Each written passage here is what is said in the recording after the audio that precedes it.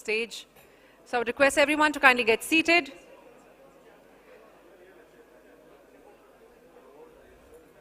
Hello everybody, my name is Pavleen Gujral and I will be your host for this lovely afternoon at the Naredco Finance Conclave, the first edition.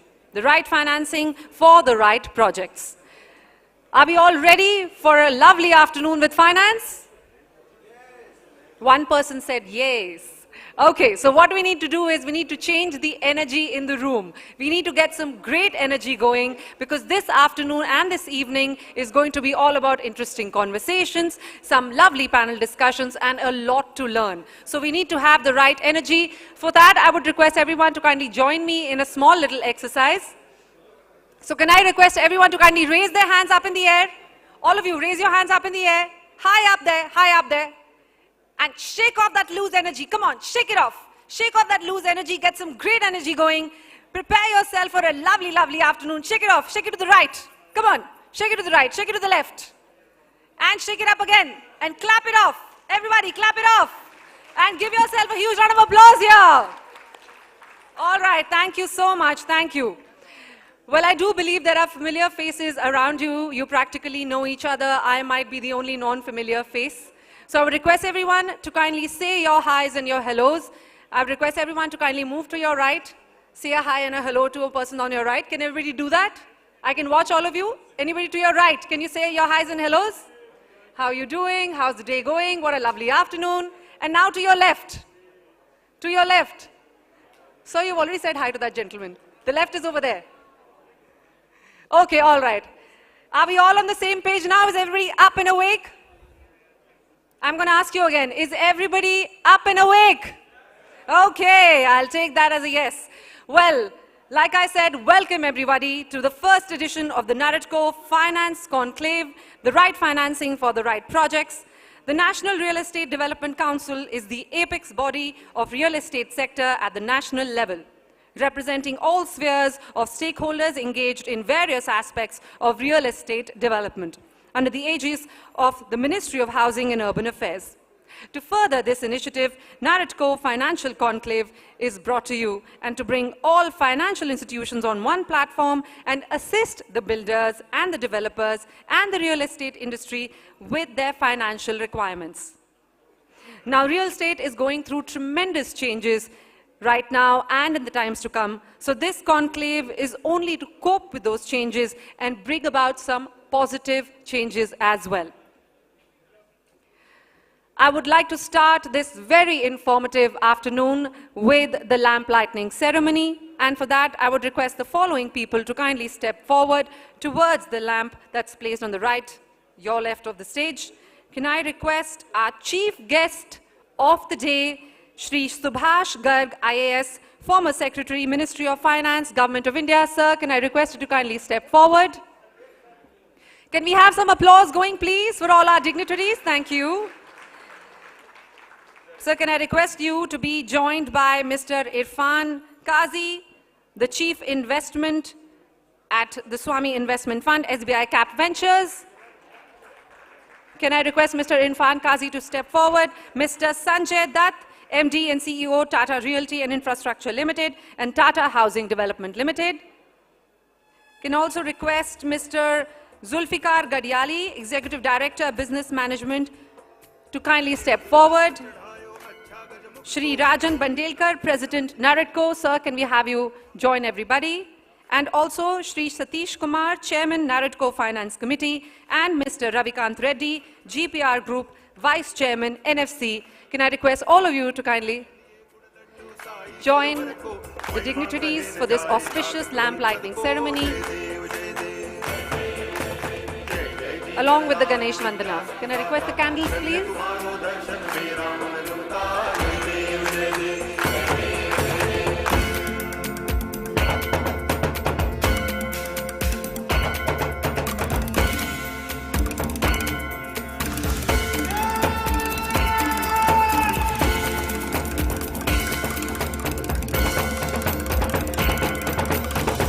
भगत ऐसे कोई शरणागत आवे, संतति संपत्ति सब ही भरपूर पावे।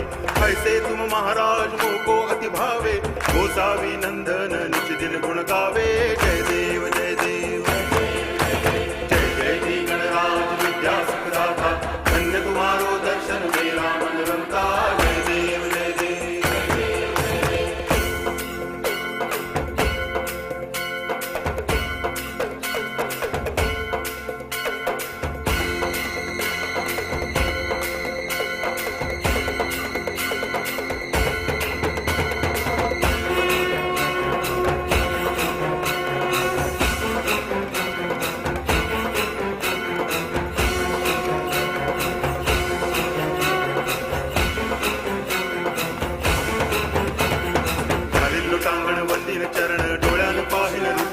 Thank you so much, gentlemen. Can I request you to kindly join us on stage, please?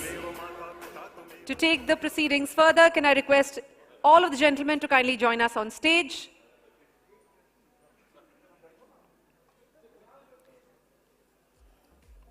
I would request our chief guests, Shri Subhash Garg, Mr. Irfan Kazi, Mr. Sanjay Dutt, Mr. Zulfikar Gadiali, Mr. Rajan Bandelkar, Shri Satish Kumar, and Mr. Ravikant Reddy. Can I request all of you to kindly join us on stage, please? Thank you so much.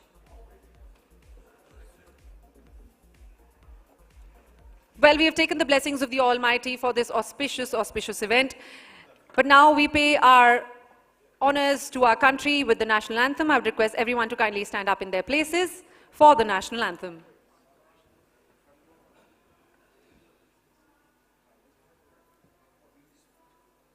Can we play the national anthem, please?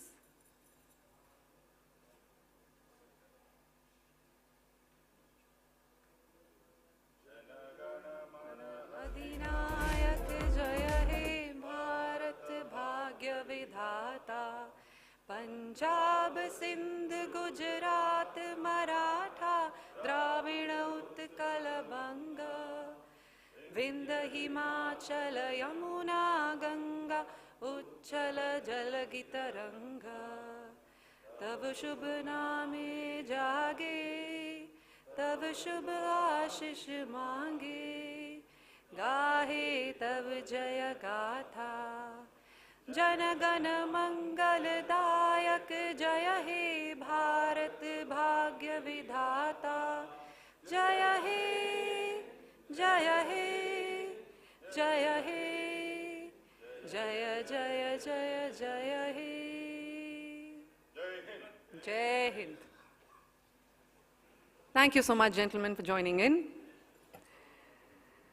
Well, we now start this eventful day with our welcome address that is going to be presented by Shri Rajan Bandelkar, President of Naredco, who's the Chairman and Director of Ronak Group. And with his zeal to create elegant living spaces and his commitment to excellence, he has built the Ronak Group. Under his aegis, the group has provided many landmark, affordable luxury projects. Currently, he plays the role of an advisory at MCHI Kalyan Unit. Please put your hands together for Mr. Rajan Bandelkar.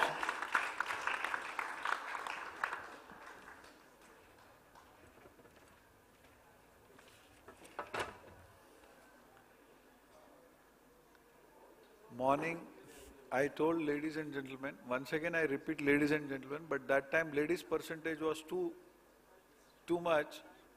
So once again, good afternoon each and everyone. I said good afternoon. Thank you, yeah.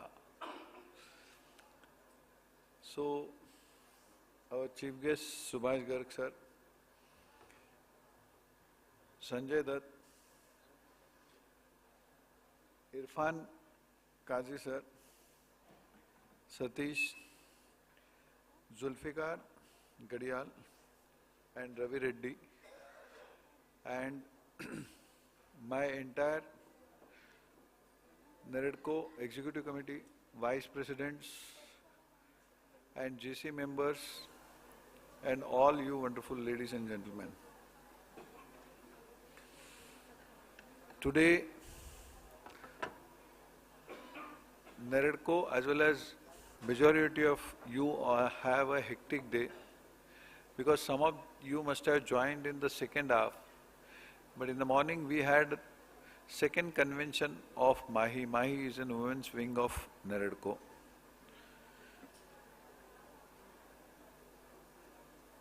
Finance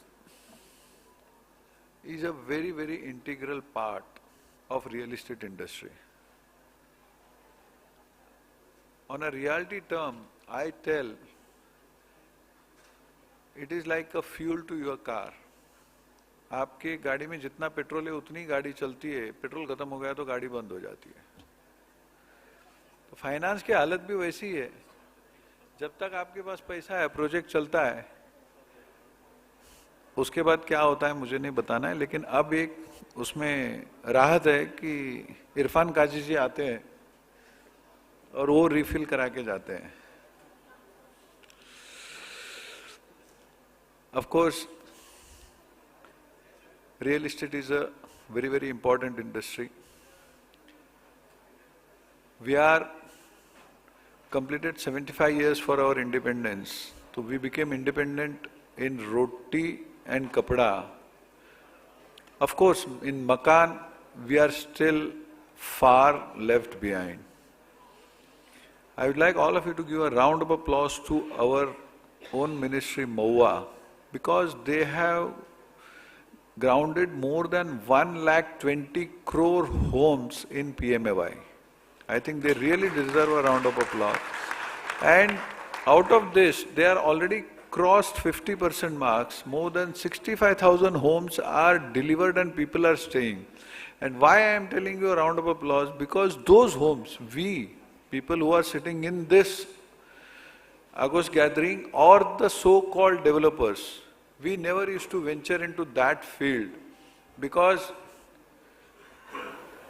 हम यहाँ समाज सेवा करने नहीं आते, हम business के हिसाब से प्रॉफिट होगा तो ही आते. Unfortunately, that sector needed some or the assistance, and rightly government chose that path, and they have done their duties. Corona has come, so as I always keep on telling, every coin has two sides. That way, every issue has two sides. One is good and one is bad. How you take it? So, we have our sympathy. We are with the people who have lost their dear ones in time of Corona or who have gone through the problems. But let me confess or tell you very boldly, real estate industry is benefited tremendously because of Corona. Recently, CBRE created a report. Sir, pre-Corona, 70% of the millennials, which is between the age group of 25 to 40, they wanted to be in a rented house. Because they thought कि equity में पैसे लगाएंगे या बाकी mutual fund में लगाएंगे, कहीं पे भी लगाएंगे तो ज़्यादा रिटर्न कमाएंगे, और रेंट तो क्या 2-2.5-3% पे रेंट पे घर मिलता है और कौन सा फर्क पड़ता है. And they had the habit of changing jobs, and they used to see कि whenever they didn't wanted to tied, वो बोलता है ना खुट्टे से बांध के रखने की उनको आदत नहीं थी. बोला खुट्टे को नहीं, वो बोला खुट्टे के साथ ही हम चले, जहाँ जाना है वहाँ पर.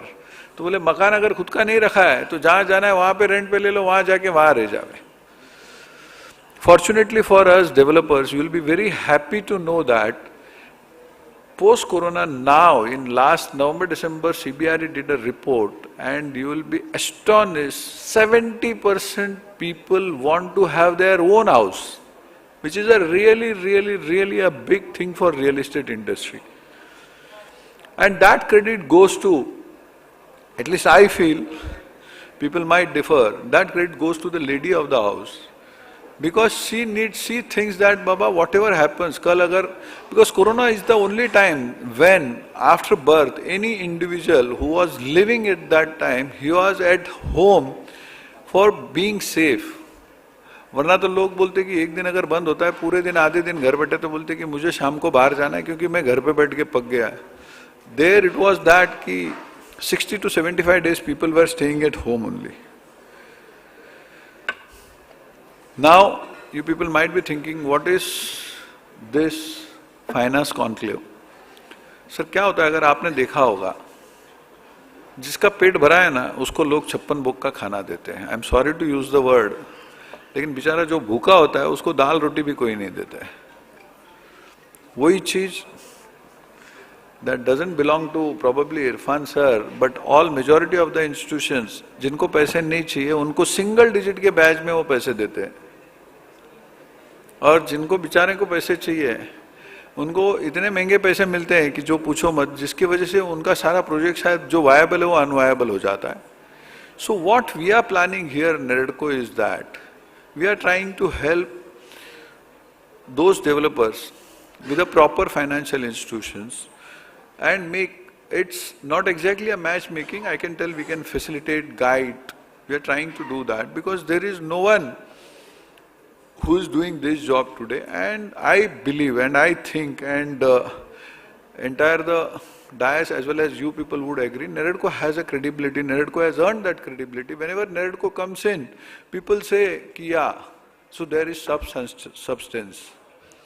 And I would once again request all of you to give a round of applause to Satish as well as Ravi Reddy and the entire their team. They have worked very, very, very hard.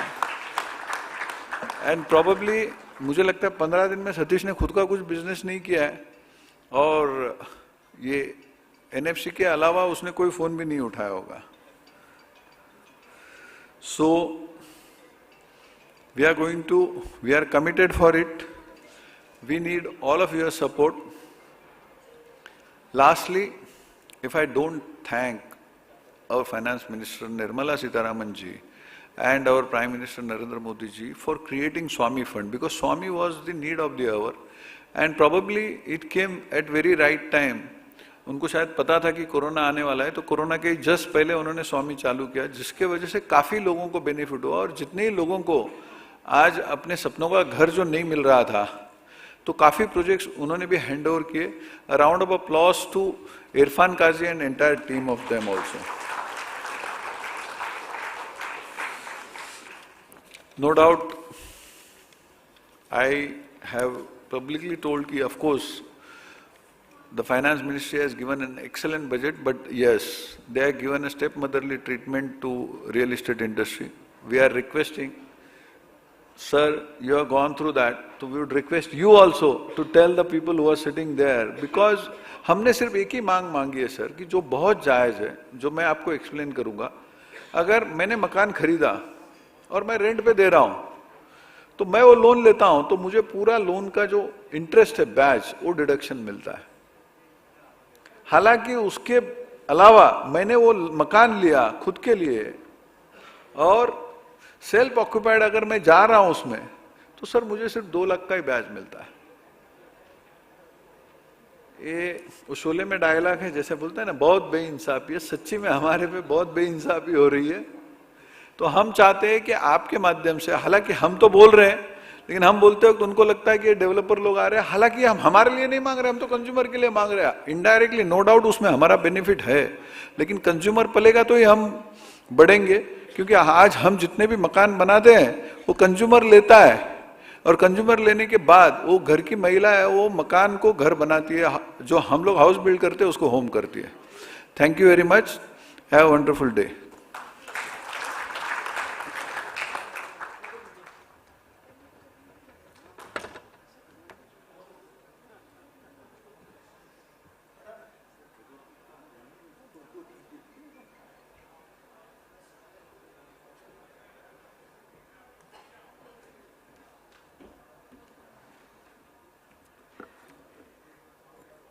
Thank you so much, Mr. Rajan. Can we have a big round of applause for Mr. Rajan Bandelkar, please?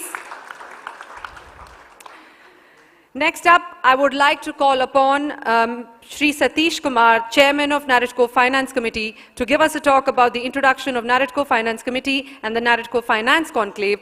A bit about Mr. Satish Kumar. He's the person responsible that we are here. All of us are gathered here. A big round of applause for him, who's a serial entrepreneur, has a variety of experience from trading, manufacturing, real estate and infrastructure, involved in various organizations from Rotary, BBG, FKCCI, CII and many, many more.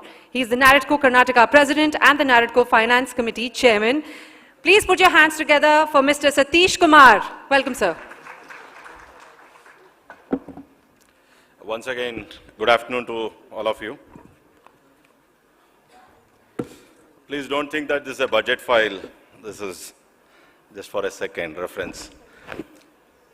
First of all, dignitaries on the dais, Chief Guest Subhash Garg sir, and Sanjay Dutt, my good friend Gadiali, Zulfikar Gadiali, and our President Rajan Bandelkar, Irfan Kazi, and my fellow Vice Chairman for NFC, Ravikant Reddy, and all the dignitaries seated off the dais.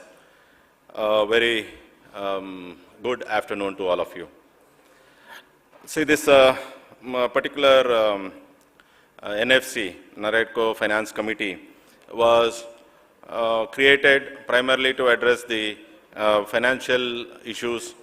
Initially, we started off with bridging the finance versus the projects. And when we started working on those things, we found out that it is not only about bridging, it is also about the right mechanism to do it and also the right finances to do it. If I can just take a small survey on how many people are from banking background here and how many people are from construction background. Can you, banking background, can you please raise your hands? Yes, and construction, builders. So I think it is 50-50. So this is a fantastic platform that we have created here. We have the right set of demand versus supply kind of crowd here. And with this crowd, we want to, this is what we wanted to achieve. Now, both of us are having the same aspirations. We want to fund projects, we want to complete projects, we want to deliver projects to the buyers. So all our goals are all same. Now, where is that we are faltering? In my opinion, we have all tasted blood from real estate. We have all earned that money from real estate. So we are not against each other. But many times we are pitching ourselves each other. Why? So I kept on thinking about all these things. In fact, some of the projects, even with lands available, we are not able to fund our own projects. Even with good projects are not funding. And with this why, after all the sufferings from sufferings and experiences from past 6-7 years, the total planning was in place. If you can just give your small reference to this right financing for the right projects. The need of the hour is the right financing for the right projects.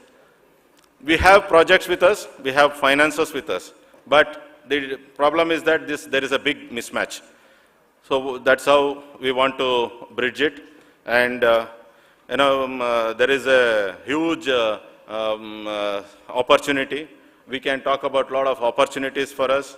And many of the opportunities are not being kind of serviced. We are seeing suffering genuine builders, genuine developers not getting funded. And with all this, in fact, there is one report saying that though real estate has got the highest number of NPAs, the highest number of settlements are also happening from real estate only.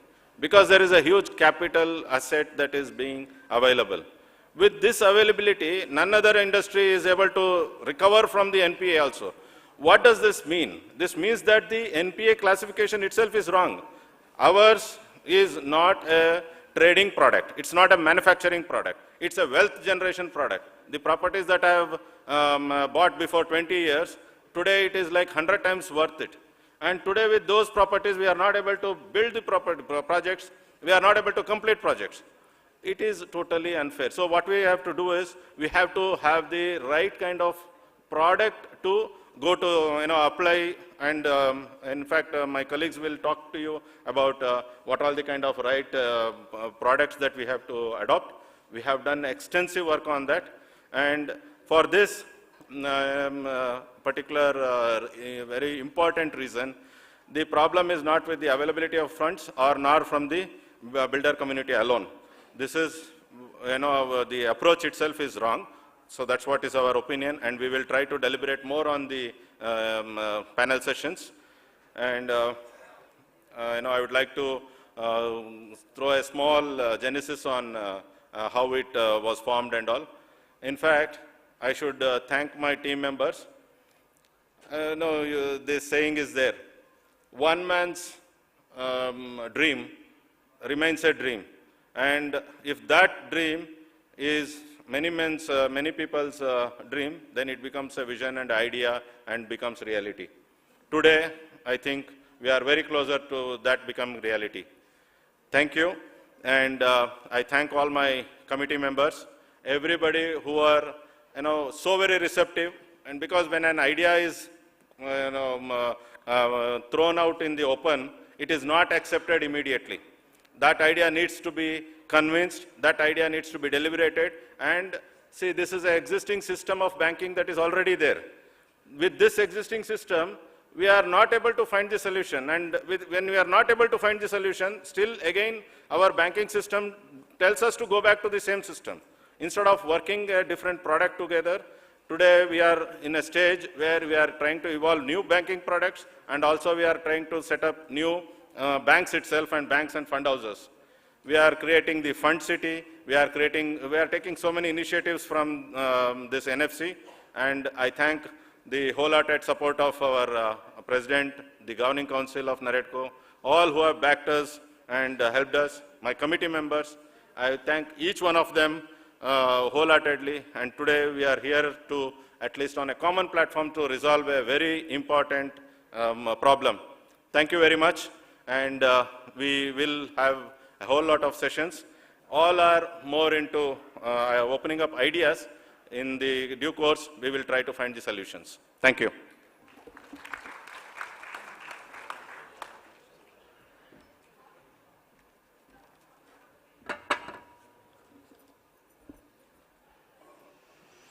Thank you so much, Mr. Satish. Can we have a big round of applause for Mr. Satish Kumar?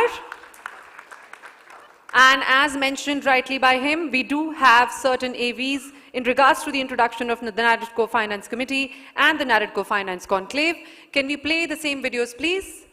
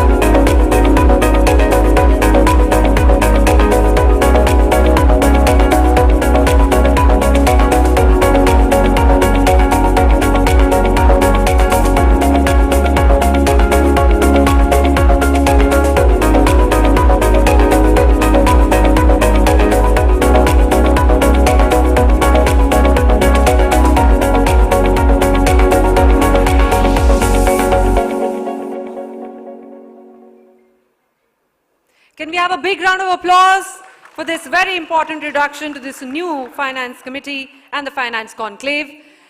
Okay, moving on, I have to ask, who here is a big fan of Shark Tank?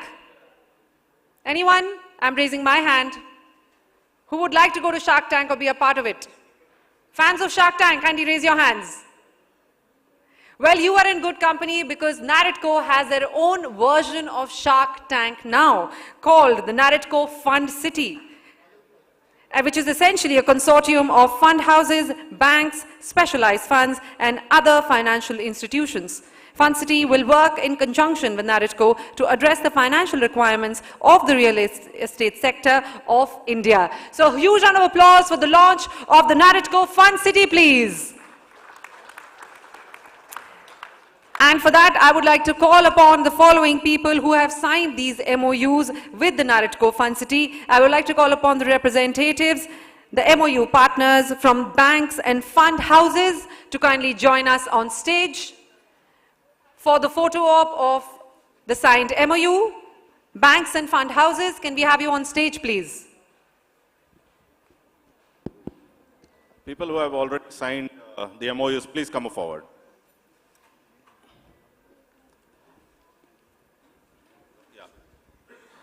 Please come forward who are in the round table in the morning. Please. Can I request the people who have already signed the MOU with the Naredco Fund City from the banks and fund houses to kindly join us on stage?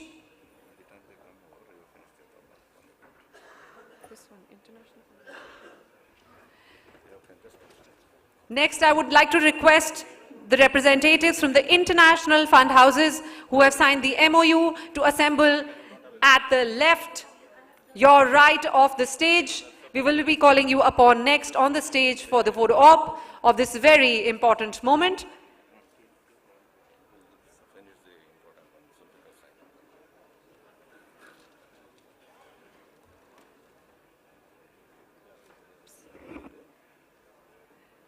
Can I request the members of the banks and fund houses MOU to kindly, yes, join us on stage? Can we request half of you to kindly assemble on this side and half of you on that side? Can I request our dignitaries to kindly take center stage? If we can come in front of the tables for a photo op and then be joined by the representatives who have signed the MOUs from the banks and fund houses. Can we have all of you together, please, for this very important moment? Can we have a round of applause?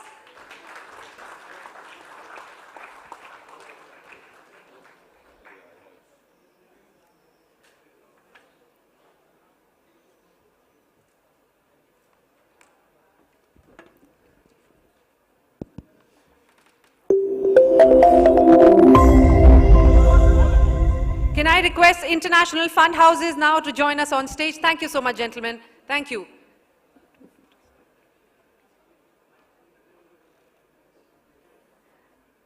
Mr. Satish, can I request you to open it now? We have that.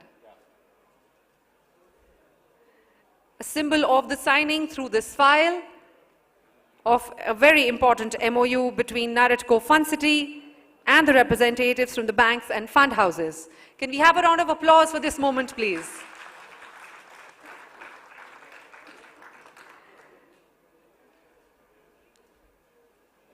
Thank you so much, gentlemen. Thank you.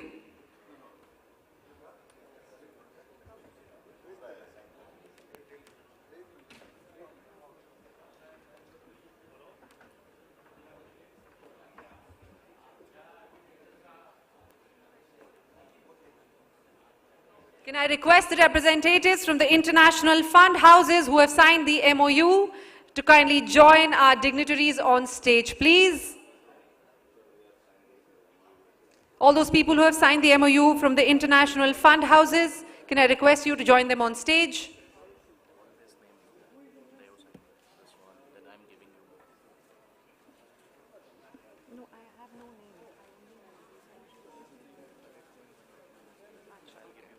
Okay, can we have Karnavati Finance Limited to join the dignitaries on stage, please?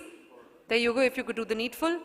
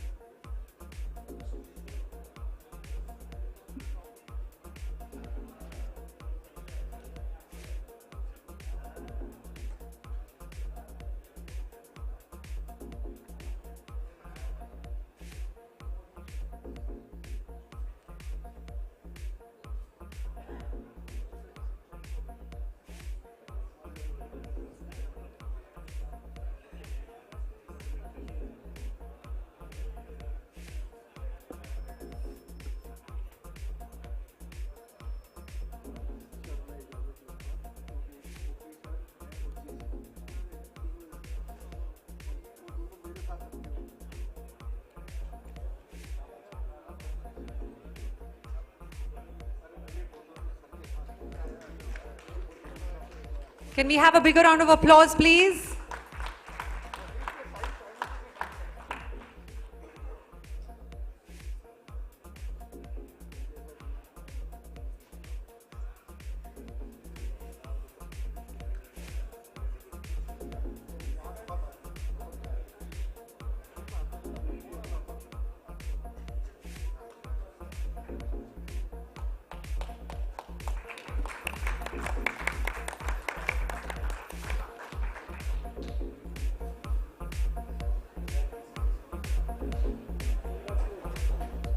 Can $5 million? Oh, fantastic. I would like to bring to everybody's notice that one MOU has created $5 billion of contribution right here on this stage. That marks a very, very fruitful occasion. A big round of applause for that moment, please. Can I request now the representatives from the Corporate Analyst and Consultant Private Limited to join us on stage for the next, and Resurgent. Can I request the representatives of the Corporate Analyst and Consultant Private Limited to join us on stage, please?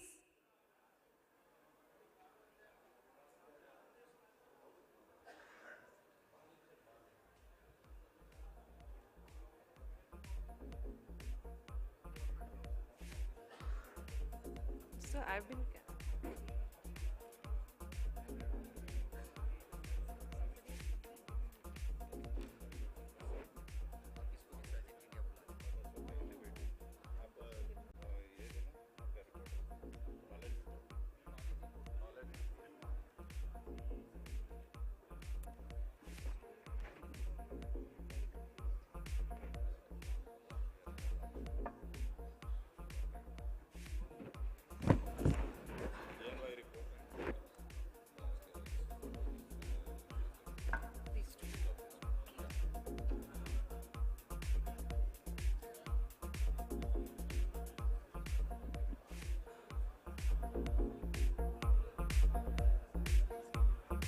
We will now be announcing the release of the research report on rethinking of real estate banking product by E&Y. And to do the needful, we have Pooja and Vishal joining the dignitaries. Can we have a big round of applause for the release of this research report on the rethinking of real estate banking product?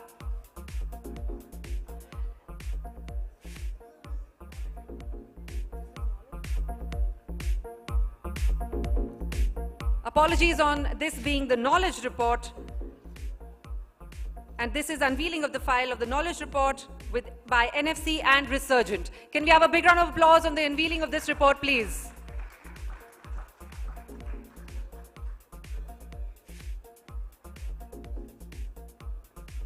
I would now like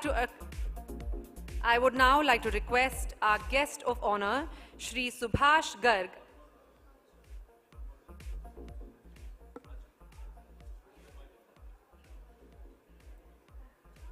Now that we have concluded the release of the knowledge report by NFC and Resurgent, we move on to releasing the report on the rethinking of real estate banking product by E&Y.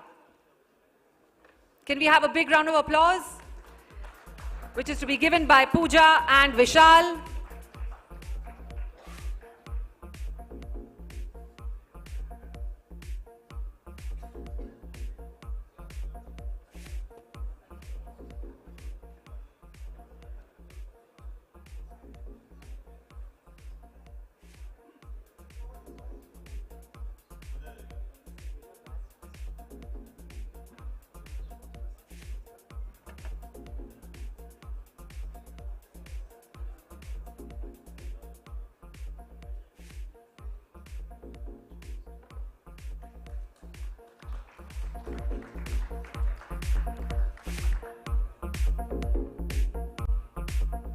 Thank you so much, ladies and gentlemen. Thank you and congratulations.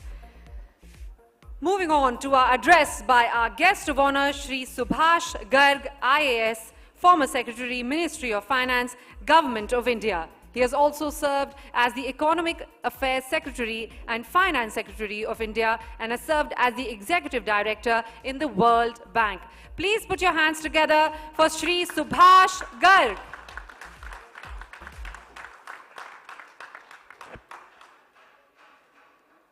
Very good afternoon to you all.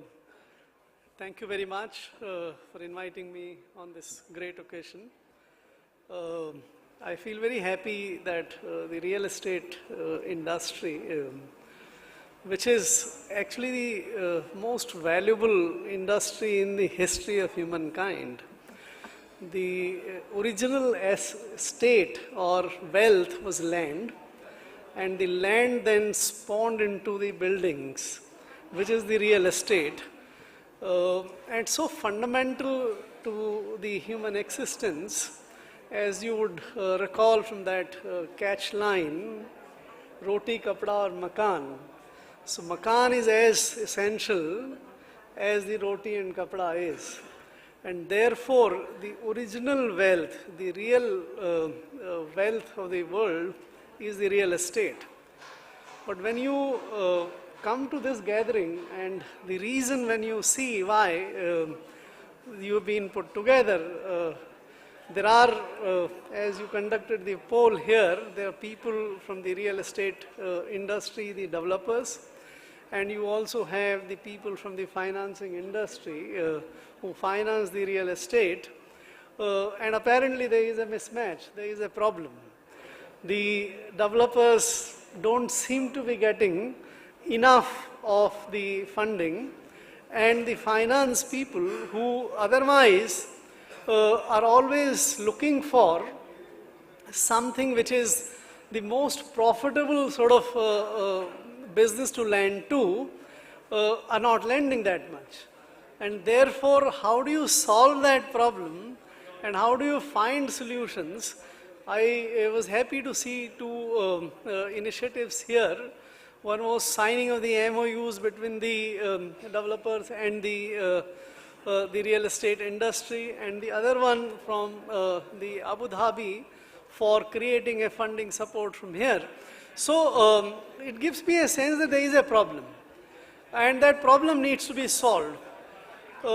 If you also recall the way the real estate industry has gone through in last about 10 to 12 years, Chairman was mentioning about the turning of the tide during the COVID time and pre-COVID. Swami was actually created to respond to that stress in the real estate industry, which was evident in 2018-19. At that time, there were about 5 lakh to 6 lakh houses, constructed houses which were unsold in the 7 major cities of the country where the real estate otherwise is a hot cake kind of thing. And projects after projects were becoming stressed, unfinanceable. At that time, this kind of solution was thought of, that can there be someone, can the government step in and provide some bridge, the last mile financing through the vehicles like Swami. So what I am going to do in next couple of minutes is to just sort of present to you that this problem actually, or this issue, needs to be understood and resolved and discussed in 3 different planes. One plane is the existing mismatch between the requirement of the industry and the inability of the finance to provide within the framework of the existing financial arrangements, regulations, and the products. So there are obviously frictions. Why something so valuable as real estate is not able to get the finance. Then there is a second plane, which I think is more important. Maybe you would like to sort of advance your discussions in times to come to that area. Somehow, for many years and decades now, the real estate has been seen as something of an undesirable industry. You see, the banks don't allow for financing of the real estate. There is regulatory institutional instructions not to finance, not to extend the finance to the real estate. Likewise, the restrictions on FDI, the restrictions on ECBs, and many other avenues for real estate financing. Why should those continue to exist? And what was the rationale when they were put in? And why they continue to exist? Should they continue to exist? So that is the second plane. And the third plane, which is to my mind much more deeper, is the policy plane. There are fundamental changes taking place. You referred at the time that the COVID created demand for the owned housing in sort of substitution of the rental housing. But there are many larger trends taking place which will affect the demand for both the owned housing and its character, as well as the demand for the rental housing. That is the deeper plane. The relative restrictions on the real estate, you see why there are stamp duties on the real estate, why there is so much restrictions on the conversion of land, why is the availability of land so constrained in India, why is the real estate so highly priced in the Bombay or Mumbai.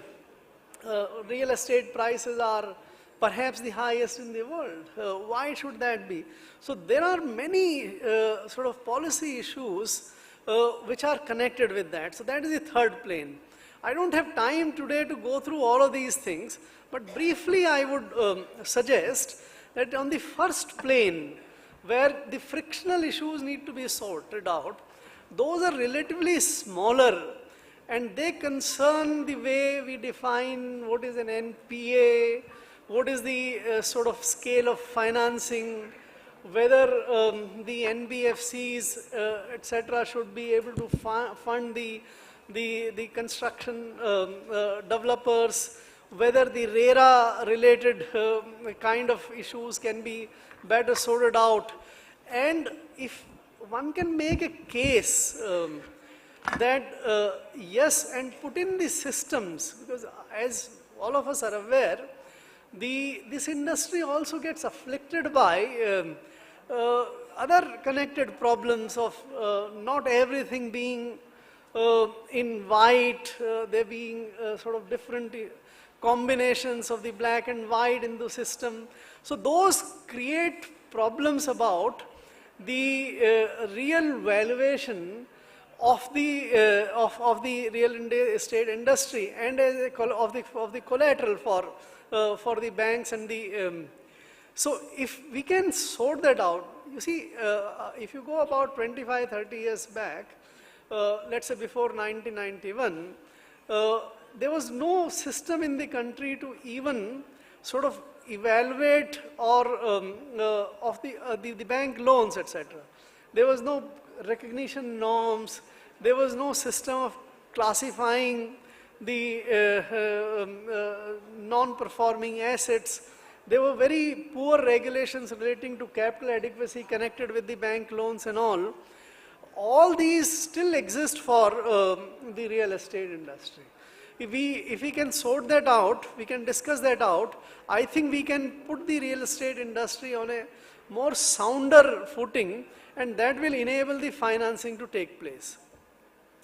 On the second kind of issues, I think time has come, and as I pointed out earlier, if we can focus on the three big things: why banks don't finance, why there are restrictions on ECBs, why there are restrictions on FDI, why we are always trying to find bypasses to sort of get around the system, that NBFC can do it but not banks. There again, I think one major issue which has not been solved and which is at the back of most of these problems is the inability to value the real estate in a more steady kind of thing. There are bubbles after bubbles. All over the world there are numerous examples. that the real estate leads to very exuberant kind of valuations and which later on create problems. The global financial crisis of 2007-8 was rooted in the real estate. If you go back, there are several cases in the world where the valuations, people got carried away and made financing on that basis, which related to the kind of problems which were faced. Japan, classically, even today, has not been able to get their real estate valued at what it was in 1980s, and most of the banks suffered. So for this second kind of problems, if we can find a solution for how do we value the real estate in a manner which is secure, which provides a good security for the banking system or the finances, and which is also for the consumers a way, the consumers, if they chase the gains in the form of valuation, gains or the capital gains rather than the rentals. In fact, one of the steadiest way to do that is if the rental yields on the real estate is higher than the fixed deposit yield. If we can get to that kind of system, then the real estate becomes the real estate, right? And last kind of issues I think would require much more deeper kind of discussion. But there is time, I think, which has come now to recognize that the digital economy which is coming all over is going to create individual as the fundamental unit of society. You see, in agricultural society we had joint families, rural system, etc. In the industrial society we got into the nuclear families in the homes, in the urban areas. In times to come, in the virtual society, the attachment or the link to the land and building is going to become more and more tenuous. You are seeing this even in motor cars. There is more movement towards hired vehicles, etc. Similarly, the freedom to work from anywhere in times to come will become the most driving or the biggest driving force for people to think of owning, renting or living anywhere. And therefore, that will redefine the real estate industry. Real estate, as I said earlier, the land was the primary reason why that was there. I did a little bit of a study at some point in time that the land put to agricultural use and land put to real estate, to housing or the industrial use, the value added is about 1 to 200 kind of ratio. If you get 1 rupee from the land put to agricultural use, you get about 200 rupees from that same piece of land which is put to the industrial or the residential use. And these are documented, these are easy. But despite that, we don't allow free conversion, or we have so many restrictions on land supply to the urban areas.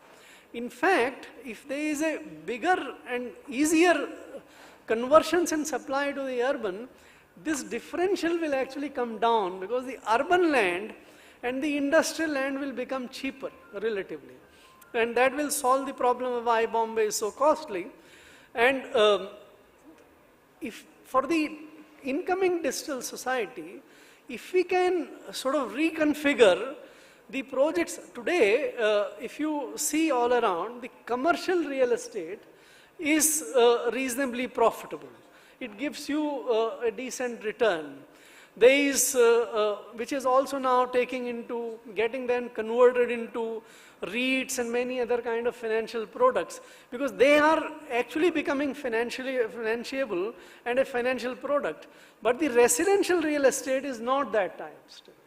Residential yield, if you are only talking about the rentals, is about 1/4 or 1/5 of what the financial yield required is. But why should it be so? If you look again at US and many other countries, the residential real estate is also as profitable as the commercial real estate. But why not in India?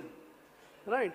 There are large number of taxation, stamp duty, and land pricing, land conversion, and other issues connected with that. That will require a much deeper kind of discussion. But if we can also, this forum, I think you are the right kind of forum. If you can debate and discuss these kind of issues, maybe you can lay the path for a prosperous, really prosperous India. Thank you very much.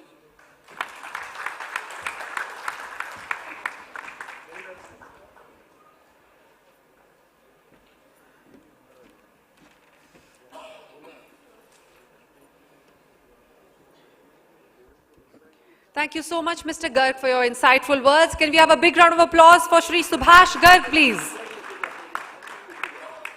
Next up, we have the address by our guest of honor, Shri Zulfikar Gadiali, Executive Director, Business Management, Sheikh Hamdan bin Khalifa Al Nahyan.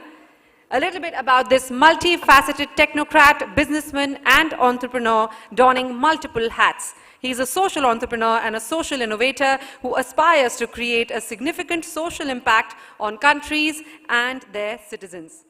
He is also the founding member of United Nations University for Peace Established Commission for Peace under its Peace Innovative Initiative. Please put your hands together for Mr. Zulfikar.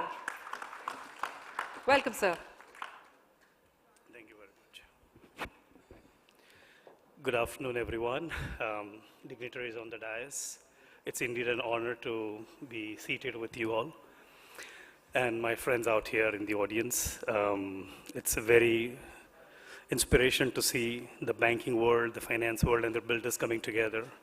In my childhood days, I could never see them so close to each other, which is a great achievement by Naredco. So I think all credit goes to Naredco for bringing people together. Just quickly, I'll put the perspective. My speech is going to be quick. I'm trained into it, trust me.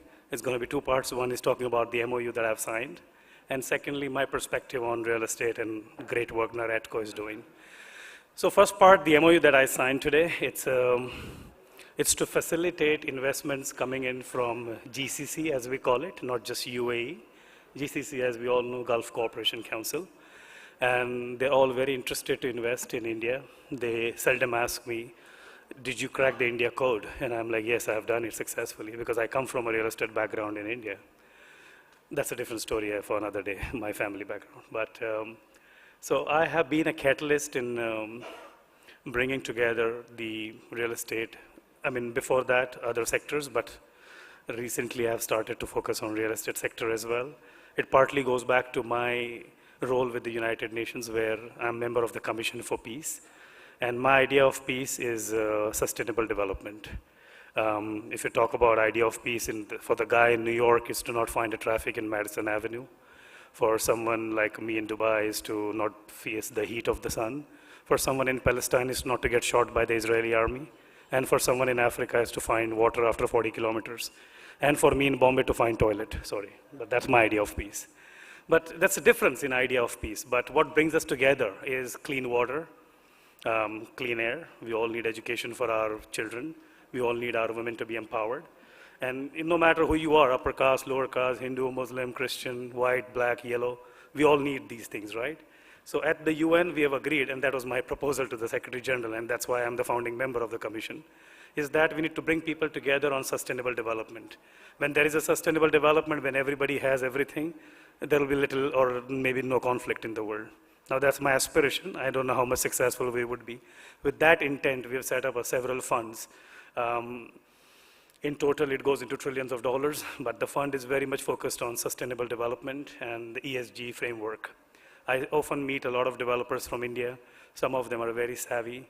They understand the concept of ESG and SDGs, how SDG percolates into ESG in an industrial format. But a lot of people don't even know what ESG stands for. I don't want to take a poll in this room. I don't want to embarrass anyone, but we need to educate ourselves. If India has to achieve its climate goals, we need to build our capacity first. To satisfy the external demands, we need to build an internal capacity. And that's what we're doing at the UN.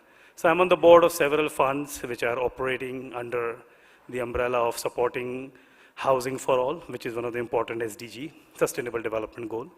And I believe that supporting that goal is one of the primary responsibility for me, coming from a third generation of real estate guy. Apart from that, I often see a lot of developers and retail funds here coming up to us in UAE and asking us to invest with them.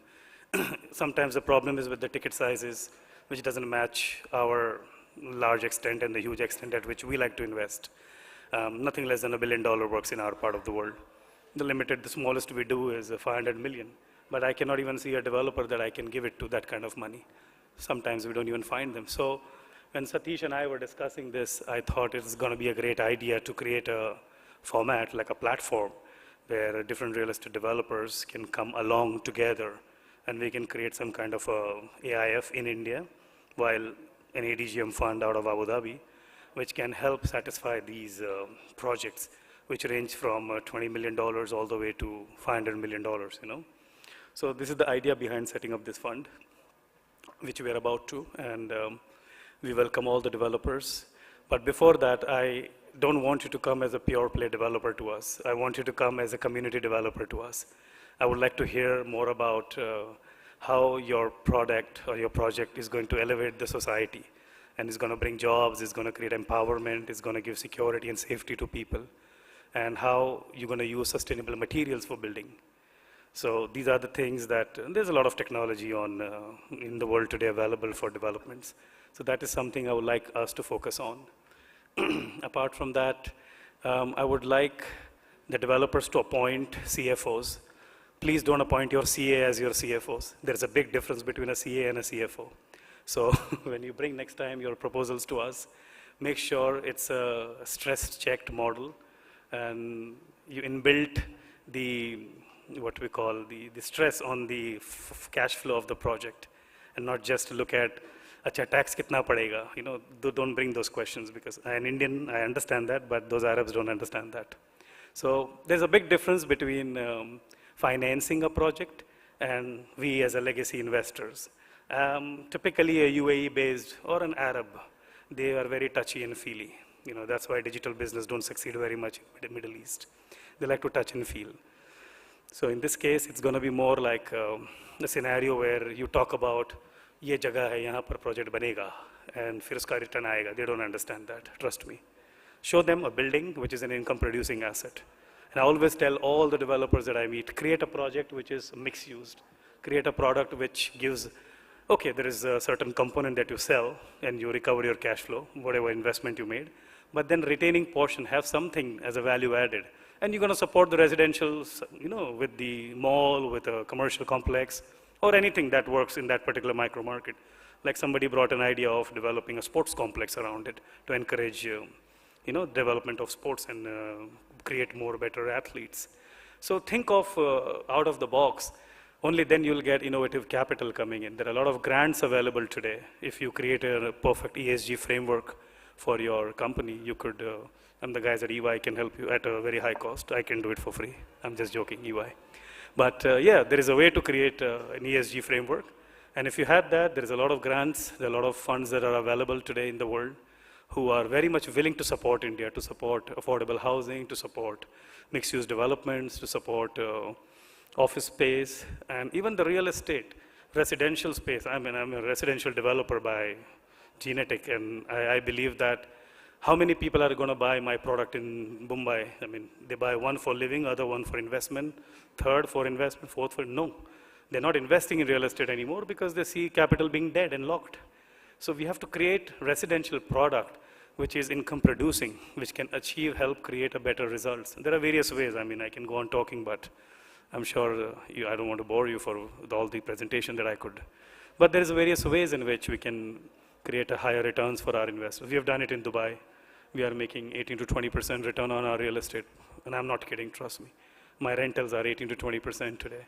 And that easily can be implemented in India. There is a way to do it. And we want developers to understand that and work along with us on that. And we are happy to support in what ways I can and we can, apart from traditional funding and the financing that you see. So yeah, this is the two part of my discussion. One is please focus on SDGs and the ESG framework. Second, we are here to support you out of Abu Dhabi under the blessings of the His Highness Sheikh of Abu Dhabi. who's very much an India-friendly royal family, as you have seen.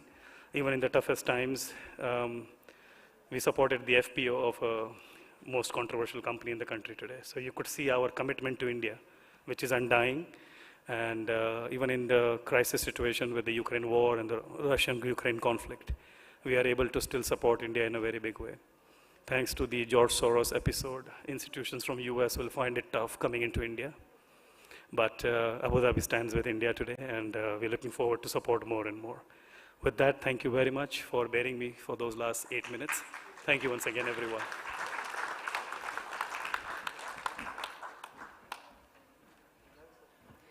Thank you so much, Mr. Zulfikar. Can we have a big round of applause for his very insightful words there? Thank you, sir.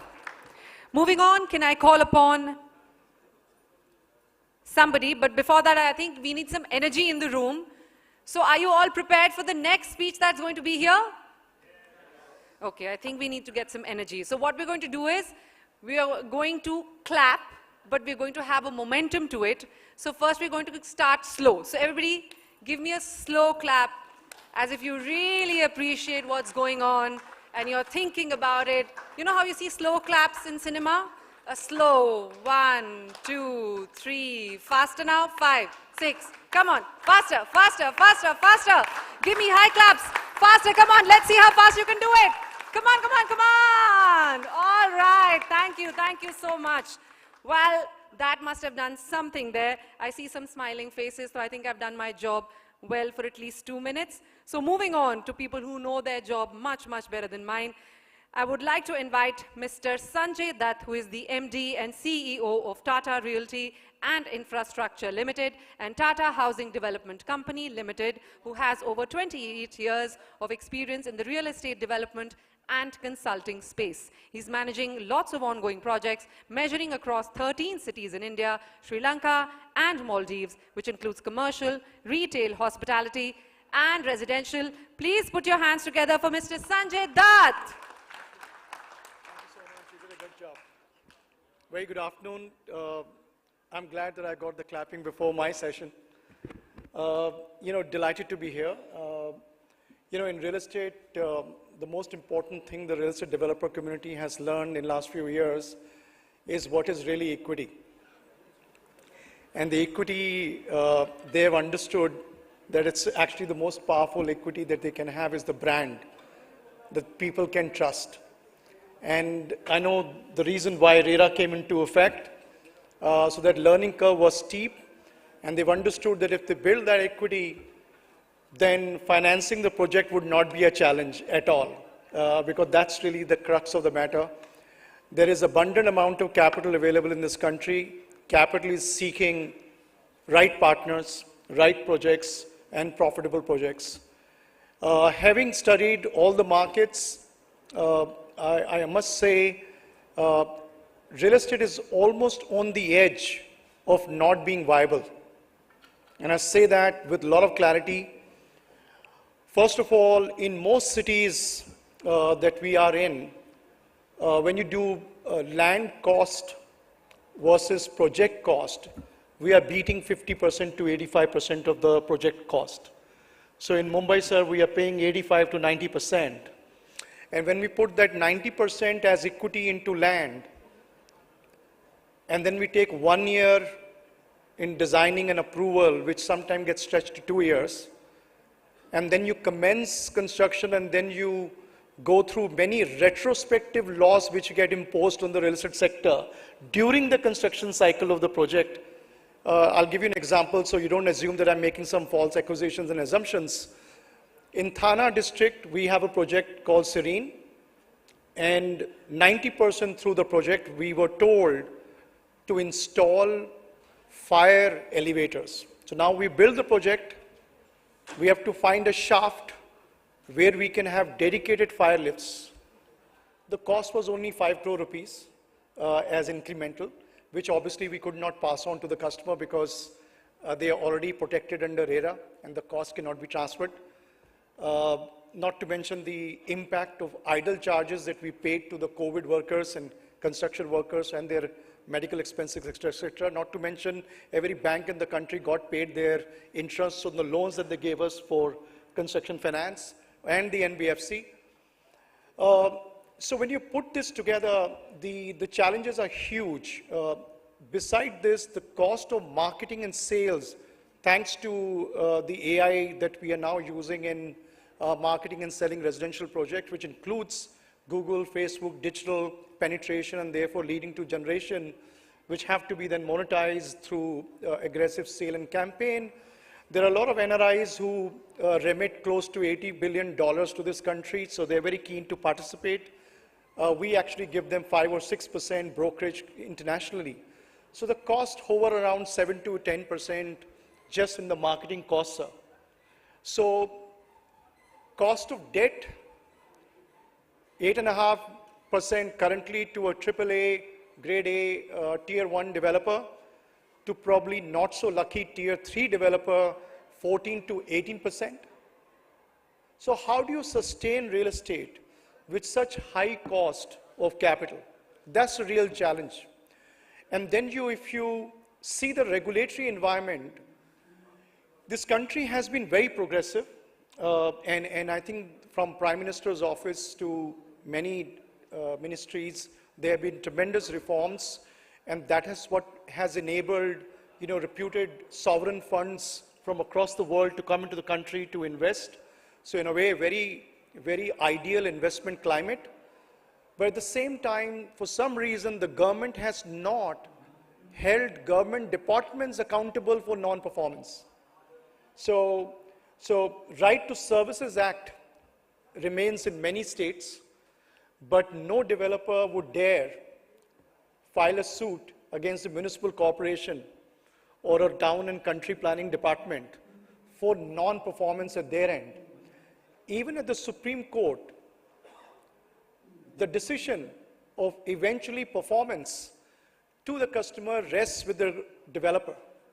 So if there is a force majeure or if there is a non-performance of approval, the onus of performance is still rests with the developer. So it's a very extreme, biased, environment which the developer community is trying to fight and keep this project viable. So my request would be that we should apply some mind how to control inflation, how to bring the cost of capital in more like 5 or 6% range, because unless you do that, your cost of input, cost of capital will just not make these real estate projects viable.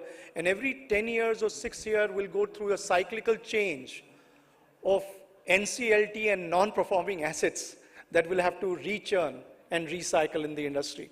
So with that, I would put myself to rest. Thank you very much for your time and attention.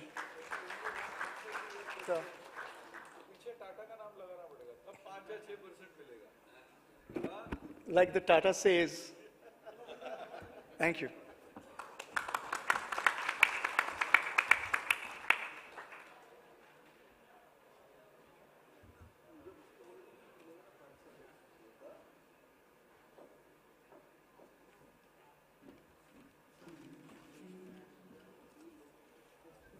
Thank you so much, Mr. Sanjay, for those lovely words. Can we have a big round of applause for Mr. Sanjay Dutt? Thank you. I would now like to call upon Mr. Ravi Reddy, Vice Chairman, NFC, and Director General, Naredco, to kindly give the vote of thanks for all these dignitaries for being here. So.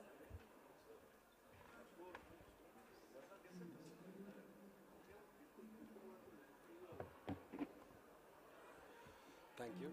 On behalf of Naredco Finance Committee, I would like to extend my heartfelt thanks to the members on the dais, our chief guest, Shri Subhash Garg-ji, our president, Rajan Bandelkar-ji, Irfan Qazi-ji from Swami Fund, Zulfikar Gadiali-ji from the Royal Office of Al Nahyan Family Office, Sanjay Dutt-ji from Tata Realty, and our NFC chair, Satish Kumar-ji, our members of Governing Council Naredco, our Naredco Secretariat, all the guests that are present here, banks, and all the developers that are present here. So I would like to extend my heartfelt thanks. The purpose of Naredco Finance Conclave is to bring financing to the stressed and the different real estate projects taken up by developers of Naredco. Our Prime Minister Modi has set an ambitious goal of achieving a 5 trillion economy for us. If our country needs to achieve a 5 trillion economy, real estate, like our President said, has to achieve at least 1 trillion in terms of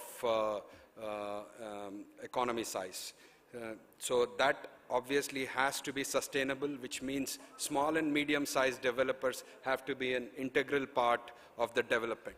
Like our President said, I think the bigger developers who really don't need financing are currently very easily getting access to financing. So it's also important that the smaller and medium developers get access to financing. And our platform here, the Fund City that we have set up, can create a healthy competition for smaller and medium-sized developers to get access to funds through the different banks and fund houses. In line with what our Prime Minister has said, for Naredco 2047, real estate sector becomes a very important element in achieving that vision. So I would like to again just say my thanks for all of you for being here. There are two very important panels as part of this conclave. One is around restructuring the banking products, which will be chaired by our chair. And then there is another important panel around creating new fund houses for the real estate sector, which I will be chairing. So thank you once again, everyone. Thanks for being here. Thank you.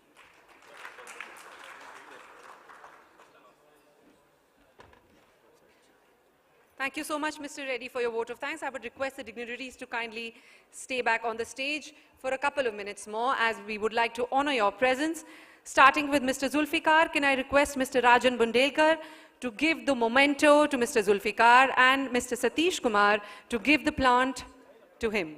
Can we have a big round of applause for all of our speakers here and our dignitaries, our guests who have graced us with their presence.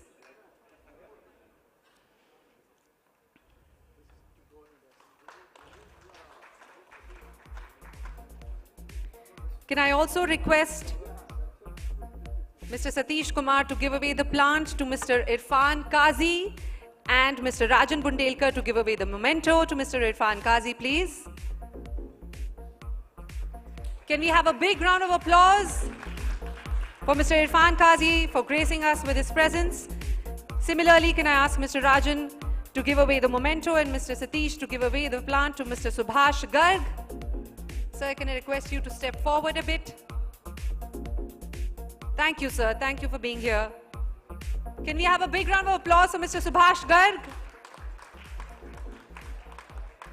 Can I request now Mr. Satish Kumar to give away the plant and Mr. Ravi Reddy to give away the memento to Mr. Sanjay Dutt? Can I request Mr. Sanjay Dutt to kindly step forward? Can we have a big round of applause for Mr. Sanjay Dutt for his very insightful words?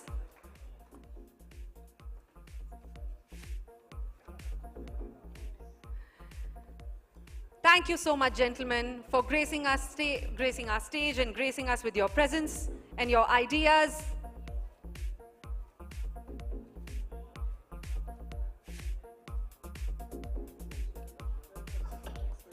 Thank you so much. I would request you to kindly take your seats. Thank you.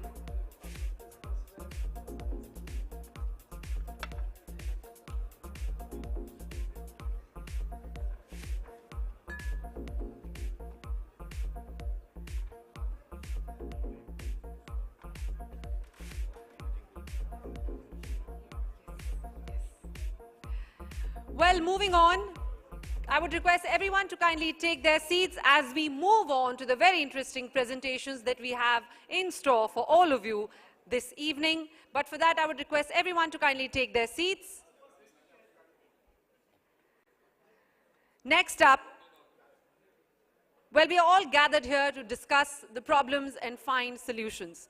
Thus, our next presentation is about the present scenario and the ground realities, which is going to be presented by Shri Jyoti Prakash Gadia, Managing Director, Resurgent India, who is considered a thought leader in merchant banking and strategic leadership. He has stewarded Resurgent India Limited, which has now grown into a one-stop solution for the SME segment in India. He has worked very closely with several corporates and government organizations, successfully turned around their operations, and provided strategic financial services. Please put your hands together for Mr. Jyoti Prakash Gadia. Okay, now that we're going to have a very interesting presentation, I think we need to revamp our gray cells a little bit. So let's do a little bit of an exercise. Everyone, we are very smart people here. We are the finance sector of our country here in this room. So this exercise should be easy peasy. Let's see if you can do this. Everyone, with your right hand, I want you to make a square. With the finger pointed, make a square, everyone. Come on. Pretty easy, very easy for you guys. It's nothing. And with your left hand, you make a triangle. Sir, you can join in as well. Oh, you're occupied. All right. You're on stage. We'll give you the benefit of doubt. So, right hand, you make a square. Left hand, you make a triangle. Now, try and do both together. Come on. Come on. Let's see who can do it. Who's going to do it? The finance sector, the real estate people are right here. So much trust. The Shark Tank pool. Come on. Nobody's trying it also. I see one table trying it. Sir, you're doing a fine job. Okay. How about we try it? Come on. Anybody who can do both together? Sir, you're making circles. But I like the enthusiasm. A big round of applause here, please. And a round of applause for everybody here. Thank you so much. Thank you so much for joining the room. All yours, sir.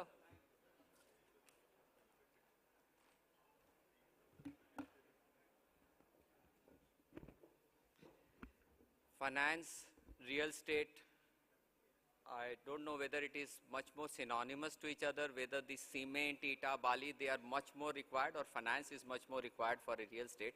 Let us get back to the numbers first. Let me tell you that this real estate financing, we can definitely separate this scenario into two parts. One is pre-RERA IBC period real estate and the post-RERA IBC related real estate.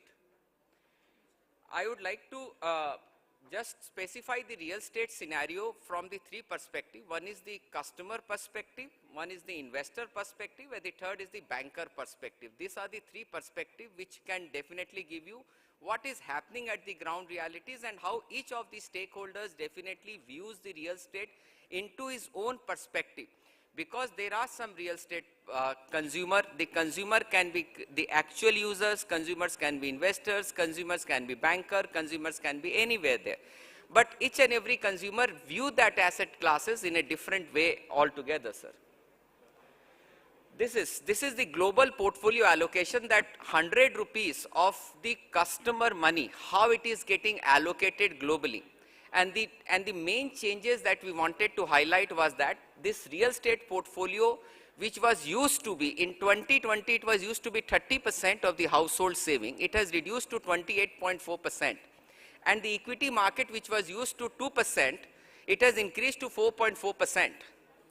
So this is in India, where the household saving that it has a little bit reduced into the real estate sector. But the important factor, which is again to be pointed out, the FD rate of interest, the FD income, which has remained more or less the common and everything, the cash deposit which is there. So in the going income, this next slide will be definitely finding it, this is again far more interesting slide for everyone to understand. This is the affordability index. In the affordability index, we talk about that how much is the EMI to the actual income is. Adi मैं 100 रुपए कमाता हूँ तो मैं कितने रुपए EMI में रुपए दे देता हूँ. And we can all see that in 2010, from 19 onwards, this affordability index of all the countries, of the major cities in the country, it is becoming far more affordable. The real estate is becoming far more affordable in terms of, not because the real estate prices are not rising that much, but because of the income of the people is rising that much higher. Because of the pro rata income, जितनी हमारी real estate की prices बढ़ रही है, उससे कहीं ज़्यादा sir हमारे पास हमारी income की prices बढ़ रही है. तो this is a good inflection point for all the real estate industry to understand that the global allocation or the household allocation to the real estate sector is one of the highest in the country, and also the affordability index is also getting better into the near terms to come. So given these two perspectives, please try and understand, given these two perspectives, when we are telling that the customers are really getting affordable, you are getting customer, their allocation, they say savings, everything. Now let us understand in one or two slides what the bankers are actually looking at before funding. This is typically, I will just make sure that how the cost of the project and the means of finance of any of the real estate projects look like. And this is, I will just make you understand pre-RERA and post-RERA and how the cost of the project and means of finance is getting differentiated. You can understand that the before pre-RERA and IBC, the term loan, because it was earlier, it was called that one-third concept, because one-third was coming from the promoter, one-third from the customer advance, and one-third the bank used to fund it. But post-RERA, what has happened, when we have started accumulating that 70% of the customer money has to be used into the construction itself. And for justification of raising the term loan, we have to tell to a banker that the project requires the cash flow. Banker को justify करना पड़ता है कि आपको project के अंदर पैसे की requirement है. You have to go and convince the banker for that part. But how will you convince the banker? Because till now, the land is not considered as a project cost, or banks are not going to fund the land cost, only the construction cost. Land cost we generally constitute around 30%. So it means now what is happening, 30% of my project cost, which is actually coming from the land cost. And out of that 70%, you have to already keep it into the RERA account, so that the cash flow justification for the bank, that is why you will see that after the RERA and after this IBC, this term loan component or the dependence or the formal sources of bank funding has reduced to a considerable extent.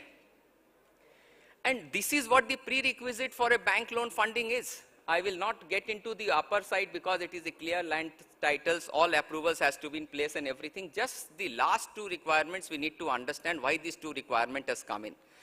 First, the requirement of collateral requirement. Why this collateral has come in? Because after in this IBC, in this COC, customer advances are being treated at par with the bank loan advances. And customer advances are always far more higher than the bank loan. So in the COC, whenever you are preparing any resolution plan or anything, so customers are always taking the front end seat there.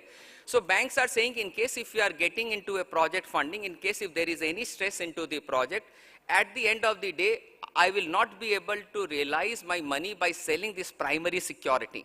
So I have to rely on the extra collateral security which the developer has to give it to me. So because of the IBC coming into it and the customer advances which is to be treated in the COC at par with the banker's norm, this collateral requirement has come in. And because of RERA, because of 70% money has to be used into the construction finance, this cash flow justification or the loan justification, it doesn't arise. So that is how this bank loan formal sources of raising money from the bank, the idea or that justification doesn't arise. Now there are only two types of funding that the builder require. One is that whatever is my future profitability of the project, I want to discount that future profitability and give the money right now in case if the project is good. It means I am just discounting my future receivables and trying to raise money. That's where the nationalized bank or the RBI nominated banks doesn't allow them this type of a funding. Secondly, I require only funding for giving the EDC, IDC or for maintaining all these bank guarantees or the LC making charges which are there. So these are the two things which the banks are generally getting used for. Again, this is how you will see that how the bank funding is also getting reduced into the real estate sector. You will see that 2.64% to 2.45, now it is 2.35%. It means it is the bank credit to the real estate sector is getting reduced year on year because of these two answers which we are giving. And also what you will see that since the end user consumer, because of this affordability index, lot of customers are also buying in, so you will see that the customer loan is getting increased, whereas the developer loan share into the banking industry is getting reduced. So we have to understand that customer is far more, so your project financing from the customer side is far more better than you directly getting loan from the bank which is there.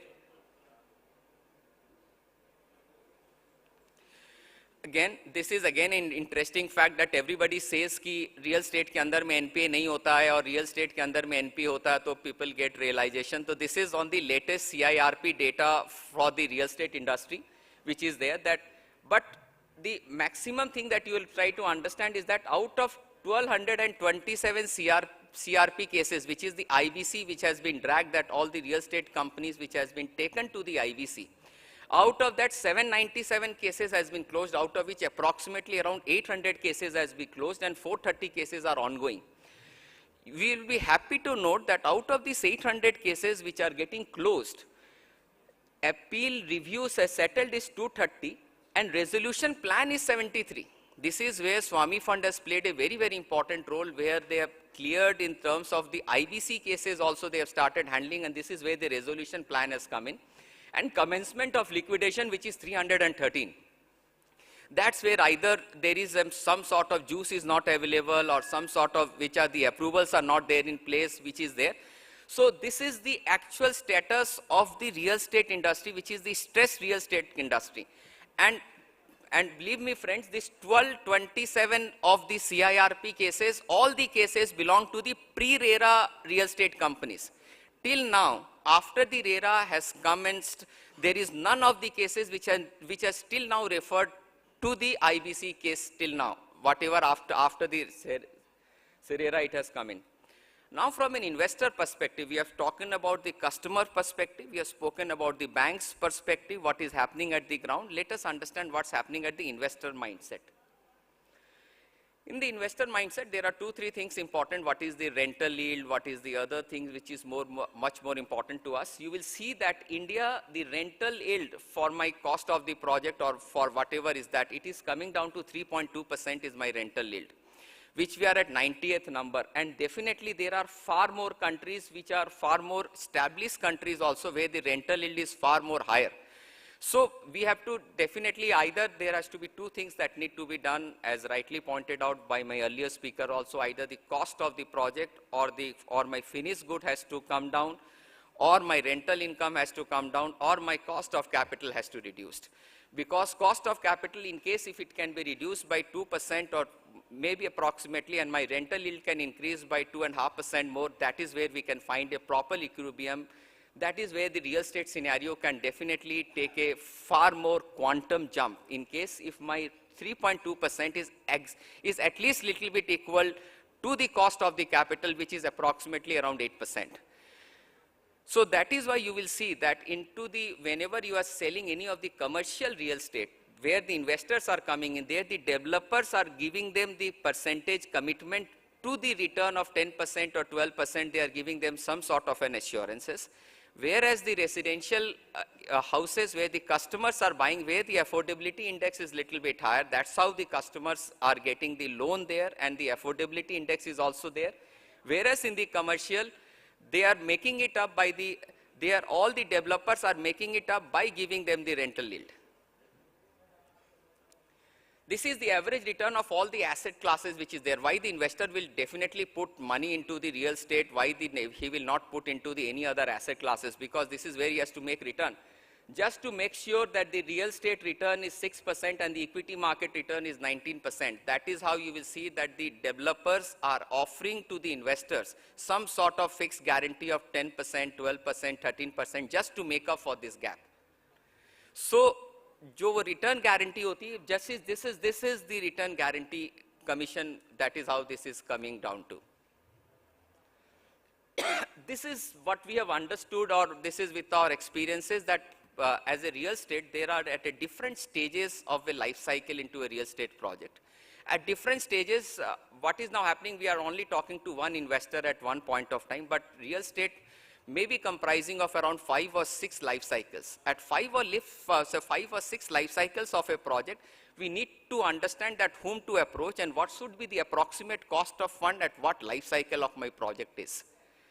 So this is the tentatively the cost of the funds at different life cycle of the project. You can understand that where your project is actually lying and what is the approximate cost of fund that you can imagine, and whom you need to approach for at the project at that stage of the life cycle where we are. Now there are different challenges I am not talking about because I will only take only one trend which is far more important for everybody to understand and taking it forward. That trend is that just because of the banking sector, which is being strictly regulated by the Reserve Bank of India and all the criteria put together of the RERA and everything, that is where we personally feel that the NBFCs and the AIF, and NBFCs are also definitely going to take a little bit of a backseat because of the RBI asking them to follow all the basic regulations of a bank itself. And NBFC used to get the funding earlier on from the banking sector, and they used to fund to the real estate. So NBFC was acting as an intermediary at maybe because of pre-ILFS era, but after the ILFS, what has happened that NBFC has started not getting the funding for the end product for which they are lending to also. So banks, while lending to the NBFC, has also started considering कि आप किसको पैसा दे रहे हैं, whether that is complying to the bank norms or not. So now since NBFCs are not able to give loan to the developer which is not complying, where the developer itself cannot get money from the banks. So that is how you will see that all the large ticket size NBFCs has also gone down, or the banks are not reluctant, banks are little bit reluctant to fund the NBFCs who are funding to the real estate developers for a long-term project or not complying with the RBI norms. So AIF has definitely come into it, but definitely AIF of that scale and magnitude need to come in where definitely they can fund the entire project per se that is there. So this is where we personally feel this is a consolidation market, because as we already termed that the equity, which is the brand, which is the real equity which need to come up into it, so that consolidation in the real estate market and the AIF market need to gain market share. These are the two inferences that we can draw out of it. Thank you so much for giving me the time. Thank you so much. That is all. Thanks a lot. If there is any other question for this, we can take it up. I think whether we have the time for the questions or we can take it up. If there is any question for the, from the audience related to any of the ground realities or any of the funding, we can take it up, or nothing, then we can call it a day.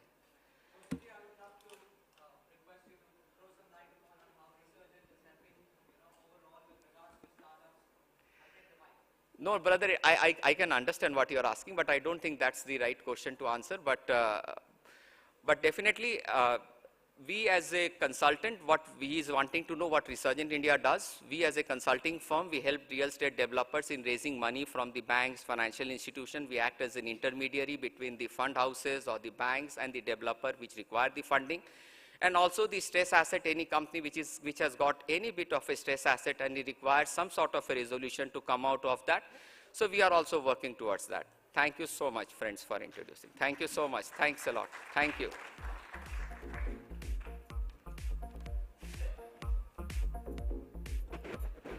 Thank you so much, Mr. Gadia. Can we have a huge round of applause for him, please? Thank you. Sir, I would request you to kindly come back on stage, as we would like to honor your presence. Apologies on calling you back again, but the stage loves you, sir. Can I request Mr. Hari Babu to kindly come up on stage to give Mr. Gadia the memento, and Mr. P.S. Reddy to kindly come up on stage to give him the plant. There could not be a better memento or a gift than a plant. Giving life is the best gift you could give somebody. Can we have a big round of applause for the plant on stage, please? Today is all about pro-environment. Thank you so much.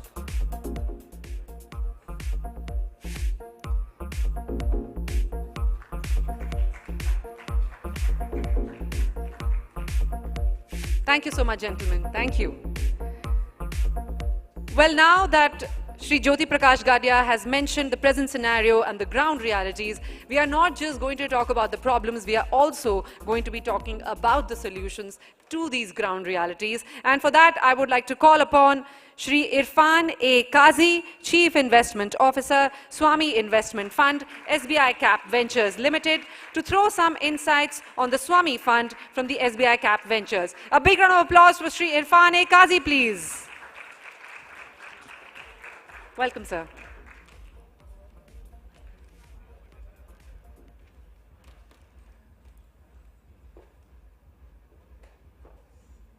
Good evening, everyone.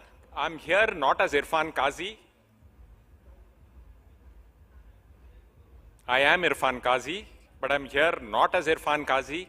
I'm here as the CIO of the Swami Investment Fund. I believe in giving credit where credit is due.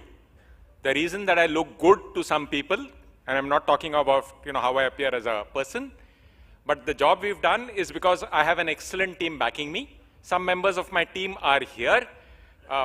Do me a favor, give them a clap.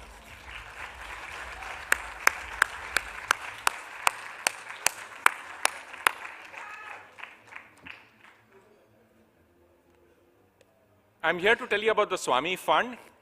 Not just gloat about achievements, I'm going to brag about that, no doubt about it. But I will also tell you what happened, why we came into existence, what we've done, in the hope that we can do a lot more, right? That is the end result we are looking for. We've done a lot, we want to do a lot more. Please remember that. We would request anyone to come to us for stressed projects, and I'll start at the beginning. This is not just a fund for stalled projects. This is a fund for project which is experiencing stress. And what is stress? We define stress very simply as a mismatch of cash flows. If in the short term or in the long term, the cash outflows are expected to be far higher than the cash inflows, there is a problem on hand whether you've recognized it or not. You need to approach us. And that's where the Swami Fund comes into play. Can we have the presentation? Can we start? I'll take you back to the genesis of the fund. I'll tell you what the fund does exactly. So in terms of genesis, picture the time 2019, a lot of developers approached the government complaining that while their projects had advanced significantly, the projects were not getting completed because banks were not willing to finance those projects. That is one part of the story. The other part of the story obviously is a lot of home buyers approached the government, complaining that while their homes were getting completed, they were not getting possession of the homes, right? So they had to go through the double whammy of paying both EMIs and rent, and that's the second part of the story. And there was nothing to bridge the gap. NBFCs were going through a fair share of crisis in 2018 and 2019, and therefore there was no one who was willing to walk that extra step to recognize a problem as an opportunity, and that led to the Swami Fund. That's when the government of India stepped in. Credit where credit is due. This is a superb idea, significant move to de-stress the real estate sector, and the idea came entirely from the government of India. So the government of India, ideated this fund. SBI Cap Ventures can claim credit for executing an idea. From my point of view, understand, there are many brilliant ideas that are generated over a cup of coffee. Not all of them see light of the day. We have converted, SBI Cap Ventures has converted a brilliant idea into an on-the-ground, fully operating, credible institution called the Swami Investment Fund. That's where SBI's contribution has come in. So the first thing we had to recognize was, to find a solution, you need to understand the problem. The problem was simple. There were 4.5 lakh units. We did a market study. Actually, we commissioned a market study. There were 4.5 lakh incomplete units. It would cost about 50,000 crores to complete them. There was more than enough juice in those projects in terms of receivables and unsold inventory. So I think the number was about 3 lakh odd crores.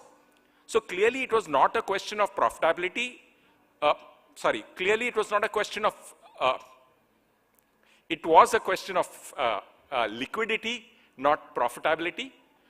There was no funding available to complete the construction. These were obviously profitable projects. Mind you, disclaimer here is, we can say that the aggregate, it was obviously profitable. That does not necessarily mean that every project at the micro level is profitable. So that's how the fund came into existence. The fund was set up with a very sharply well-defined criteria on what would it be funding. Those criteria were by design meant to be liberal. The idea was to do something, not talk about it. So when we set up the fund, we set up rules on what kind of projects could be funded. If you can just go to the next slide.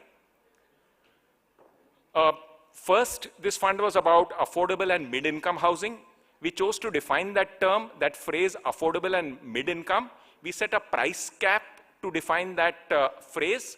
So any house less than 2 crores in Mumbai, 1.5 crore in a major city, 1 crore in the rest of India was defined as affordable and mid-income. The other bit was, the government was extremely keen that this should not be a grant. This was not meant to bail out real estate developers. It was meant to be an investment, which meant that we could only invest in commercially profitable projects. We use the term net worth positive, which means that going ahead, the cost to complete the project should be more than compensated with the returns generated from the project, right? And this thing about going ahead is, intrinsically woven into the genetic structure of the fund. The fund is always looking ahead. When we evaluate a deal, we are not evaluating on what happened, who's to blame for it. And, the one part is obvious, right? The home buyer is suffering. But we are not going into the past. We are not doing a forensic investigation of what went wrong. Instead, we are looking ahead. What does it take to complete the project? Sometimes it's money, sometimes it's more, right? So that's what we try and evaluate when we are actually doing a project. Since this was a project for stressed brownfield, we chose to define color brownfield as projects that are at least 30% complete. And how do you look at that color? Projects where at least 30% of the project cost is complete were defined as brownfield projects. Clearly, the purpose was only to complete construction. I can't emphasize this enough. Everything about the fund, from the way we do the funding to the way we do supervision of the funding, is designed to focus on funding alone.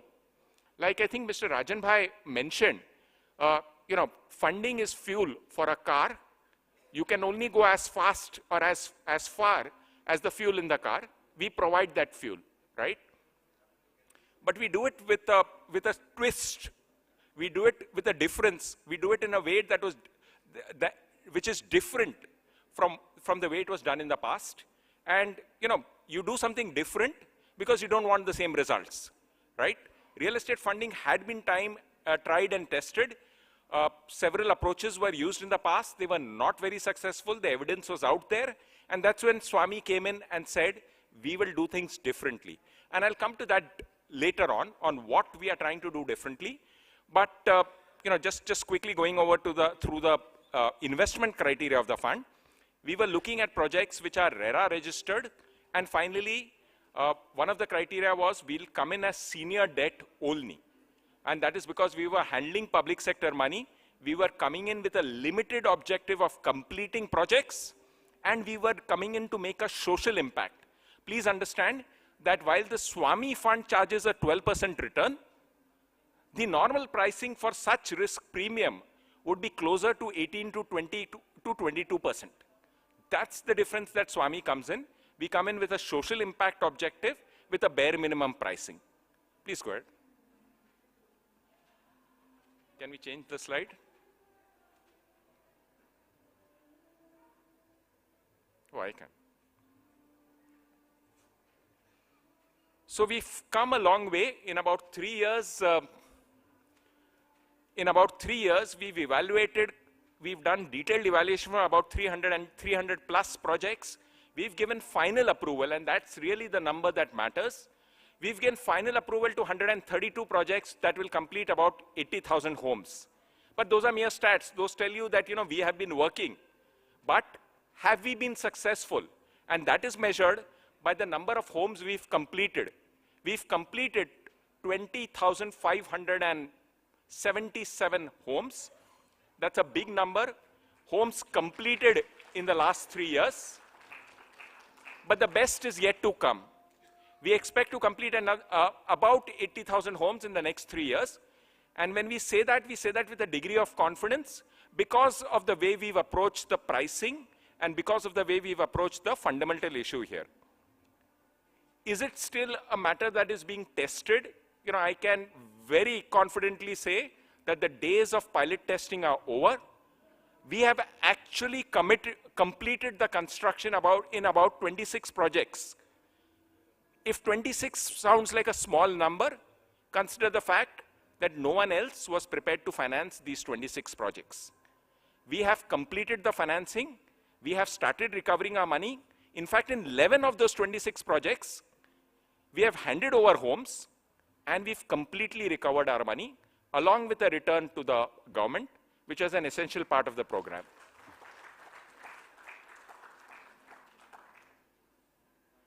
Now, most real estate funds, unfortunately or otherwise, for commercial reasons, are focused on cities like Bombay, Bangalore, and Pune. We've tried to be different here anyway. We are supposed to be a national fund, and we took that role seriously. We are spread out across India, both in Tier 1 and Tier 2 cities. In terms of final approved projects, we have a presence of about, in about 30 cities across India. Most of the projects are in NCR and MMR, right?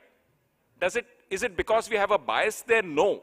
That's because that's where the underlying market is. That's where most of the stalled projects are. And we've been able to crack the code, to find a solution, to give final approval to a large number of projects, both in NCR and MMR. But we have not ignored Tier 2 cities. Our personal experience has been that projects and developers in Tier 2 cities have been historically discriminated against. They haven't been able to avail institutional funds, but in terms of quality of the project, quality of governance, there isn't much to choose from. They are as good.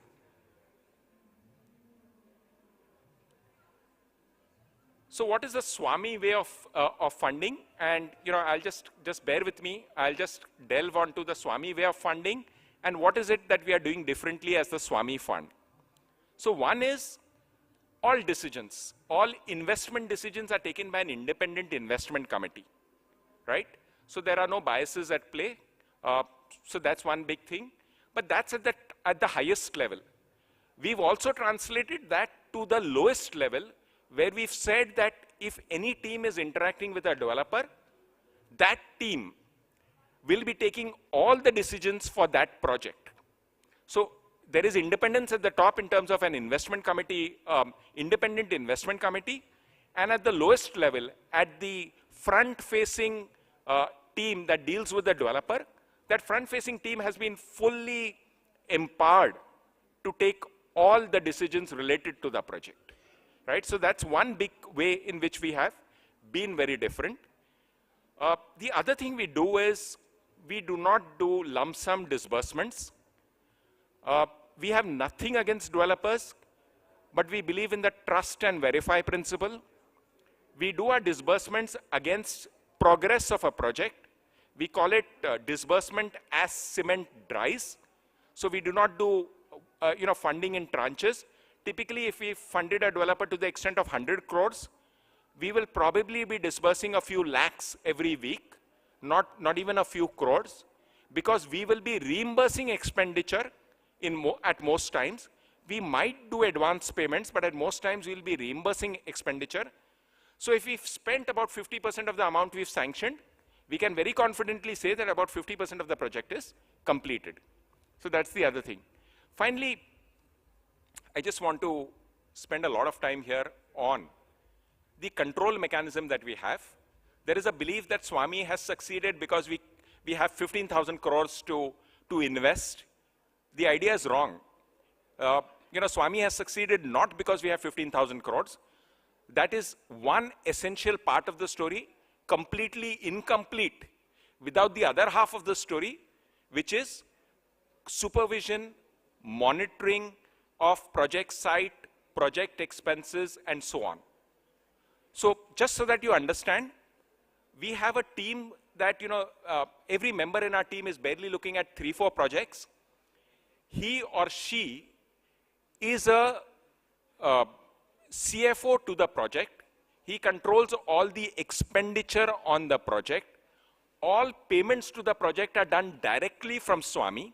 So for example, in a Bombay project where there are tenant rents to be paid or rents to be paid to slum dwellers, the rents will go directly from the Swami account, from the Swami controlled account to the slum dweller, to the society tenant, so that they get their promised rent. It does not go to the developer. If there are cement payments to be done, if there are labor payments to be done, we do the payments directly to the vendors.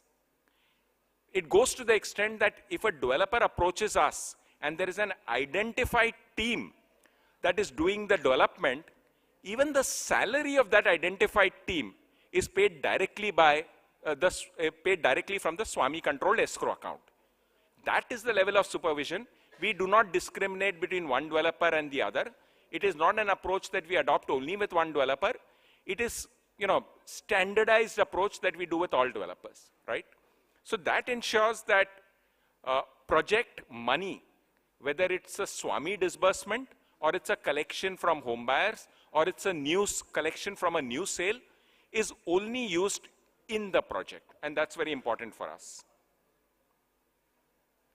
So what does Swami do differently? One, we are a social impact real estate fund. If you know of any other examples of real estate social impact fund, you need to tell us. I do not know of any, right? There is also no global comparison for what Swami does. The closest, in fact, I've seen is the Chinese approach, which is a dramatically different approach, where real estate developers and real estate structures that were incomplete or not tenanted were actually imploded on a large scale. You would have seen a lot of YouTube and WhatsApp videos floating on that. But that's the 180-degree different approach. That's a more destructive, in more ways than one approach. The government approach was more constructive. Complete the project, a real asset will sell, if not at that price, then at a lower price, but it still has a value.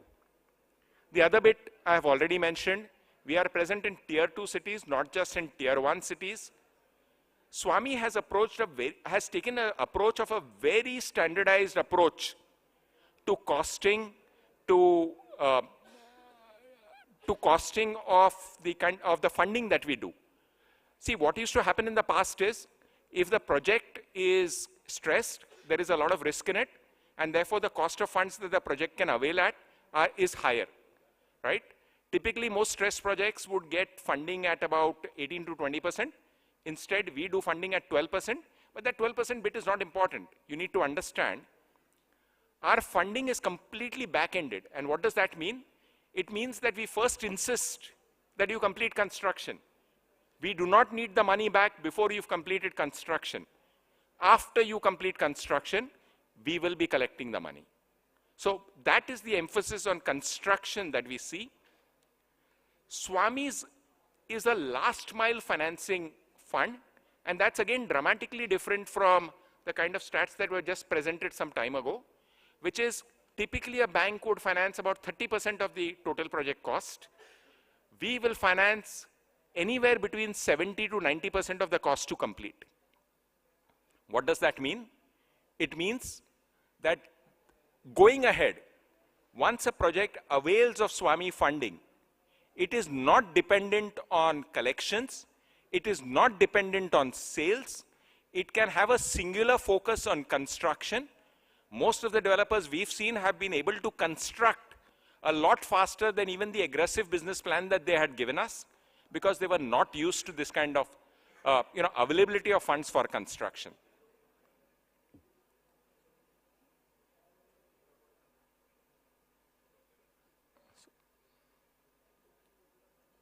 What we also do differently is, we do not pass value comments, we do not pass judgmental comments on the quality of a developer, on the track record of a developer, on the past troubles of a developer.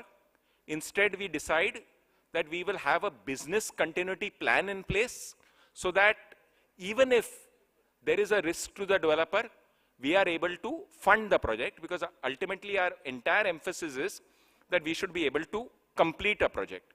One of the things that we also do slightly differently from the way it's done in the past, in fact, we've just extended or taken more seriously an idea which anyway was already in place, was something similar to a lender's engineer. something similar to a cost appraisal that is done at the end of, a CA certificate that is submitted at the end of every quarter in every project. At Swami, we decided, maybe that expenditure should be accounted for on a daily basis. Why should it be done only once a quarter?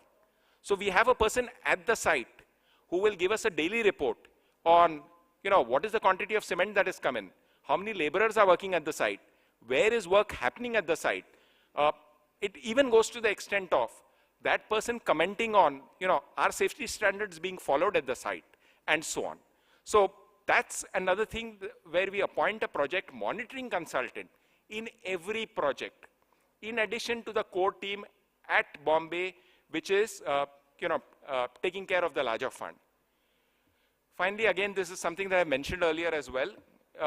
We believe in doing a forward-looking analysis of the project, of the promoters, and of our ability to complete the project. Only if we are confident that once we enter in, we can complete a project, we actually take on a project. And that's what takes, sometimes takes time. We are guilty of that because we want to be very sure that a last mile fund cannot get stuck in the last mile, right? So we want to be sure when we come in, we complete the project. So the story so far, the story going ahead, we have raised 15,000 crores. We've already sanctioned about 10,000 crores. We have about 5,000 crores to invest. That's why we are looking at more and more developers. Honestly, how many lending institutions have come forward and spoken to developers asking them to send their projects to us? That's the kind of initiative that Swami is taking. We have committed ourselves publicly that we'll be completing at least 20,000 homes per year. We know what we are saying. We have already completed 20,500 homes, right? What I'll now do, and please bear with me for the next 5 to 10 minutes, I'll take random questions from the audience. I would request, anyone randomly to just get up and ask me a question. Please go ahead.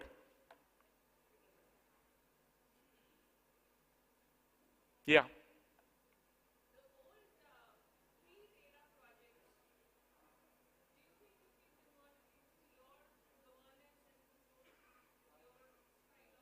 So I don't just think, we've seen that happen, right? Because RERA registration is a requirement for this funding.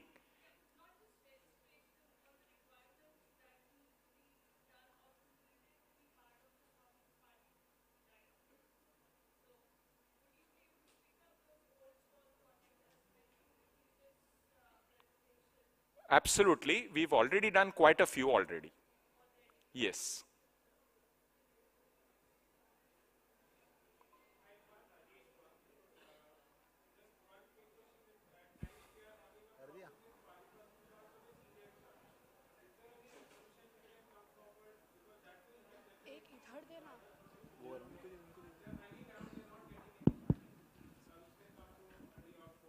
Sure.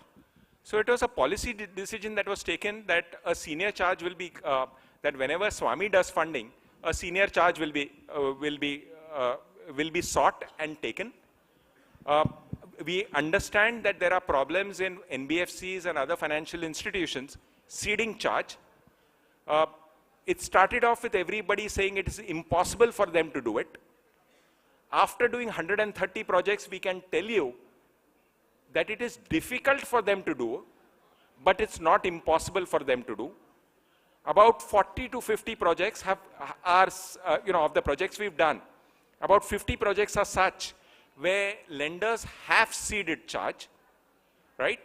We've also seen a situation, and I'm just looking at one of the investors here, where an investor has stepped in, taken over an existing lender, and then ceded charge to Swami.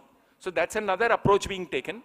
This is in addition to the previous approaches where we've agreed to share with the lender and therefore lenders have agreed to come in.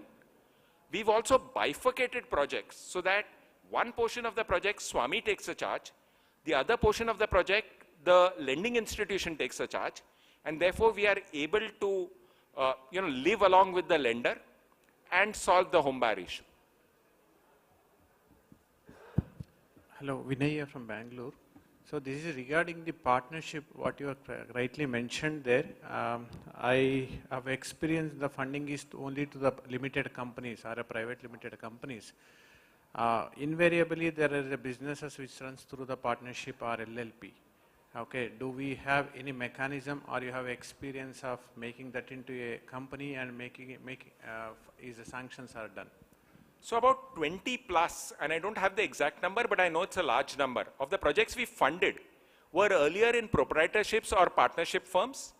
What we do is, so you need to understand, an AIF such as the Swami Fund is governed by SEBI. SEBI deals only with investments. NBFCs and banks deal with loan and they are governed by RBI, right? So an AIF cannot give a loan, an AIF can make an investment in a debt product. And that's what we do. So we necessarily need the project to be in a company, and the company has to issue NCDs, and then we subscribe to those NCDs and therefore fund the company. Net effect is the same. Now the question is, sometimes it takes time for a partnership firm to get converted. Let's say it takes 2 or 3 months. Does it mean that the project is getting delayed? And I can give you a categorical answer, no. Because we will start evaluating it, we will start presenting it internally, we'll start getting approvals internally as if it is already converted. And during that time, the company can the partnership firm can get converted into a company. And that's how we deal with an issue. And this is, again, like I said, we've already done at least 20 plus situations where we funded what was earlier in a partnership concern. And these, this was meant to be a teaser on the kind of questions that you could ask. Okay, and one more question. One more question on the last point you mentioned. We also come across that Swami is insisting to go and get the NOC or something letter from the home buyers where waiving of the compensation or something which payable, which also has come to brought to the notice of the RERA authorities. RERA authorities are something which is not okay with that. Like, to what extent is that to be addressed, or that can be a waive of condition? So everything you said was right, except for the word insisting. Swami does not insist that home buyers waive their penalties or anything like that. You have to understand we can invest only in profitable projects. The most we suggest to developers and customers is that they can be forbearance for some time while we come in and complete the project, right? So it's like someone wanting to do interior decoration of the home while the project is on fire. All we are saying is, let us go in, douse the fire, control the fire, and then you can come in and do the interior decoration. So, by that analogy, what I was trying to refer to is, what we ask home buyers is, we are not expecting you to waive penalties to home buyer, waive penalties that are due from the developer. We are simply saying that if Swami is to fund it, Swami can fund it only if you have a first charge on the cash flows, right? Swami was not formed, and let's be very candid about it. Swami was not formed to give penalties, to give interest on refunds, or to give interest on delays to home buyers. It was formed to complete a project for a home buyer. And if we ever have to choose between completing a project and paying penalties, right, we are very clear. It's a no-brainer for us. We will complete the project. We are not here to pay penalties. So,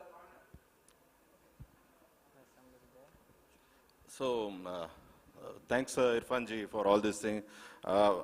Just to add a couple of points to Swami Fund, we have drawn some very interesting inspirations from Swami Fund that I thought I'll highlight it here. One, they are not looking at the promoter's background for funding. So this is one important point that we have taken. Another one, they are taking the project to complete the project. The funding is for the completion of project. So that is another point. And in fact, with all the consultation and working out together, we have also submitted to the Government of India, Finance Ministry, for implementing Swami 2. And Swami 2 is for new project funding, as well as non-stressed project funding, completion of all the other projects also. So I think Swami, in my opinion, is the nearest best possible product available for real estate. I know we should appreciate all the works of Swami there. Please. Thank you so much for listening to me on a long and lazy afternoon. Thank you.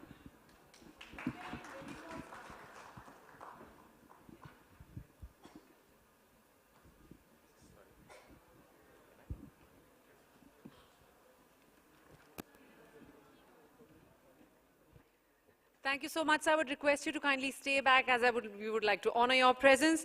Can we have a big round of applause for Shri Irfan A. Qazi?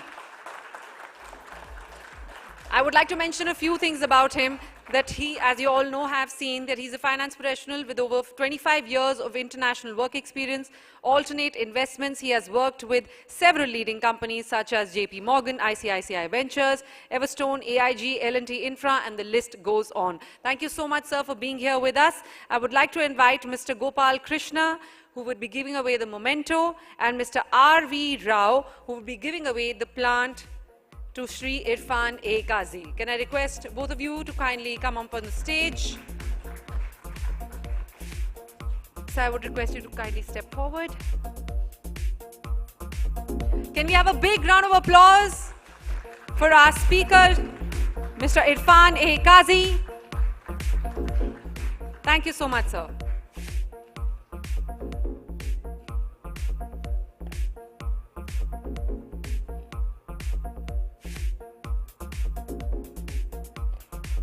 Thank you.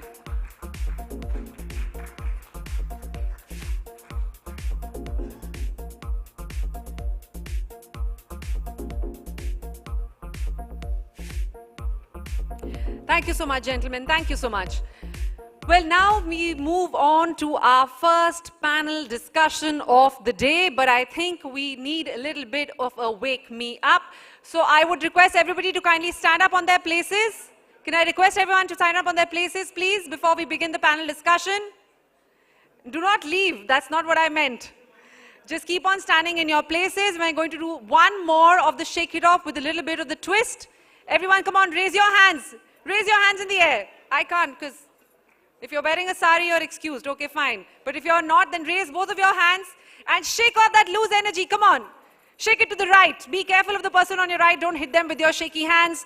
On your left, come on, shake it, sir. I like your style. Both at the same, both sides. I like it. Very nice. And clap it off. Come on, clap for yourself.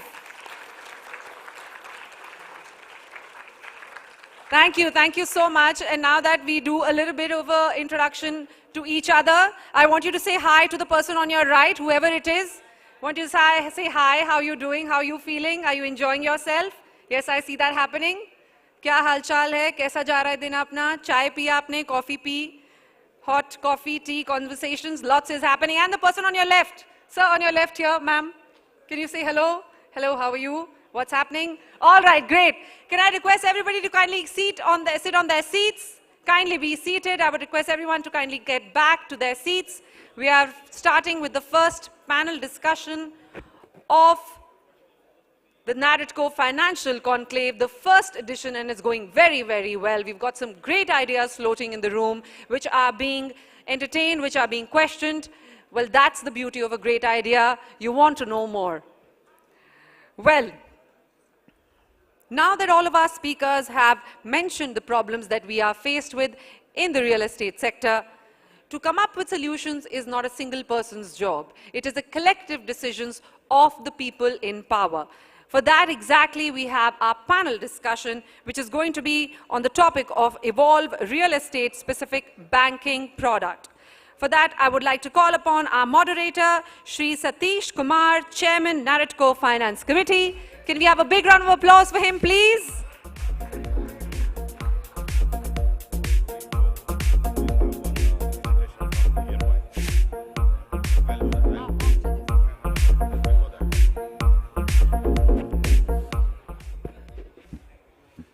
Ladies and gentlemen, can you please take your seats?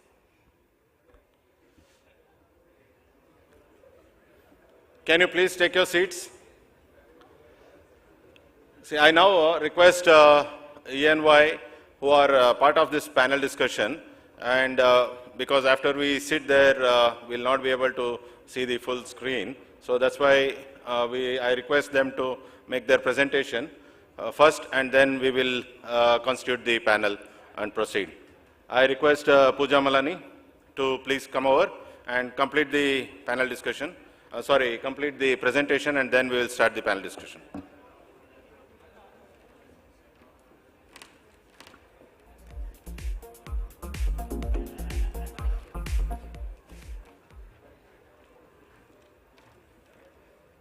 Thank you, sir. A very good evening to everyone. So we've been in discussion with Naredco over the past few months to evaluate the possibility of a working capital solution for the real estate industry. We have a brief presentation that I'd like to run through to take the concept forward. Would you put up the presentation, please?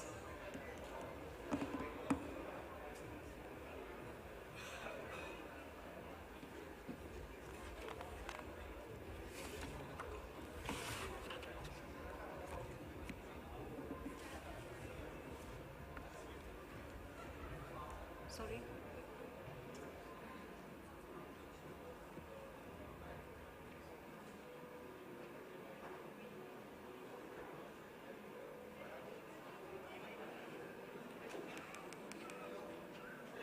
Thank you.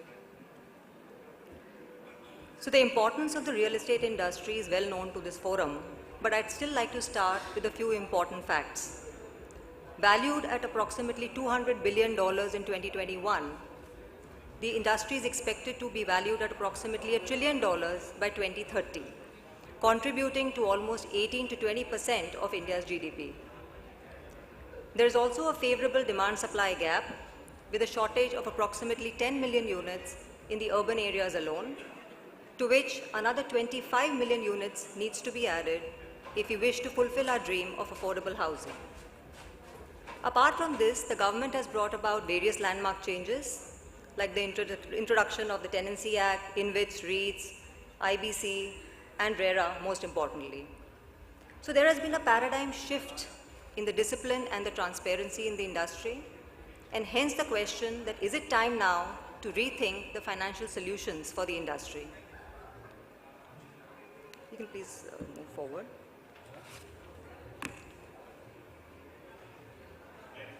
Next, please. Oh, okay.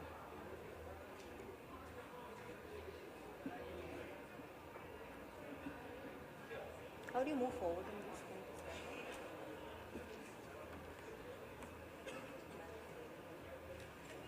Yeah, thank you. So in terms of the current funding landscape, there are a few options available. There is private equity or equity, the cost and the flexibility of which is the highest. The tenor is low, and it is largely available to large-sized developers or large-sized projects. Then there is AIF and mezzanine financing, the cost of which is again high. The tenor and flexibility is medium, and again, it is available for medium to large-sized projects. There is pre-sales, on which the industry is currently heavily dependent upon, and the cost of which is low, the flexibility is high, and is available on all projects. And last but not the least, we have bank financing, the cost of which is medium to low, the tenor is medium to high, and the flexibility is low.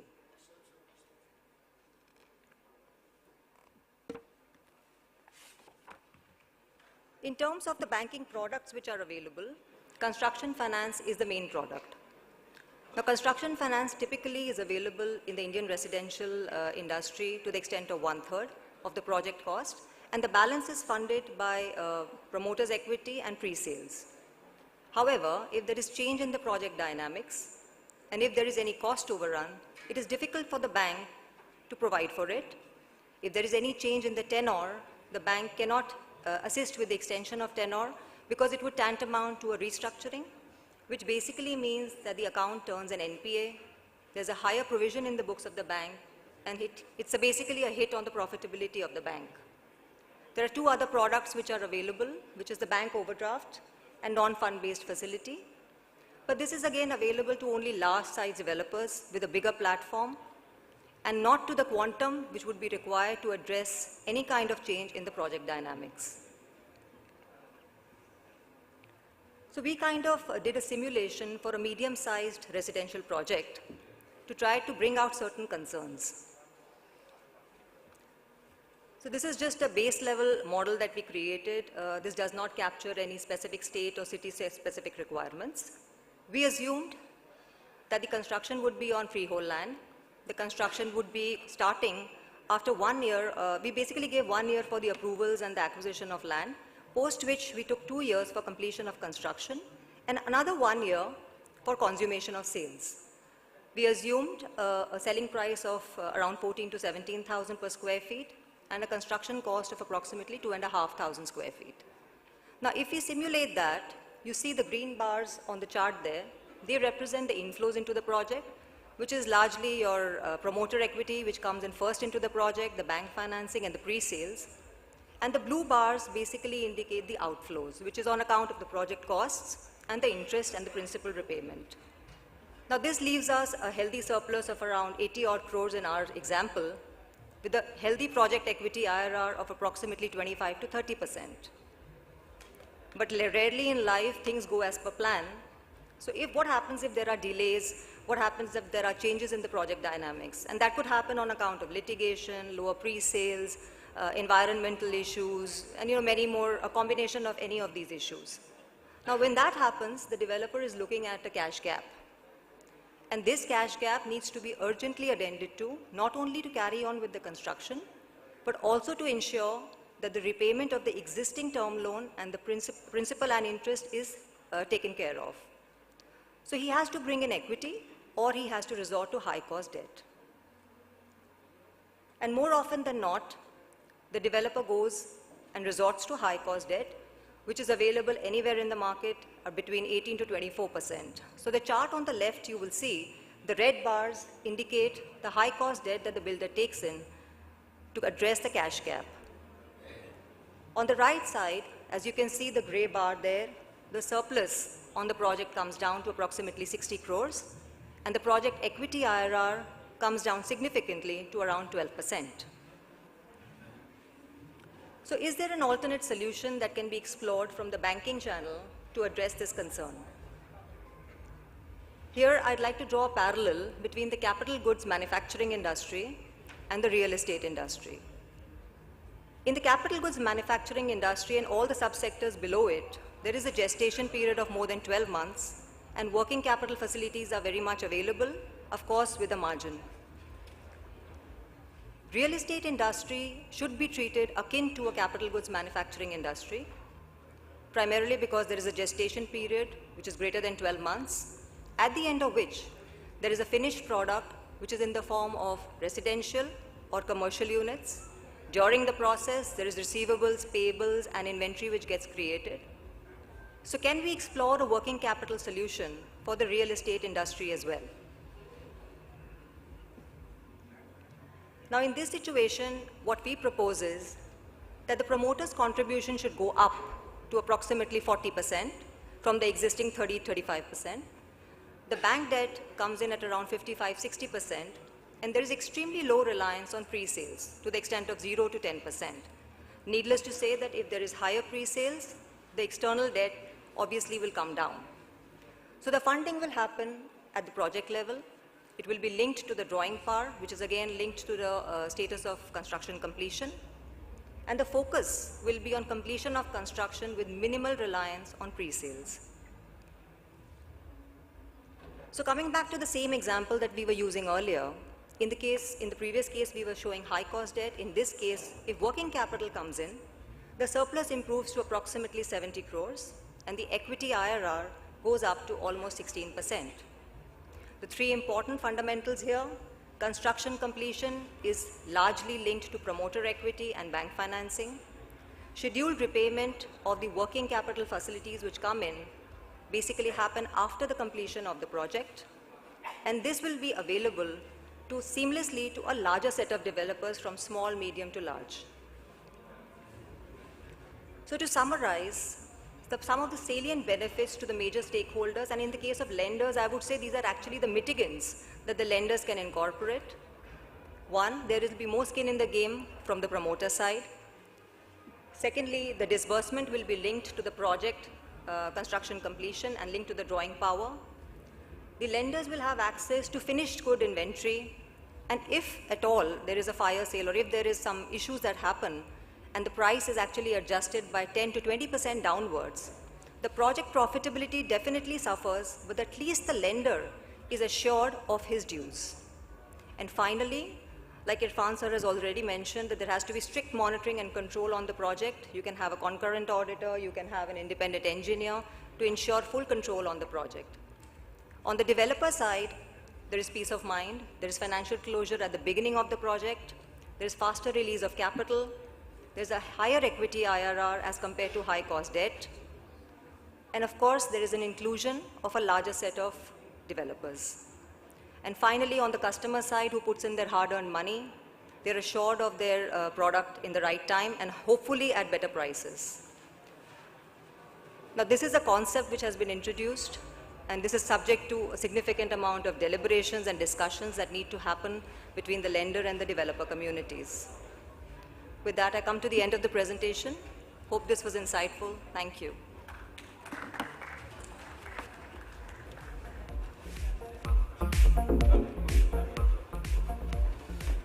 Thank you, Pooja ji, for that. Actually, it has taken almost around 6 months to work out all these details, and with continuous interaction and please, we will constitute our panel now. I request Tapan Sharma from SBI to please join us. I also request Jyoti Prakash Gadia from Resurgent to join us, and Amit Goenka. Amit Goenka. So he'll join us in a minute. So, yeah.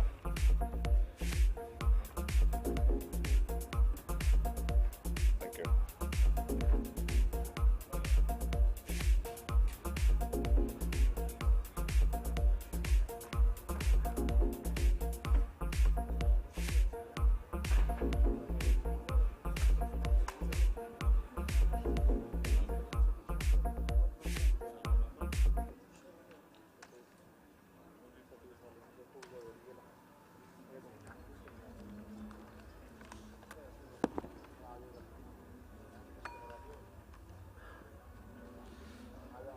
Good afternoon, everybody.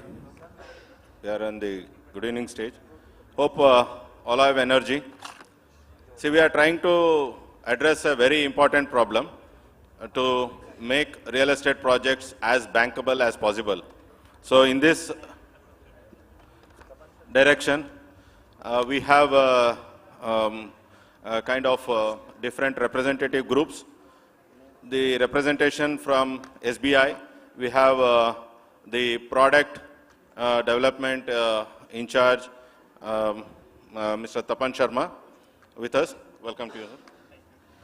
Yeah, and from the market perspective, we have got a lot of experience interacting between banks and builders. We have Resurgent India, Jyoti Prakash Gadia. Welcome to you, Jyoti ji. And as you have heard from Pooja Malani, so she represents EY, Ernst & Young. And this particular panel, we are trying to derive some kind of understanding, trying to evolve some banking product which will actually address the requirements of real estate industry.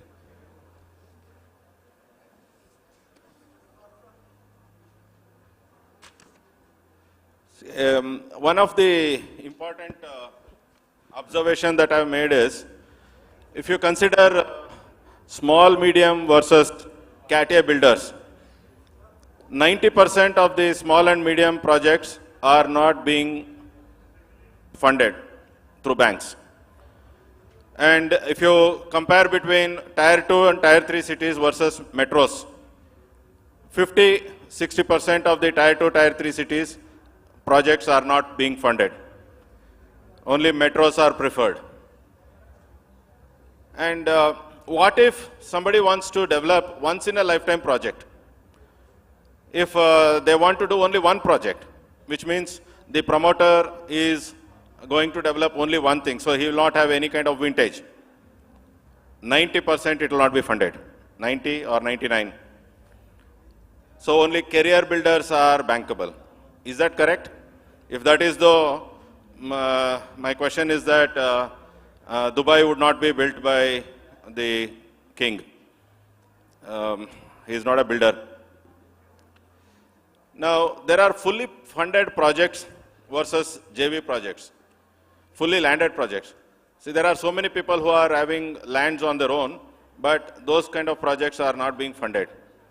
Only JV projects are somewhat, as a tradition, it is being accepted and they are funded. Presently, the market, the funding happens at 30% promoters contribution and 35% from sales, and then another 35% from the banking. Versus, what if 70% of the required amount, other than the 30% promoters contribution, comes entirely through bank? Banks are not funding. In fact, we will have a deliberation on that as well. Full cycle funding versus part funding. The full cycle of completion, till completion, why is it not being funded? So that also we shall look into. Only part funding happens. So Amit Goenka is there. I request you to please join us here.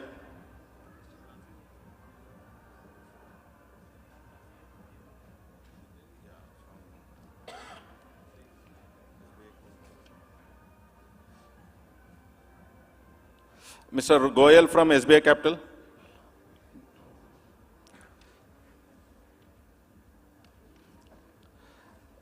Amit Goenka is a seasoned fund house expert and from NISUS.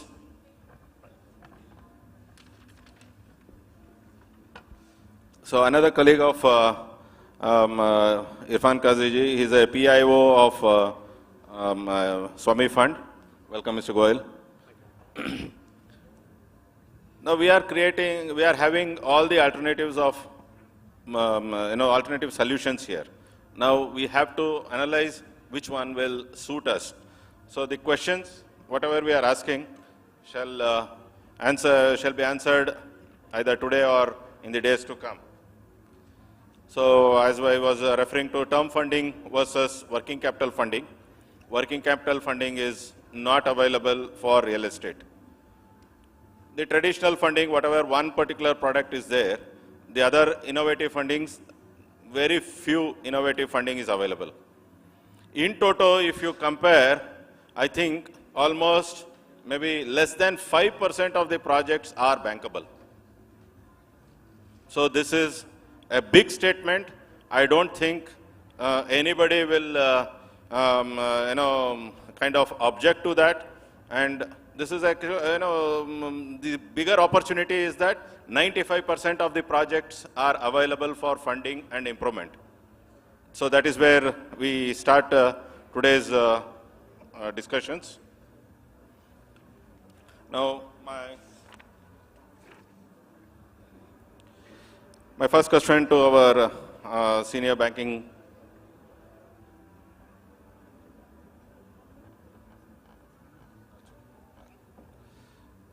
Mr. Tapan Sharma, what is your opinion of traditional banks, SBI being the senior most bank, and what is the process to create a new product, being an expert from product creation?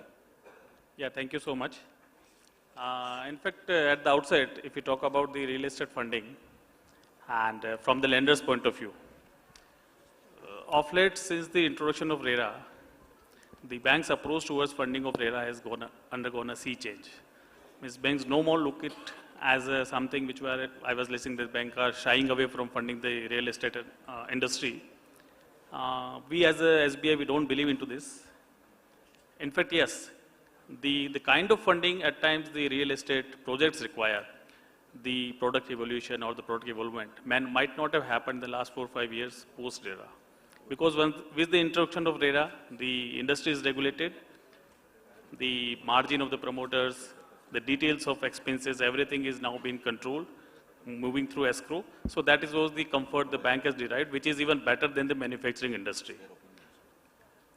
So the banks, as of now, normally we fund it as a project, as you correctly said, that the promoter's margin. One thing I would like to clear here, it's not that banks are not funding the land. Banks cannot fund the land on a standalone basis because the RBI doesn't permit, but the land which is a part of the project, for any project which is upcoming there, that can be taken as a part of the project cost and can be even treated as a margin of the promoters. But yes, we have a cap over that. We don't take land as a margin more than 30%. And similarly, the another part of the means of finance which comes in the form of bank loan as well as the receipt. Receipt means the booking amount, which also we restrict to 30%, 50%. So 50% of that. Now the problem arises when the banks, as a banker, we ask that the land should be fully paid and the land cost is higher. So initially the margin of the promoter becomes very crucial to brought in upfront. Working capital can be a very good solution. As of now also the banks are funding in the form of working capital, but that is restricted only up to 3 years. Any loan which can be liquidated within 3 years can be funded in the form of working capital, where the developer will have a flexibility of availing as and when required. But as the presentation made, the working capital for a longer period can also be explored. There are few things which we need to approach to the Reserve Bank also, because the working capital can be sanctioned only for 1 year, as we know in the manufacturing industry as well. Every year we need to reassess the limit, and that is payable on demand. So in this case, I am committing for a longer period, since it is a project. I cannot after 1 year say, okay, I am not going ahead with this limit. What happens if I reduce the limit? So those parts may not exactly fit into as a manufacturing unit, because manufacturing unit, the term finance is done for the project implementation, and thereafter it's purely on the working capital cycle. Here it's only one cycle. It's not a multiple cycles. It's only one cycle. The developer will develop, he will construct and sell it. So this is only one cycle in this, involving in this aspect. But having said that, the assessment and evolution of the real estate funding post-RERA, the bank is becoming very, very open, and there are different methods for the residential as well as the commercial real estate. We have some other products, but for the period where we do not see that whether the booking amount or whatever the cash flow which is expected, which will come or not, 70% loan funding and 30%, 35, 40% promoter contribution, if it can come, the bank will be very comfortable, knowing to the fact that this is the only industry, if I compare with the capital goods or manufacturing, wherein once we land it for the project, after 2 years, 3 years, the machinery cost and everything, it gets absolute, and the valuation goes down for the bank. The project cost goes down. Wherever in this industry, as the time passes, the valuation improves. So bank's comfort goes up. This is a very peculiar thing which, as a banker, we realized, and we are looking into that aspect, that this industry, the loan will go down and the valuation of the project or the security of the bank will go up. So accordingly, the bank, with the suggestion, is very open to work out something, if not exactly the working capital, but something of the bridge or some product wherein reassessment of limit after 3 years or 1 year. Because in working capital, we have the stock statement every month. We know what is the stock available, what is the creditors and all that. Here, it may not be possible for the bank to reduce the DP in between the project. So that is one aspect we need to work on it. But yes, definitely being a traditional banker, a state bank, but as a lender, as a group of lenders, the bank is very, very comfortable comparatively to earlier years with the real estate, barring the COVID situations and all that, which affected the entire industry, not only the real estate industry. But by and large, the opinion towards funding the real estate industry is very, very positive from the banker's point of view. Thanks. So very well put there. So one, that traditional banking product, though it has got limitations, and one of the important limitations that we are having is through the RBI blockage of 1 year cycle. I think, see, this is where industry body and financial body, this particular platform can influence the government, and maybe if there is an exception made to only real estate industry to look into the cycle of say 3 years or 4 years, then for real estate only, then it can work. Actually, if I am not wrong, the similar industry is automobile industry versus shipbuilding and airline industry. They are all getting funded, if I am not wrong. So we also can look into such different aspects, and maybe with a proper representation, we will be able to do that. See, SBI, though it is a traditional bank coming under RBI, it has backed a fund, SBI Cap Fund, and that particular SBI Cap Fund is coming under SEBI, which has got its own separate mandates. Whatever that mandate today, it might be, some of them are blocking the 100% expansion of it. Even then, a good attempt is made. The instrument or the methodology is actually very, very comfortable. I would like to ask Rajatji about what is your experience and what are the limitations in extension to what Irfan Kazi just told in his presentation. How well we can maybe circumvent certain issues and increase the horizon of funding for real estate. Hi. Thank you for having me here. So I think today the banking or the financing solution needs a theme-based funding. So if I look at Swami is formed with an objective to fund stressed or stalled projects. There are similar themes like green financing, there are similar themes can be affordable housing. So I think the theme-based funding is, I think, one should focus on. So under the Swami, so let's say, when I say about theme-based funding, what I mean is that as an institution, when we fund that theme, we should be true to its spirit. At Swami, when we fund our stress projects, we believe that when we fund a stress project, it is not supposed to just give us an IRR back. The project should come out of stress by our funding. So it's a dual purpose we solve it.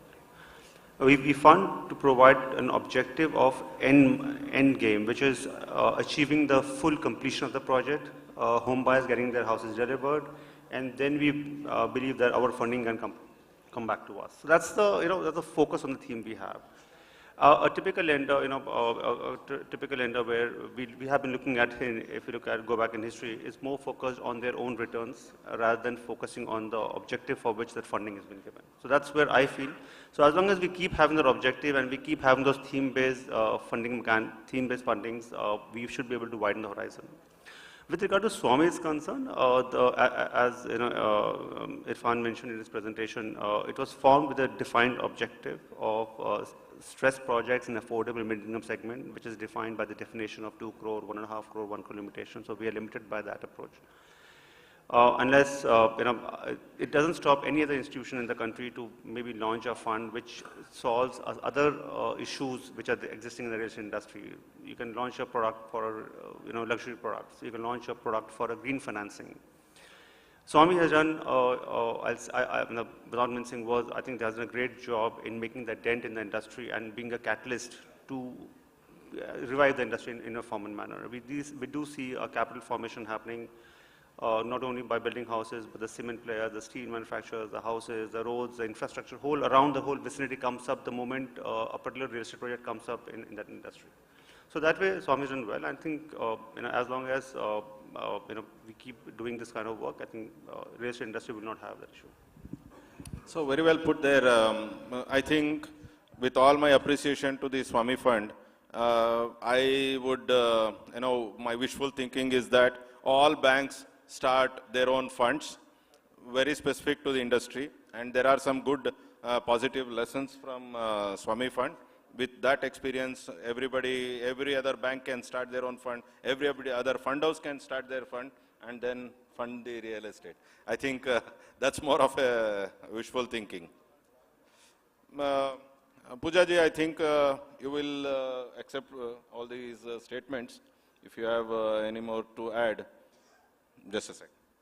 I think, no, I completely agree. And hello. Yeah. No, sir, I completely agree with this, and I think it's good to hear from SBI that it's a product that is worth thinking about. And, of course, a variation of this and, certain issues need ironing, but I think it's good if it at least has an acceptance. Yeah, our Jyoti Prakash Gadia actually deals on the ground, and he sees both sides of the coin. We developers might be cribbing that we are not getting funding, and he also will listen to the bankers that so many builders are getting into default situation. So with a neutrality of situation, you can just explain whether going for new product is an essential one, or should we stick on to whatever we are doing now? Thank you, sir. And I will just wear a consultant hat, because that's why the client comes to us and he asks us, sir, how can you raise bank funding for us? So if we cannot bring and we cannot do some innovation, then client definitely will not come to us. Today I will explain you 7 ways through which you can raise the bank funding.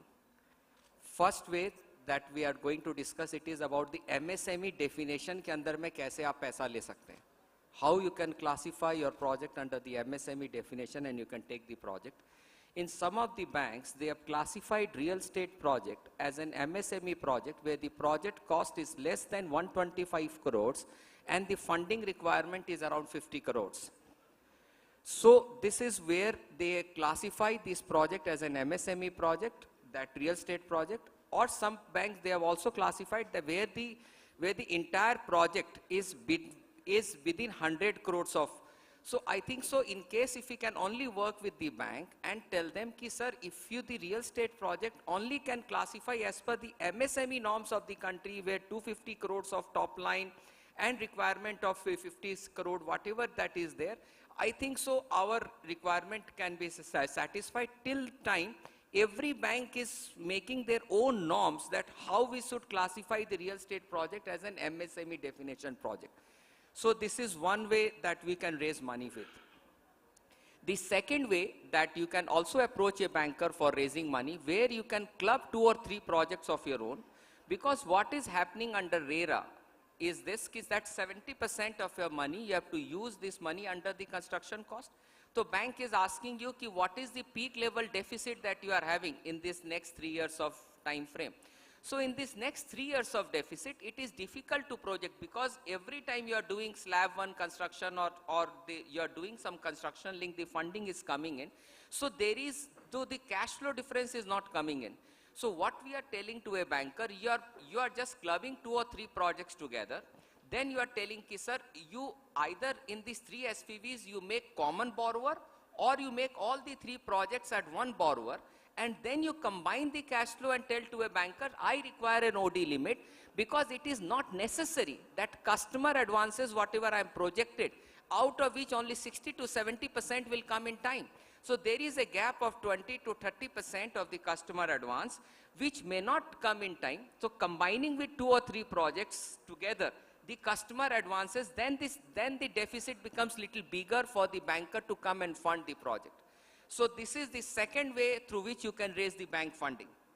Third, you can always tell bank that since we are talking about it, there is always a cash budget system in a working capital arrangement. There are 2 types of arrangement through which the bank can give money. One is through what we call as an MPBF type of a funding, which Pooja ma'am has definitely explained to you. The second way of funding, which you call as a cash budgeting methodology, where all the contractors are getting payment.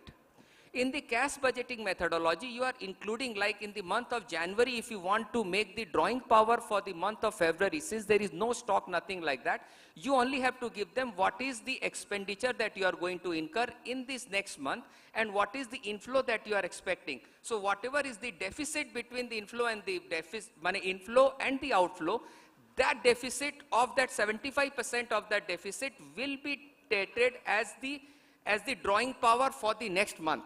So that's on the cash budgeting methodology, through which we also call it as a cash budget methodology.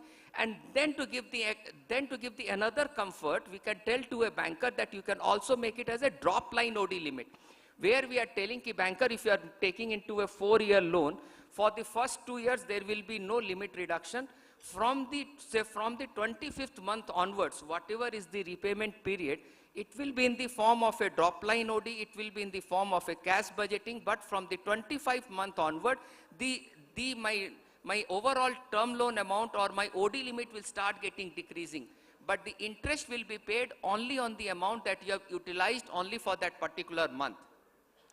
This is the third methodology through which any developer can get bank funding. Fourth methodology is where customer, developer and the banker combined, and then they create a structure which we earlier used to call as which we used to termed as a subvention scheme. In this subvention scheme, since it is not happening, but there are lot many affordable housing schemes, where in the affordable housing scheme, where the government is auctioning and government is giving, like in Haryana. So all the projects or the customer are readily identified that who would be my customer. So we are approaching the bank, sir, he is my ultimate beneficiary or he is my ultimate customer for the flat. You are already known because the government has already told them कि उसको lottery करके निकाल के बता दिया कि this particular guy is going to be your customer for that particular flat. Now that customer file is already there with you. Now with that customer file along with, and the bank knows that how much is the customer eligibility at that point of time, and he is going to get that flat there. So with the customer giving him an undertaking, only thing is that interest need to be charged to the project, not to the customer. So banker exactly knows that there is a sale which has already happened there, and there is a customer which is already there, and this is how this entire, which we call as under this tripartite scheme, this also is a very, very good scheme through which also you can get the project funded. Fifth scheme, which we also call it that there is a lot of approvals which is required, and in the towns like Bombay, where the approvals come in the mid of a project. There are some approvals where you are getting mid-size of a project. So now, what is the innovation that you can do in a sanction letter is that you can always term the bank's as sanction letter. You should not mention the particular date of disbursement. You should always mention that after this approval is come, 2 months after the approval date, 3 months after this approval date. So that what happens is that because in 90 days the loan has to be get repaid or there is an NPA norms, but the flexibility in the sanction letter itself we can start drafting, so that instead of putting a rigidity date, you can always put that these are some of the milestones through which my disbursement can get delayed or my project can get delayed.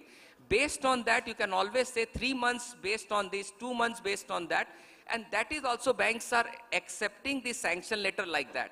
But the overall tenure of the loan will remain 5 years or for 4 years, whatever that we mentioned about. Lastly, there are 2 types of things which the bankers told that the land is not getting funded. There are 2 types of land funding which bankers are definitely doing. So sorry, Tapan sir. Just for the recap of the thing, in case if the land is auctioned by the government, auction at the time of the auction of the government, in case if there is the entire project cost, that time the banks is also funding 60%, 70%, depending upon your creditability and other thing, that direct payment is going to the government if you can prove to the banker. That time it is happening. The land purchasing is happening in the form of TDI, where in the first instance you have purchased the land, their bank is not funding. But in case if there is an increase in the FSI, and then you need to purchase the TDI, at that time it is included in the project cost, and that time the banks are for funding that TDI cost increment, whatever that you are talking about. Lastly, sir, in terms of the working capital financing, the easiest way to get it is through a bill discounting limit, where you can get your supplier bill discounting. So these are the 7 methodologies. I think so in case if we can just innovatively apply, we can get the bank funding. Thank you, sir. Thank you. Actually, that was a deep dive into the existing methodologies. Thank you, Jyotibhai. Now, as far as this full project funding goes, we have a product development expert with us. I request Tapan Bhai to please give us a small brief on, okay, just before that, I would like to hear from Amit Goenka ji as to what are all the ways and means, because we are hearing the bank side only. Now, PE and NBFCs, what are the means to improve the funding policies and which will suit the real estate industry? In fact, they are funding for land purchases also, greenfield projects, last mile for the projects, everything they have done. With the vast experience, can you please tell us how to improve the situation with the different policy itself? No, I think Rajat and Jyoti Prakash have largely covered most points, so I really don't know what extra you need me to talk about. Is there a requirement for changing the banking policy? No, I don't think so. I think whatever is happening is obviously to err on the side of conservatism. I don't think banks need to lose more depositors' money. So obviously they're being conservative, and rightly so. I mean, we have a very volatile environment, we have a high interest rate environment, and obviously people need to be cautious about it. So I don't think there's much requirement in terms of what the banks or the regulators need to do. I think there's enough capital being provided already through multiple sources. They've allowed now even cooperative banks to start lending for redevelopment projects. So I think gradually there's been a lot of opening up any which ways. Okay, one is that full project funding is not happening.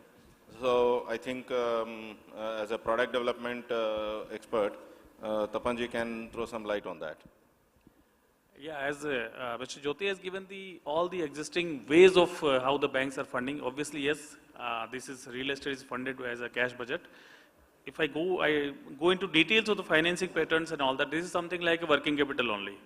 Cash budget means your whatever expenses you have made, what are the inflows, the gap of that, up to 70% bank can fund you, 30% margin. So that's a basic, and every month you give the expenditure and inflow. For the next 3 months projections, we give the drawing power, accordingly it is disbursed. Even if it is in the form of term loan, for example, I have given a loan for 6 years, 7 years also, we can go up to 6-7 years, provided normally we are keeping the repayment to finish within 12 months from the end of the RERA.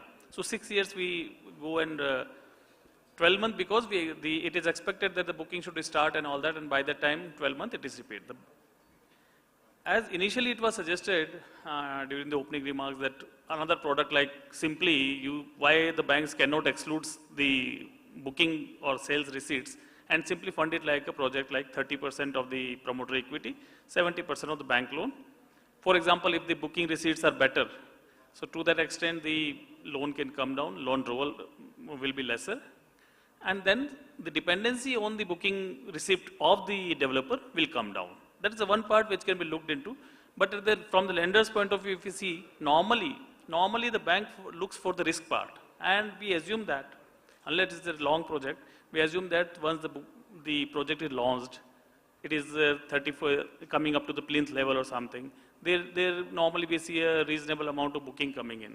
If the project is not having a booking in that gives a little bit of a risk perception in the lender's mind, then why the booking receipts are not coming in this project. And the moment the bank starts looking from the risk point of view, because ultimately the bank, the premium, the bank interest and everything is linked to the risk. You all would appreciate that. So even right now also when we fund, we take the booking receipt amount maximum normally 30% or maximum 50%. Suppose because there are different types of projects which may have. The large value projects that will require a very different type of funding. They will involve initially the land payment itself will be so huge that we would not expect that all the builders will be able to make it upfront payment. But we talk about tier 2, tier 1 cities where somebody is coming with a reasonable 100 crore, 200 crore project size. He is bringing 20, 30 crores of equity land purchase, then this model will work. But for the larger projects where there are a lot of long gestation periods, where the big developers are involved, definitely we need to have a relook at the product, because these basic vanilla products may be suitable for a single one project being done by one promoter at one moment, so that the cash flow is coming directly to us. The entire funding, like as one more thing he has added, the FSI funding, whatever the approval cost and all that, that is all included in the project cost. So vanilla project, as for funding of the real estate, I don't know, means what will be the experience as a developer. The bank has a decent product. What the issues with the bank comes is, when the land payment itself is the promoter is not able to make it, because it's a huge land payment initial level, and the bank would like at least the land should be in the name of the builder, so that we have a charge over that, and then we can start the project funding. There comes the role of the some bridge funding or something mezzanine funding, where some NBFC or can chip in and come for the purpose of funding the land for a particular period, and once that charge is created in the bank, that loan can be repaid through the bank funding itself. That also can be looked into. Working capital, yes, definitely working capital can be looked in for a longer period, but technically speaking, the funding of real estate itself, cash budget. Cash budget is also a way of funding a working capital. There can be, means he had given on the base of the project, the turnover, project is stock level. Another is the base on how much you are going to construct, what is your expected inflows in the next month, and what will be your gap, which can be funded. That is also just an assumption given by the builder.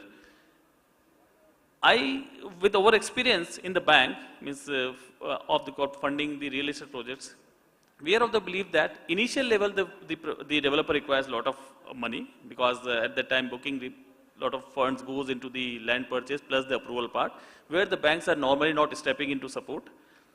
And after that, once the project goes on smoothly and all that, automatically the booking receipt itself comes very handsomely. So the bank, at many times we are observing that the real estate players are not able to draw the limit which the bank has sanctioned, because the booking receipts are coming in a very healthy manner. So if I take the deficit 70%, even after 30-40% of the booking receipt are coming, 30% in my contribution, what is the left out? 10-20%. So you will not be able to draw the entire limit.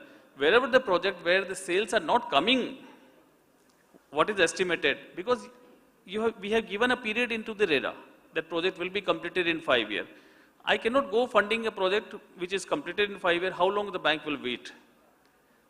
So therefore, the working capital funding can be evolved, and as suggested, in between, if there is a joint of some equity funding from the bank for the purpose wherein the sales proceeds are not in line with the estimates.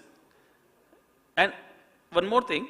Suppose we have given, I will just give you the example of one project has a period of construction of 5 years.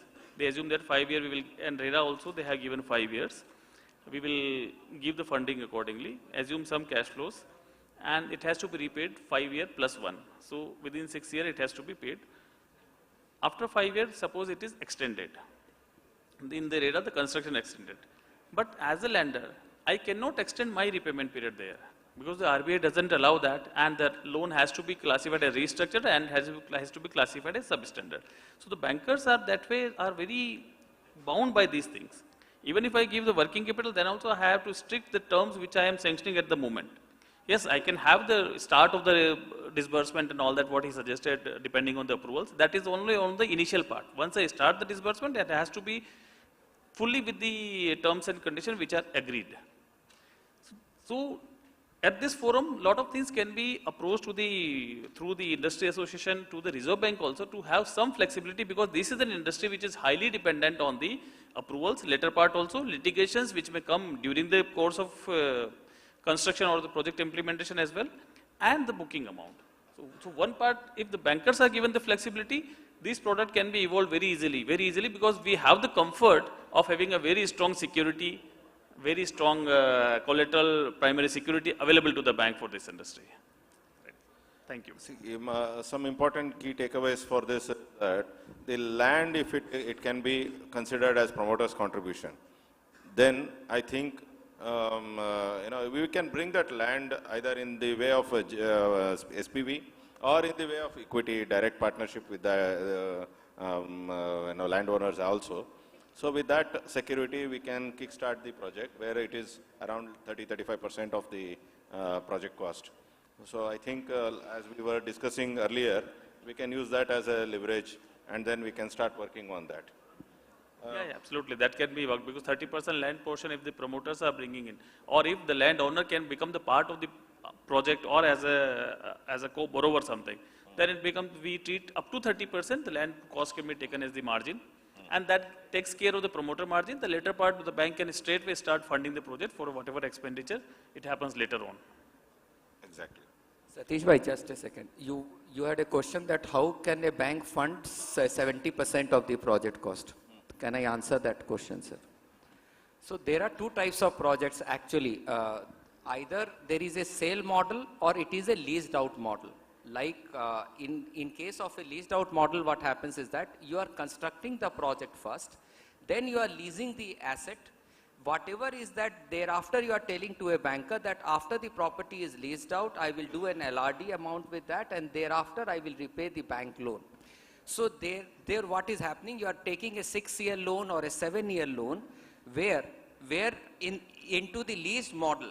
In the lease model, there is a 70-30 cost of project, there is a 70-30 model or 60-40 model, depending upon the lease rental, upon the completion of that asset, and what is the potential of that LRD that can happen. Depending upon the LRD potential, my loan amount is determined right now. And depending upon that, whether the loan amount will be 60% or 70%, that I can decide it right now at this present moment. Because what we are telling to a banker, ki, sir, I am not selling even a single square feet of the property right now. I will complete the property, maybe it will take 3 years time, thereafter I will take 2 years to lease it out, and at the end of the 5th year I will do an LRD, and then I will repay the entire loan to you. So this can be one of the structure through which you can achieve your 70-30 structure. Thank you, sir. No, even I would like to one more thing. Even in this structure also, if a developer is indecisive, maybe a portion of my project I will be selling outrightly, and maybe a portion of the project I will be giving on lease. That model also, and the bank has been doing it. We have done it. What will happen? We will first 3 years we will give the project for the construction and all. After 3 years, suppose some certain portion of the project you already sold it or you are going to sell, that portion, whatever receipt of that will come towards liquidating or reducing the loan amount. On that date, whatever the outstanding and the remaining which has been going to be leased out or lease agreements are in place. Depending on the lease discounting, that loan can be the same loan. Remaining amount paid, the same loan can be converted into the lease rent discounting for a longer period, maybe up to 9 years also. Lease rent discounting, we can go up to 9-10 years. And this has been done. This has been done in the past also, and this is being done also. That's actually a very good suggestion.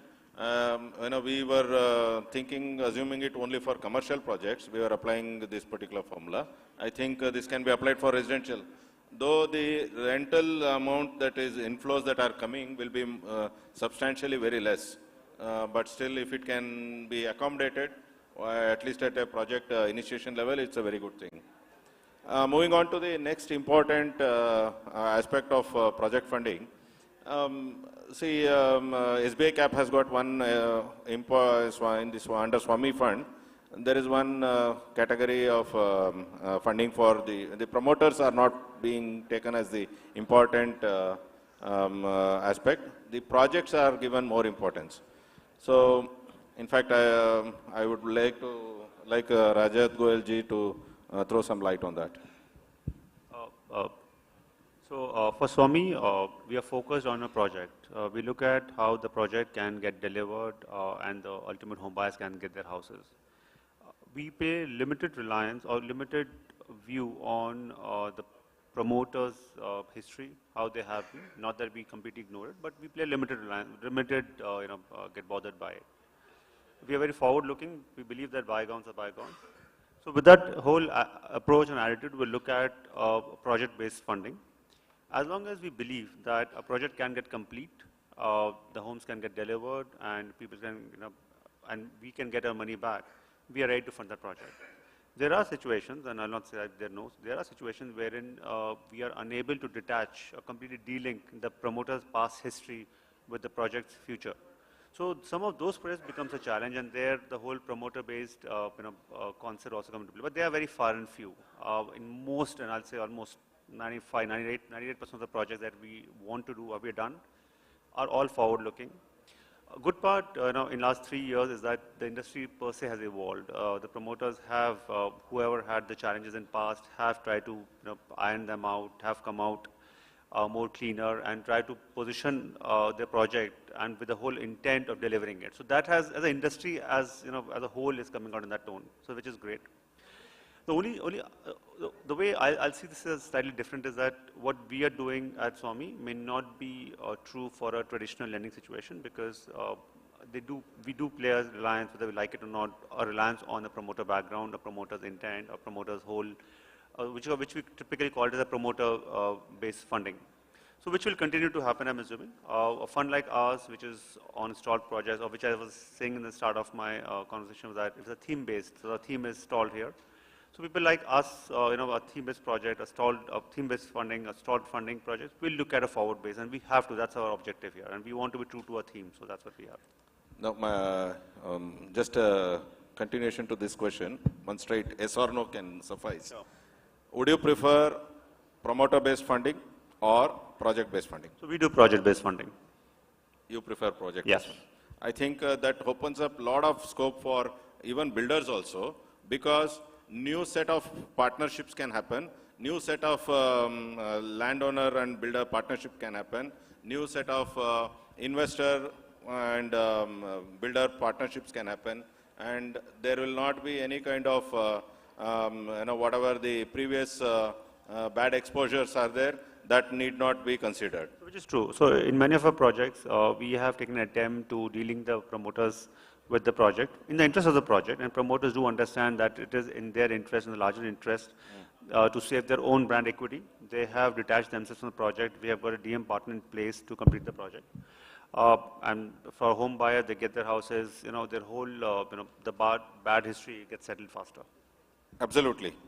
Because ultimately, projects pay back the money, promoters don't have to. That's a tough statement to make. With this, with the paucity of time and blinking on time's up note there, we will take 2 questions. For the other questions, we have some feedback forms in front of you. You please fill up those forms and give it to us, which is very important. We want to analyze everything. We want to make sure that all of these comments are read, and we want to understand all of your comments there. Just for the ceremonial purpose, I will take 2 questions. First one.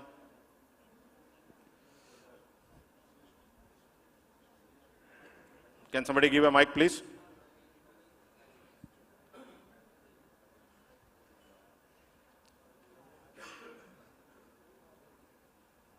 Pavleen? Please. But there is no room for commercial projects, which is also contributing a lot to economy. And can you please come again? There is a lot of answers or solutions for stalled or stressed residential projects, but there is no answers for commercial projects, which are at a good location, strategically very far in terms of capital value, it is good, but nobody is answering those projects. So any solutions we can, as an industry, can try, or any solution bankers can provide, or anything we can deliberate on it. A lot of such opportunities are in market, but absolutely there is a dead asset lying in the economy, which is really a worrisome part actually. As we are more discussing it as an industry, this is a question to all of us actually. See, in my opinion, there are no commercial projects which are on stalled situation, because you are not factoring in the sales at all. So that is the main reason why we want a new product where we don't want to consider the sales inflows. I think that's a very good observation. Maybe we can note it in our research also. Thank you. The second question? I think we will take the feedback forms. Please feel free to write your feedback and suggestions for this panel and the next one. I'm Satish Kumar signing off for that. Thank you. Thank you so much, gentlemen, for the lovely panel discussion. Can we have a huge round of applause for our panelists and our moderator? And like rightly said by Mr. Satish, we have a feedback form right in front of you on each table. I would request you to kindly fill it, and they will be collected later by our representatives. So go ahead and fill out any questions that you have from our panelists, this one and the next one that's going to happen. Thank you so much, gentlemen. Thank you.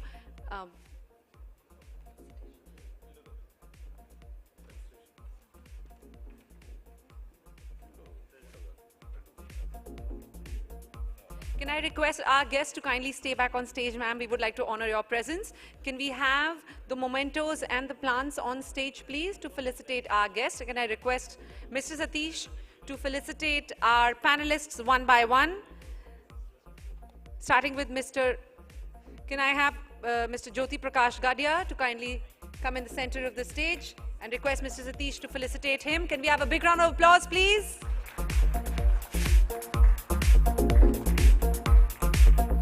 Next, can I request Can I request Mr. Hari Babu to kindly join Mr. Satish on stage to facilitate our guest, Shri Sunil Mehta. Sir, can I request you to kindly come to the center of the stage? Mr. Hari Babu, can we request you to kindly felicitate Shri Sunil Mehta?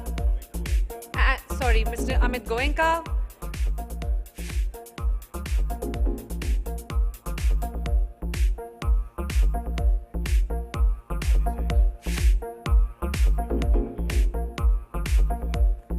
Can I request Mr. Adisheshan to kindly felicitate Srimati Pooja Malani, Director of Strategy and Transactions, E&Y. Can I request Mr. Vishal to kindly come up on stage and be felicitated by Mr. Adisheshan. Can we have a big round of applause? Vishal is also the partner for E&Y, and he has gracefully stayed out of all this limelight. Thank you. Shri Vishal Bansal is the partner of Strategy and Transactions at E&Y, who gave the presentation earlier. A big round of applause for them, please.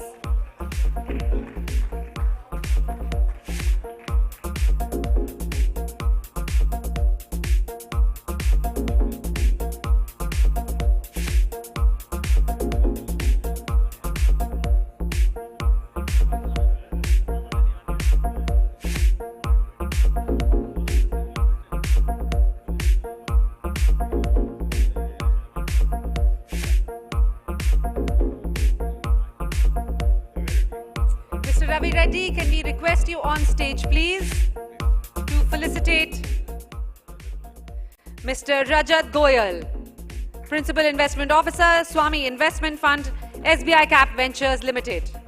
Can I request Mr. Reddy to kindly felicitate Shri Rajat Goyal with a huge round of applause from everyone?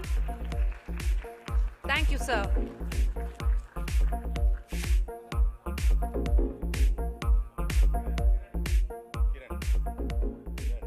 Mr. Kiran, can we request you on stage, please, to felicitate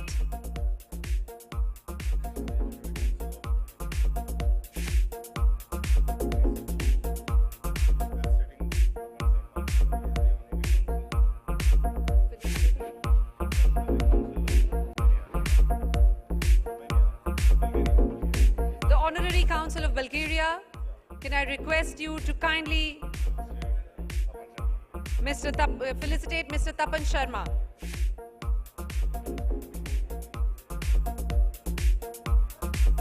Can we have a huge round of applause, please, for our panelists and our speakers?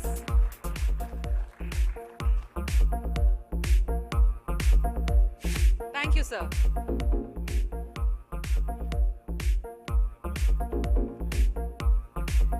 Thank you so much, Mr. Satish, for steering the discussion so well. Moving on to the next panel discussion, I would like to just mention here that there is a small, tiny presentation by our sponsors, without whose support and constant encouragement, none of this would have been possible. Can we have the AVs, please, for Nest?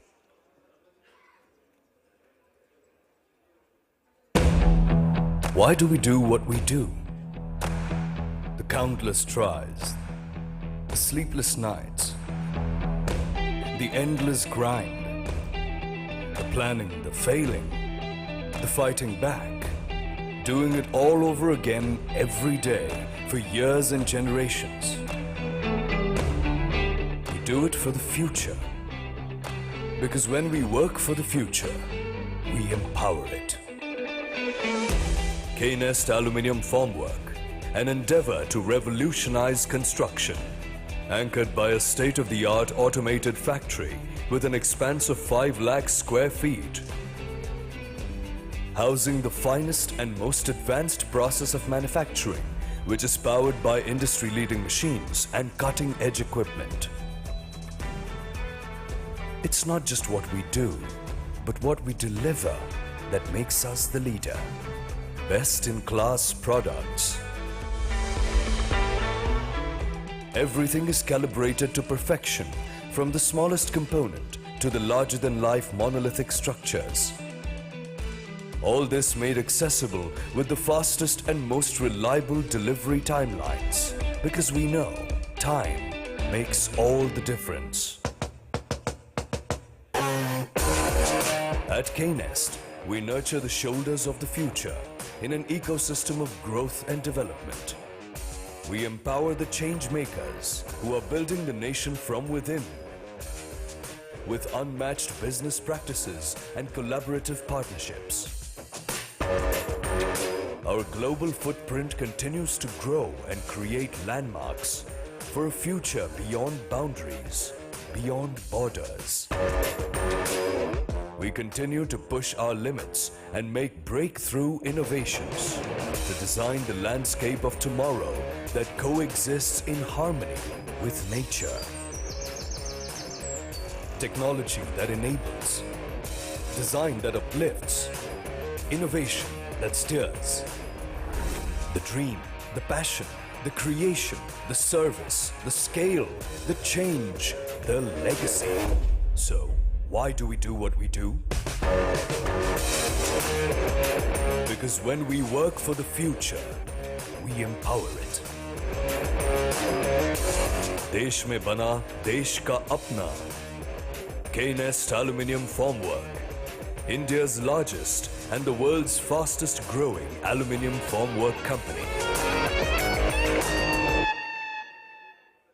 Can we have a big round of applause for Nest, one of our sponsors? And now we move on to our next sponsor. Then again, a very, very encouraging part of this journey for the Naredco Finance Conclave. Can we have the AV for Tokeniziso?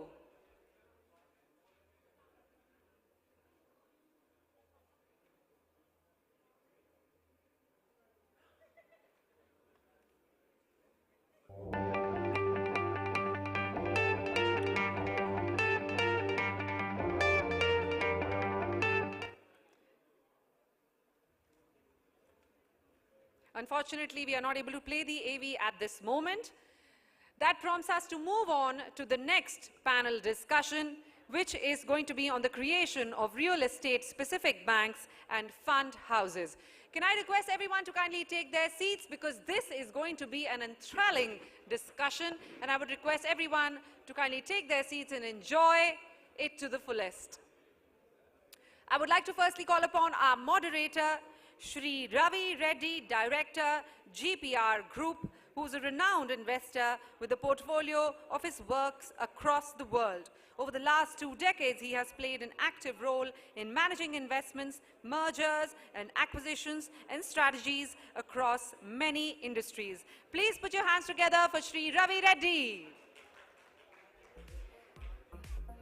Our first panelist for this panel discussion is Shri Suresh Marmareddy, who is the head India Real Estate Apollo Global Fund, and who is responsible for sourcing, underwriting, executing and managing real estate investment transactions in India. He brings over 23 years of experience in real estate, private equity and debt investing, portfolio strategy and research. Please put your hands together for Shri Suresh.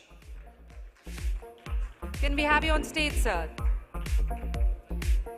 Our next panelist has been introduced before. Please put your hands together for Mr. Zulfikar Gadiali, Executive Director, Business Management, Sheikh Hamdan bin Khalifa Al Nahyan. Sir, can we have you on stage, please, with a big round of applause? Our next panelist is Mr. Ashwini Sharma, Senior Director and Head North India Capital Market and Investment Services, Colliers, who is an investment banking professional with a diversified experience portfolio of over 17 years in the real estate industry in capital markets, project acquisition, NBFC lending, and advisory and valuation services. Please put your hands together for Mr. Ashwini Sharma.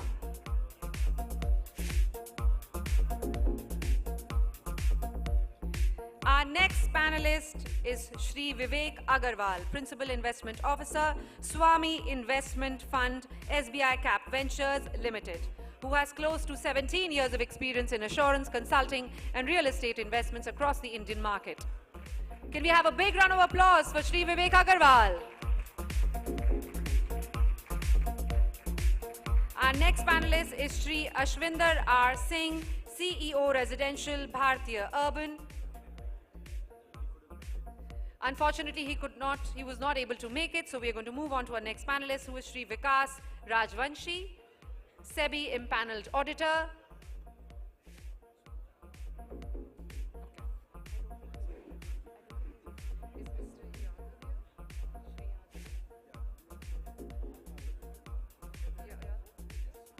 Our next panelist, last but not the least, is Shri Yadav Ramashriya, Founder and Chief Executive Officer at Integro Asset Management. Can we please welcome him with a loud applause, Shri Yadav.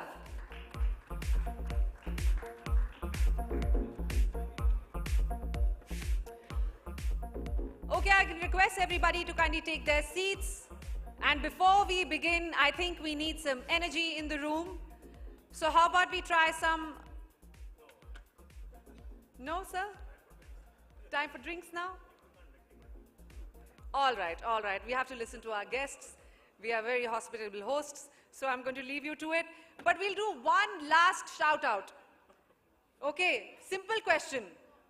Simple question. Do you want to get the drinks on? Do you want the bar to open soon? Yes. Like our guest rightly said? I can only hear a yes from the panelists. Yes, yes. Do you want dinner and bar to be open soon? Yes. Oh, I don't think we're going to make that happen very soon. It has to be louder. Yes. Do you want to start the party soon? Yes. Oh, louder. You want to start the party soon? Yes. All right then. Please go for it, gentlemen.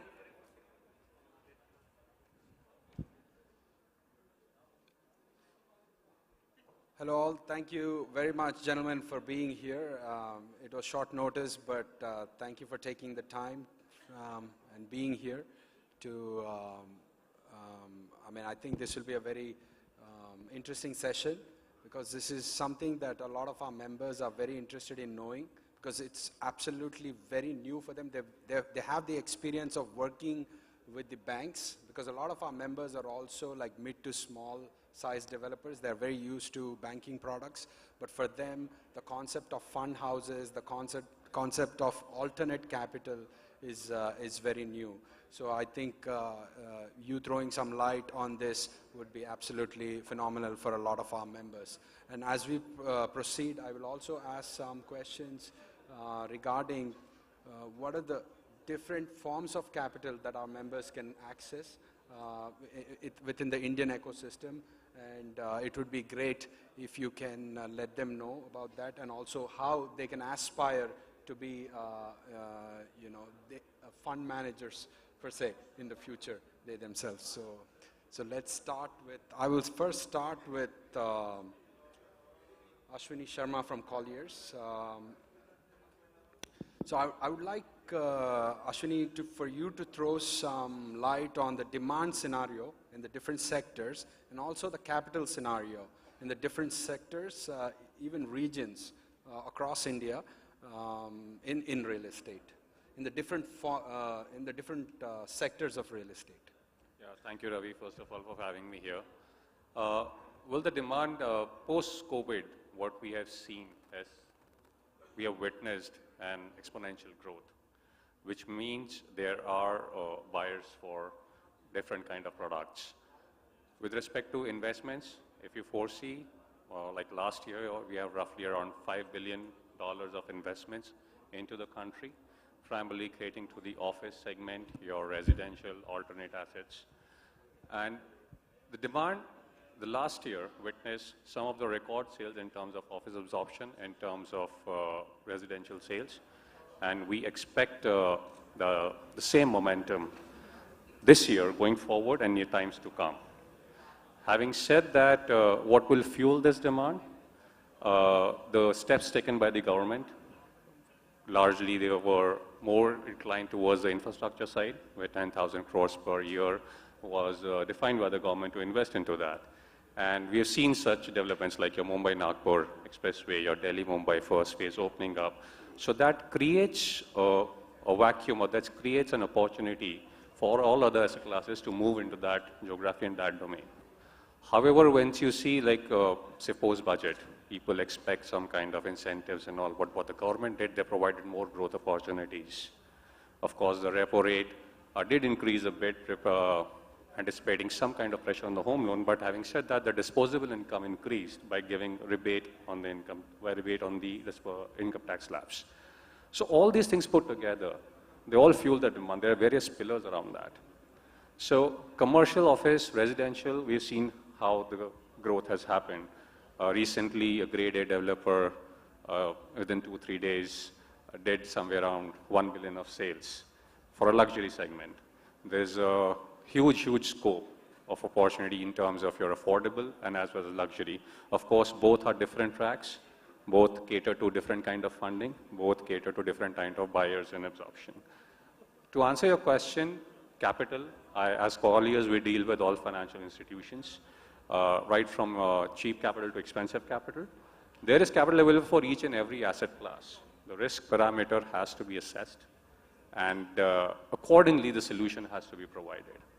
But having said that, once a developer goes ahead and adopting an expensive cost of capital, then a product report in terms of how the performance has been should be vetted out to all other financial institutions so that when the timing is right, it can be replaced by a cheaper cost of capital. That's what my 2 cents would be on in terms of the capital, or in terms of course, there are dignitaries with respect to the all sort of capital we have. Can you also throw some light on the capital absorption in different regions of the country? Where are you seeing more absorption? Where are you seeing lesser absorption? What kind of capital is being absorbed in different, like Delhi NCR region? What kind of capital is being absorbed versus the south? Well, I can say more predominantly about NCR per se. This region has bounced back, not with respect to NCR per se, but tier 2 locations as well. So lenders or private or financial institutions who not used to consider NCR in the earlier stages, now they have started investing into the products because they believe in the demand story, they believe in the growth, because there is abundance of raw material, land available in NCR per se. Of course, West and Mumbai have been doing, West Mumbai and South, they have been doing significantly well, but they hold some of the largest office portfolios as well. So I would not be able to put a percentage to it, but yes, there is significant scope for investment, and tier 2 locations, I think, should be considered for more investments because there is a lot of growth potential in those locations coming in. So which regions in the country do you think can absorb higher cost of capital than a few other regions, according to you? Just a little bit more complicated, but I think... Yes, it is complicated because every state has its own bylaws with respect to approval. Certain states would allow you to absorb a particular level of FSI and then go for approvals. Certain states will allow you to invest on approvals at initial stage, creating a, I would not say a pressure, but on an aggressive scenario. So that's what my take would be. I feel, yes, North, West, South would be on a higher side, followed by East, because East India is also coming up in a really big fashion. Ram, would you like to throw some light on this? I think as far as the numbers on region-wise is concerned, he is the authority in that, and whatever he spoke, I completely agree to that. Yeah.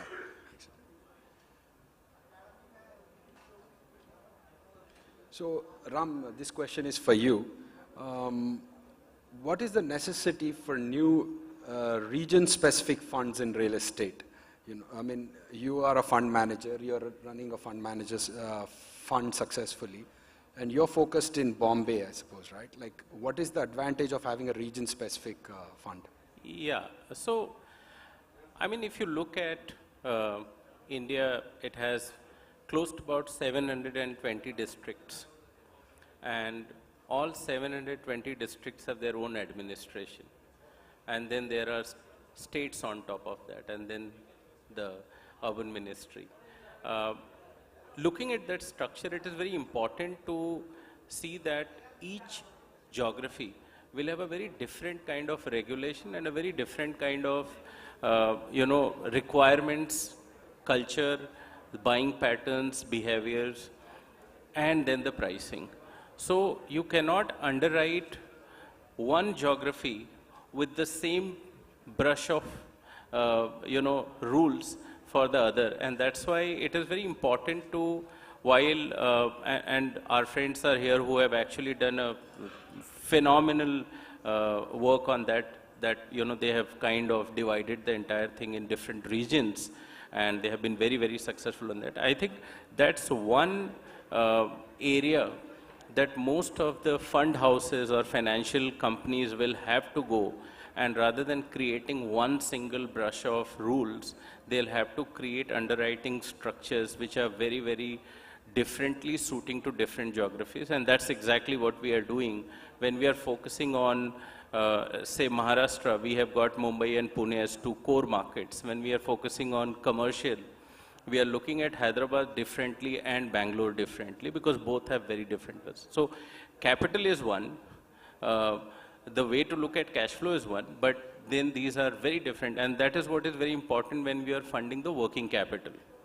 So that's what we are trying to. Vivek, would you like to throw some light on your experience of working in different regions of the country as a Swami Fund? Sure. So as Irfan highlighted earlier, we've funded projects across 40 cities.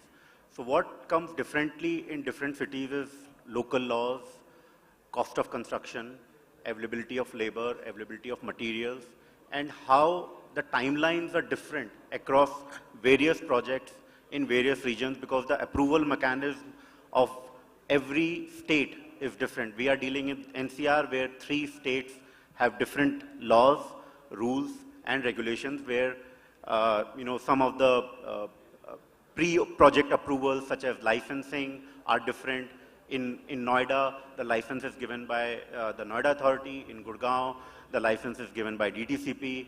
So all that creates much more difficulty in state of residential projects. So obviously, Swami has come a long way in analyzing those, and we go deep down while during the due diligence. We go deep down understanding what can be the challenges of delivering the ultimate project to the consumer. So that local knowledge of the laws prevailing in that state is very important.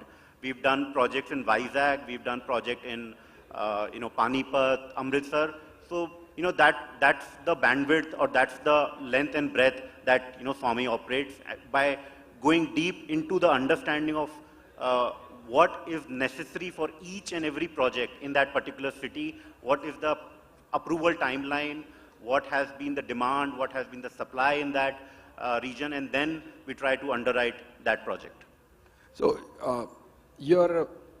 even though you're supported by the government, you're one of the very successful funds in India, having deployed more than 10,000 crores so far, and having managed so many projects and delivering so many homes to people. When you started in 2020, it was brand new, and I remember meeting you guys at that time, and it was very fresh. But now you're very seasoned professionals, you've learned a lot. And what are some of the risk mitigation techniques that you have employed, and some of the portfolio management learnings that you had in these last 3-4 years that some of the up-and-coming fund managers can learn from you? So, there are more and more learnings as we are coming up the curve, but obviously there are 4 or 5 key factors that why Swami has been so successful across various projects. One of the key factors is that we focus only on construction. So residential project is something that doesn't need, for us we believe that doesn't need marketing or kind of channel partners that people do, that these are the projects that, or these are the marketing strategies that people employ. If you are focusing on construction and you're building on slab by slab, let's say for a 30-day cycle or a 20-day cycle, your project will definitely see sales if your project is getting constructed. Second, diversion of money from the project outside. So that is one thing that we've kept a very, very strict vigil. We have a project management company on the ground. We have project monitoring consultant on the ground, which gives us daily project reports on where the money is going to get spent. And third, the burden of the interest on the project. So we at Swami Fund, we don't charge any interest while the construction is happening. We only charge redemption once the project has been completed and OC has been given to the project. So these three critical factors are basically the learnings that we've had. And also the control of escrow is very important. We at Swami have total control on the escrow. We give direct payment to the vendors. We in fact go beyond and become a virtual CFO of the project by giving salaries of the developer employees directly in their account, so that the employees are motivated enough to deliver the project on time and commit to the cost as well, which has been budgeted. Excellent, thank you. So the next question is for Zulfikar. Zulfikar, if you can throw some light on the investment sentiment, especially towards Indian real estate, in a very candid way. I mean, if you can throw what are the positives, what are the negatives, what are the takeaways some of the developers can take back, especially when large funds like yours or like sovereign wealth funds, when they come into India, what is the impression they have about Indian real estate? Sure. Well, first of all, thank you for inviting me to this panel, and I appreciate your question. I think it's very pertinent to where I'm coming from. We see India as a continent. We don't see it as a country. So there are 4 different regions geographically. The most favorite one for institution, and all of you will agree in this room, is the southern part of India. And then comes the west, the Mumbai market, Mumbai metropolitan as we call it. And then least favorite will always be the north. Unfortunately so, because most of our large investors from Abu Dhabi and Dubai have lost their money. So having said that, I'm not being pessimistic here. I'm just trying to highlight the fact that the developer also needs to think long term when they attract an investment. It's very easy to cheat an investor, especially when he's a foreign investor. But if you made a multiple for that investor, he's going to bring 10 investors with them. And that's where I think the Bangalore developers have made a big gain because of their corporatization at the right time. They have institutionalized themselves in the right time. They have done all the check boxes that an investor looks at. Now, there are 2 things that we look at in India. One is there are some high-risk projects. They're very huge on returns, like some luxury tower in Mumbai, for example. It's a high risk reward kind of a project for us. But do we invest in that? Yes, we do. And then at the same time, there is a very large project somewhere in Bangalore. It's a township that also is an exciting project for us. How do I put it? It's a pure equity deal we prefer. But most of the times when developer come to us, they ask for a rate of interest batao. Equity partner, we are not sure. Wo headache hota hai equity partner. So unfortunately, that's what we hear from developers. Equity partner is the least favorite of mine because then he comes and checks my books and interferes in my way of business. I mean, trust me, the investor is not interested in that. The investor is more interested as you have your checks and balances at Swami. We also have certain expectation in terms of certain MIS or certain reporting that we need. But overall, if you ask me about the sentiment, it's very favorable towards India. Look at the war zone in Europe today. So it's definitely not the zone that we want to go preferably. But there are some select markets in UK, for example, or the upcoming Scandinavian real estate, which is attracting a lot of young talents. So the demand for office space has gone up. Similarly, we see the similar trend in India. The demand for office space has suddenly gone up. So yes, there is an interest on income producing asset.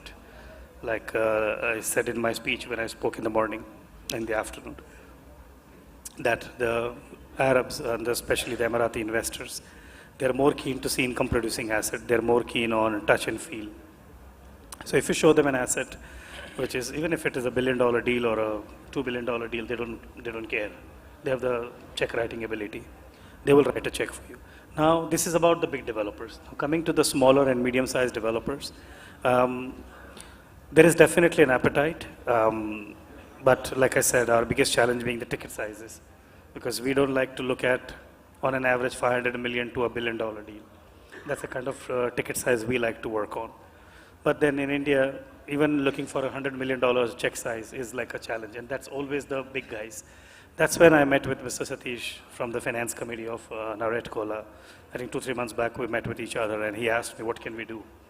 And that's when I suggested him that I can set up a fund in Abu Dhabi for you, where I don't like to do fund of funds, but this will be a fund which will support direct projects if they are sizable enough, and at the same time co-invest with an Indian fund. So the Indian fund, we would expect to put at least 10% of the money, and remaining 90% we'd like to bring in, no problem. But at least we get a hands on the grounds, who can actually manage the fund. So, I mean, that's one of the ways I can think of bringing money for smaller projects in India. I also overheard you saying that you like some of the projects to have their, not the projects or the companies, to have their holdco back in Abu Dhabi. It gives you the comfort for you to invest into those projects. I mean, why would that be? I mean, there is a very solid legal structure in India, so, but why would you want the holdco to be structured in your jurisdiction? Just some light on that. Just like I said, Arab by nature, they like very touch and feel. Go back to 3,000 years back, what they were doing. They were going to the Chinese, they were picking up the silk, they were selling the silk to the Indians, taking the spices, and selling the spices to the Europeans. So they have always been traders. If you show them something, it's there somewhere very far, they just don't relate with you. And imagine, I mean, a guy sitting in Abu Dhabi, he sees people from 200 countries coming to him, all look fancy, all dressed up very nicely, all bring lovely brochures with them. Whom do you trust? It's like I booked a ticket on Make My Trip, and I booked a ticket with a travel agent. I'm at the airport. That lady at the agent, she says, this ticket has a problem. So there are two situations for me. One is call Make My Trip. For English press 1, Marathi sati don daba. You are stuck with that forever. But if I had booked a ticket with a travel agent, I just call, hey, yaar, solve your problem. And he knows I have to solve his problem, otherwise he'll come to my shop and bash me up. That's always a fear. Yeah, so that's why the Arabs, the mentality in the Middle East is that, come set up the shop here with us, show us that you're not just here to take money from us, but you're here to also help our economy. Now the pressure always on us has been, and by the way, UAE and Middle East biggest export is not its oil, it's money. So when we export the money out, and then the Western reports, which is, I call them Western bitch media, they write that GDP of UAE is not growing, GDP of Abu Dhabi is not to the extent that it should be. I'm like, we are helping you. We are developing your countries with our money, and you have the audacity to write bad about us. But then we cannot fight with them all the time. So we decided, all these holdcos should be established in Abu Dhabi. So we're bringing in revenues in terms of our ancillary services, advisory services.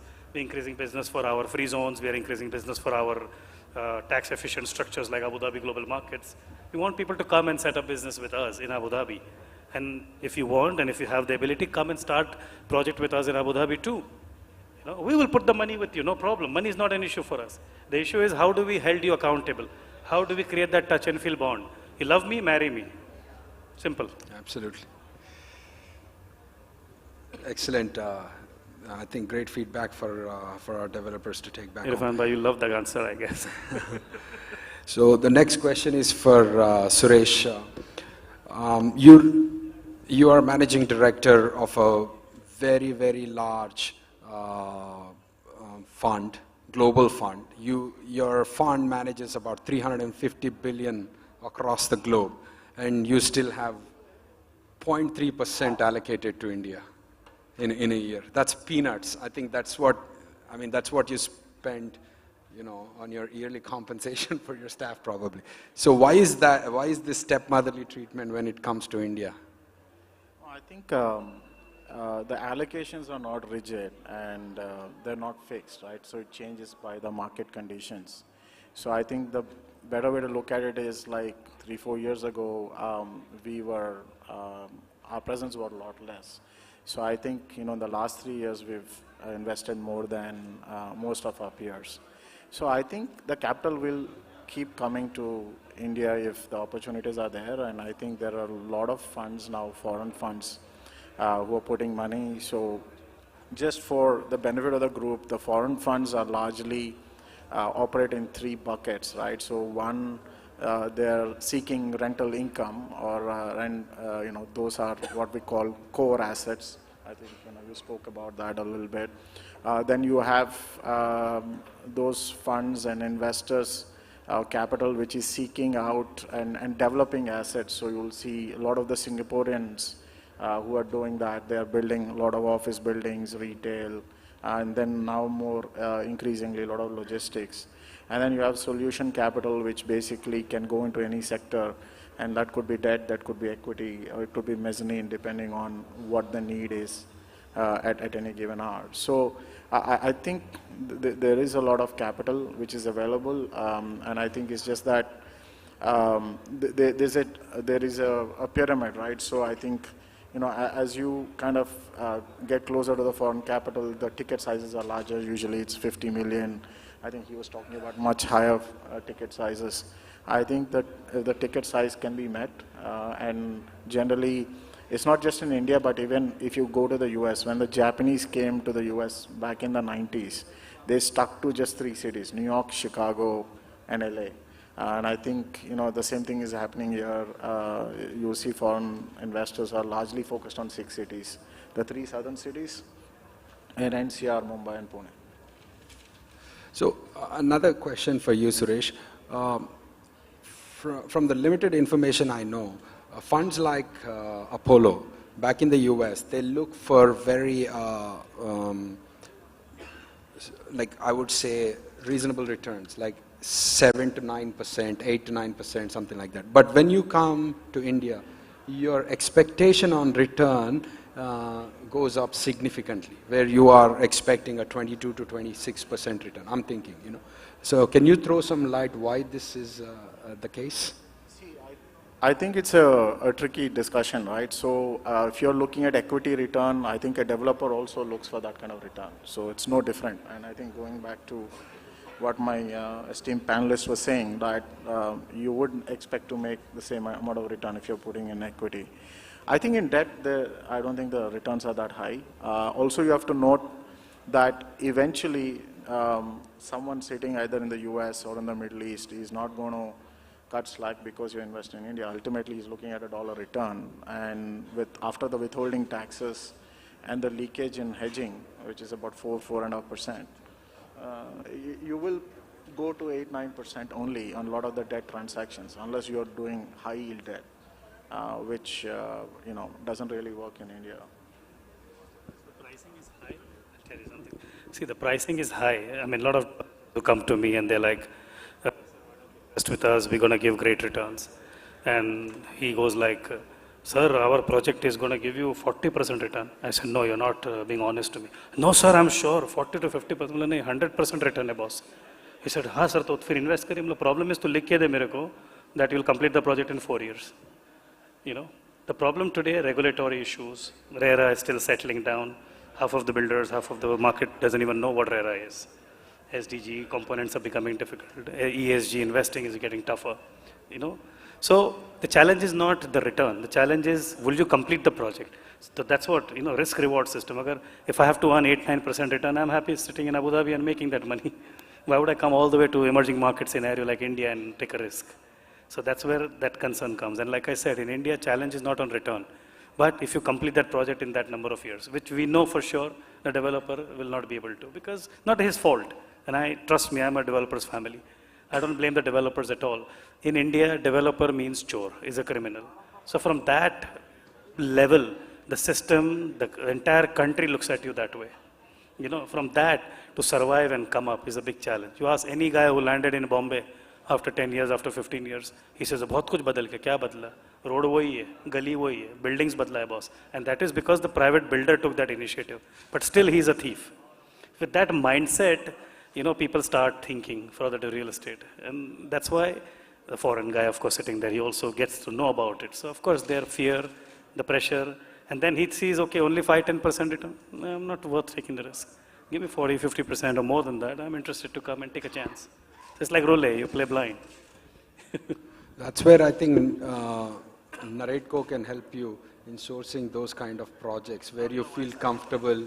Yeah, absolutely. And I think that's where our organization can be of great help for funds like you. It's a two-way street. Yeah. So I think. So my next question is for you, Ram. What are the different financing instruments that fall under SEBI for real estate, the fund structures? I think there had been a lot of discussion about instruments just in the previous, panel discussion. But more than that, I just wanted to bring 2-3 points because we are talking about why this rate of, say, 8 and 9, why it becomes 20%. I think it is to do with the way we perceive the risk and the way we see the risk being managed. So first I would answer that. The second is, I think what may change in India, because we are all here to really try and see what is really there in store for us. And I see that same question in a very different perspective. And there are 3 things that I wanted to talk about before I move to that. The first is that we are currently somewhere at about $2,000 per capita income. This is exactly where US was in 1985. This is exactly where China was in year 2006. China took 6 years.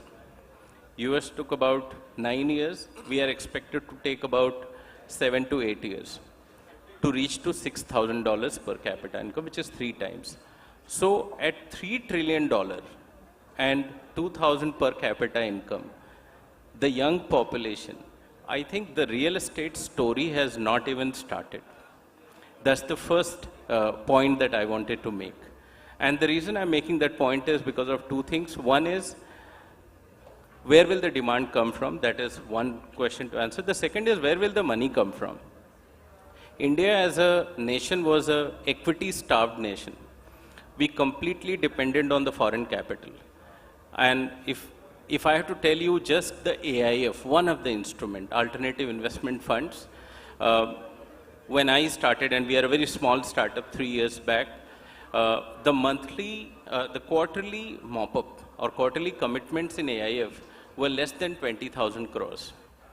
That size has today reached to about 8 lakh crore, and we are raising close to about 70 to 75,000 crore rupees domestically from Indian markets. And I think that is where a lot of question lies, that how will this whole thing move? So AIF in India has grown by a CAGR of about 60%, and that's a hoping number. We are still somewhere between 50 lakh to 60 lakh crore in mutual fund. Equity markets, of course, will take their own course, but in AIFs, there is one big move which is happening. The second point I wanted to bring was that we have to somewhere also discuss and talk about where is the elephant in the room. And I've always maintained that the 2015-16, when RERA came, it was the SEBI moment for real estate.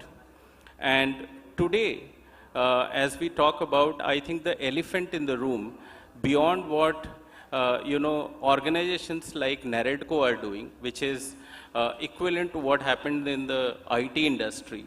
Till 99, 2000, it was all that, computers and people. And after that, suddenly there was a boom in services and we were on the leadership. I think the same will happen through a lot of efforts from Naredco and all. And also with the funds like Swami, and our friend is here, I think what they've done for this country is they've shown that the financial services companies cannot treat real estate as one of 100 activities. It is a very, very specialized field. It needs a very special attention, a different way of building the team, and not being monitored from the top saying, okay, this is only a 2%, 3% of our overall portfolio, so we should just, depute somebody to take care of it. And I think this is what has changed in this country with Swami. And congratulations to Irfan and everybody in the team that they've really shown it and the size. The third thing is the elephant in the room that I was talking of, is the digitization. I think we are still not giving the due credit to what digitization has already done. We are a very small PropTech, and as of now, or a startup, as of now in last 3 years, we have invested 100 crore only in technology, even before we started putting in the money. I think my request to most of the developer friends here is move beyond Excel. 2006, you could do DCF and say that this is the value. We are still 0.8% of the overall capitalized market of 3 trillion plus. I think we can go up to 8%. So there is a lot of money which will be available from the capital markets, the public markets, and then the alternatives. And lastly, then comes the banks, and banks which are specialized. And Swami is one of them. I am sure there will be many. Integro we are building. We are at a very early stage. And I hope there are more who will follow the footsteps of Swami and Integro. See, as a domestic fund manager, what are your challenges that you are facing, especially because you have the bandwidth to support mid-sized projects as well, or small-sized projects, or actually get down deep, right? So what are the challenges that you are facing with your clients, but also even SEBI, for instance, like overall? Can you throw some light on that? So I think the biggest challenge that we are facing is the lack of investment in digitization from the developer side, which eventually comes and hits back. That if you look at last 20 contracts signed by any developer, and I'm not making any exception, any developer, and then you try and see that in spirit and intent, how many of those contracts have been actually followed to the T. If you cross 10%, I think then this country will change. So developers have to start respecting the contracts. And this is the only challenge that we actually face. And if they can solve it either through, investing in digitization, or in the spirit, or building the team, as Julfi, our friend, was mentioning in his plenary discussion, that don't call the CA as a CFO. Go and invest in getting a CFO. At least he can start putting some projections and start really following it. I mean, I see developers, and it is unfortunate, it should change, that you give a projection, and once the money is disbursed, you just forget about it, right? It's part of your contract. You can't forget the cash flow. It's the core of, the entire, this is our real challenge that we face on a day-to-day basis. I have one question for Suresh. I know he's got a lot of money in the bank. So how does smaller projects or even mid-sized projects in India aspire to get access to some of your capital? And how can Naredco help in that process? Because I know you guys are funding large scale, you guys meet in classy boardrooms, do your deals and done. But like, how does a regular mid-sized company get access to capital from you guys? See, right now we don't have that capital. I think because we have various limitations because of fund size and all that. And also, I think it's easier for people to say you have to invest in a smaller company, but the moment I say we need the big four as the auditors, that becomes a non-starter, right? It's good to aspire for capital, but as you get a lot of this capital, it comes with its own sets of rights and obligations. I think that will take a while, and I think what we've seen I've been in India for since 2005, and I've seen a lot of the small guys start with domestic capital with banks or local fund houses, and then they scale up as they improve the process. And as Ram is saying, that you need to put a CFO in, right? Because when you access foreign capital, like the MIS and everything needs to be there on the 10th of the month, right?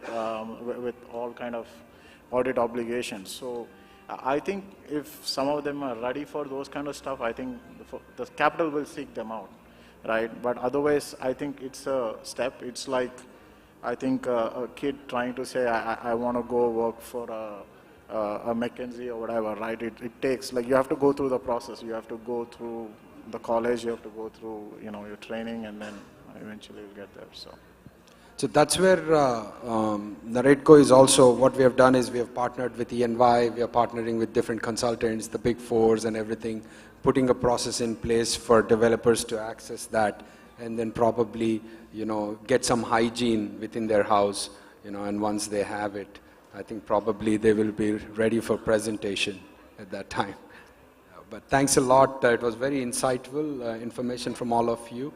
So, yeah. I would just like to add something to it. The punchline for funds says right financing for the right projects. Over the last 2 or 3 years, I'm sure everyone in this room will agree that the developers have shortlisted the right projects at the right location. They now know who the buyers are, what do they want, what are the specs, what is their ticket size, and that era we have been witnessing. I think going forward, if there's a message to the developers that if the right location and the right project and specs is being provided, then the right financing is right there at the front, available from all segments, I guess. The message that developers can take from this session is it's not the capital, but it's the hygiene, it's the processes, it's the execution, it's all the other parameters that you don't focus on that are more important than the actual capital. So what the esteemed gentlemen on stage are saying is we are right here with the money, but get your house in order, be ready for us to actually bring our capital into your house. So that's a great, very positive message for all our developers because I think they've been a little bit confused and looking at the wrong places, but I think from this session they probably have a better understanding of what to get in order before they seek out for financing.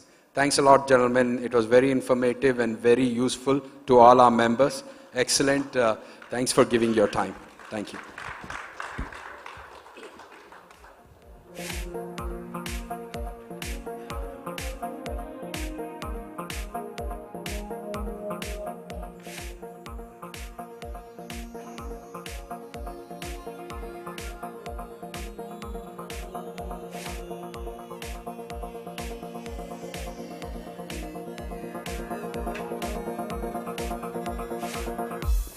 Thank you so much, gentlemen. Can we have a big round of applause for our panelists and our moderator for this very lively discussion? Can I request Mr. Prem Kumar to kindly join us on stage to felicitate our guests with a memento and a plant?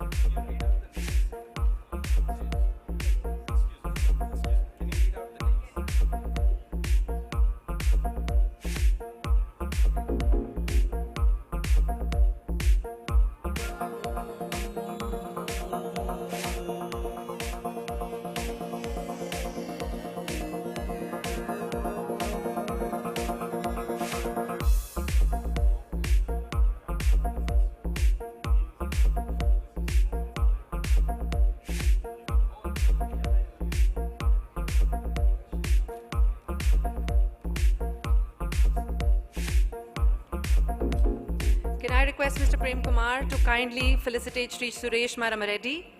Sir, can I request you to kindly step forward? Thank you so much. Can I request Mr. Jyoti Prakash Gadia to kindly come up on stage to felicitate Sri Zulfikar Gadiali? Sir, can I request you to kindly come to the center?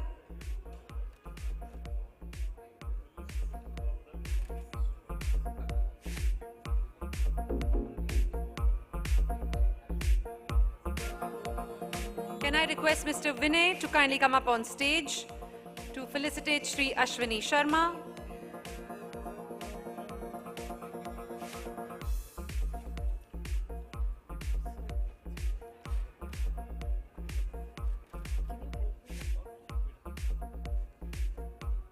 What is this name?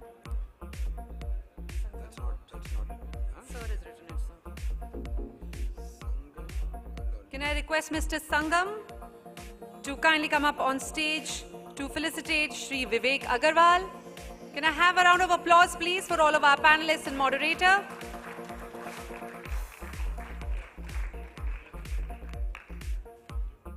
Can I also request Mr. Vinay to felicitate Sri Ashwinder R. Singh?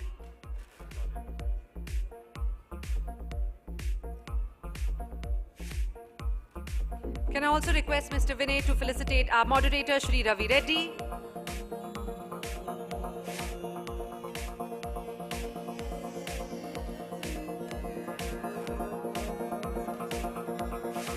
And also Shri Yadav Ramashre. Can I request Mr. Vinay to felicitate Shri Yadav? Shri Ram Yadav. Thank you so much, sir. And can I also request Mr. Vinay to felicitate Shri Ravi Reddy, please also, sir, our moderator, who has steered the discussion so well. Can I request you to come to the center of the stage?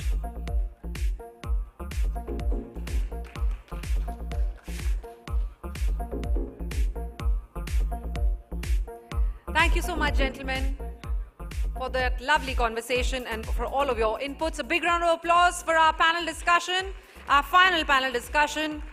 And now we move on towards the evening, towards our sponsors, again, without whom none of this would have been possible. I would like to call Mr. Saurav Raj from Tokenies, who is the founder and the CEO, who is going to be giving a small presentation. A big round of applause for Tokenies.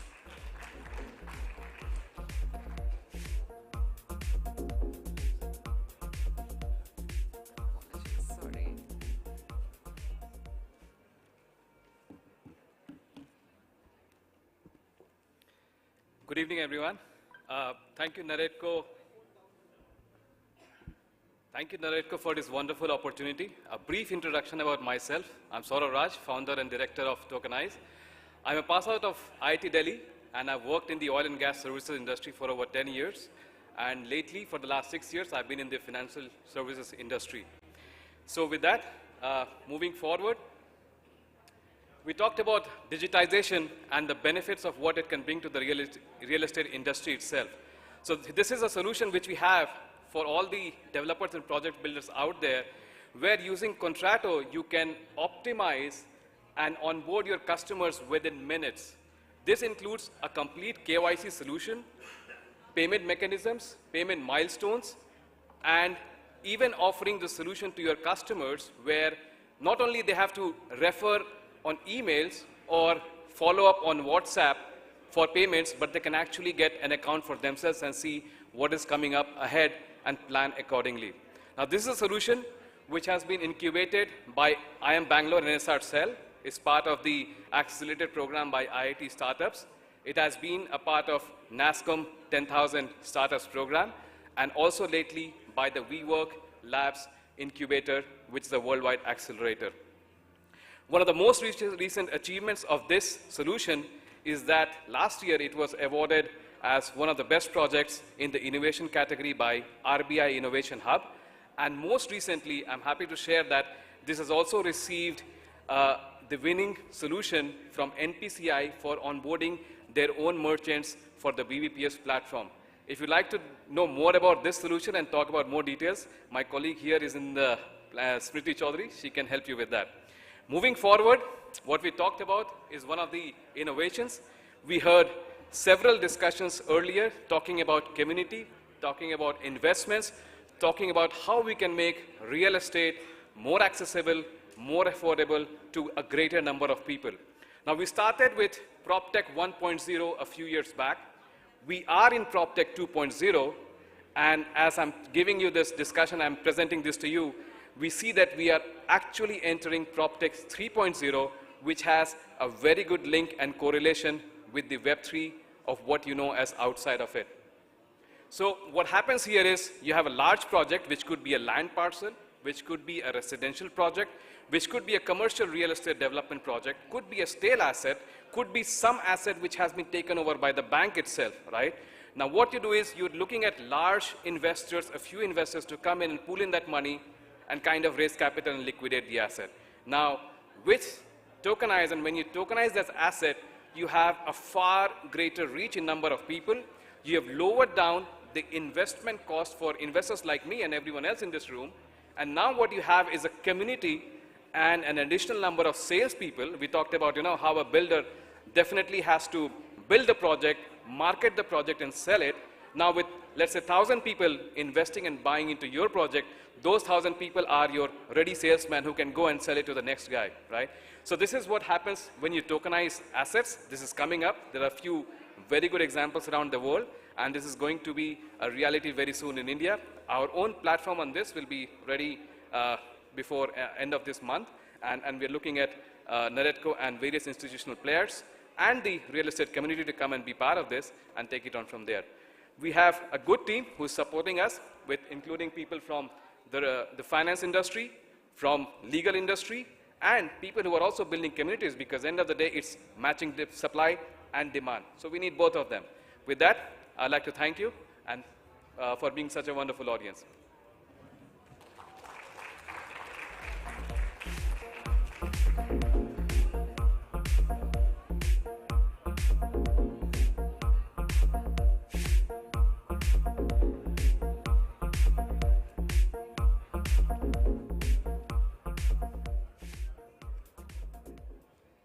Next up, I would like to call upon our next sponsor, which is Mr. Ankit Kaushik from Fujitech, who's going to be showing an AV.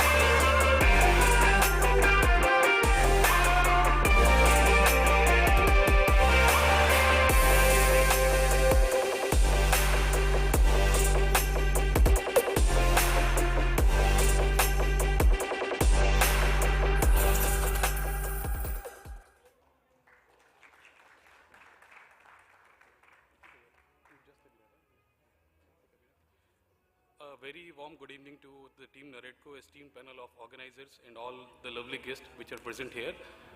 Just we have shown up the video about elevators and escalators, so I would just cut it short because we know we are lagging out of the time. So we are basically a Japanese elevator company which is manufacturing elevator and escalators from India itself.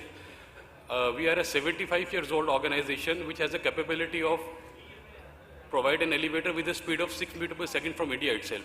So since we are catering this event and all the major developers are present here, so we wanted to showcase our art of facility which we have there in Mahindra World City, Chennai, and which basically serves the requirement of all the basic developers up till 60 to 70 story buildings which are catering as of now in India. We are making the elevators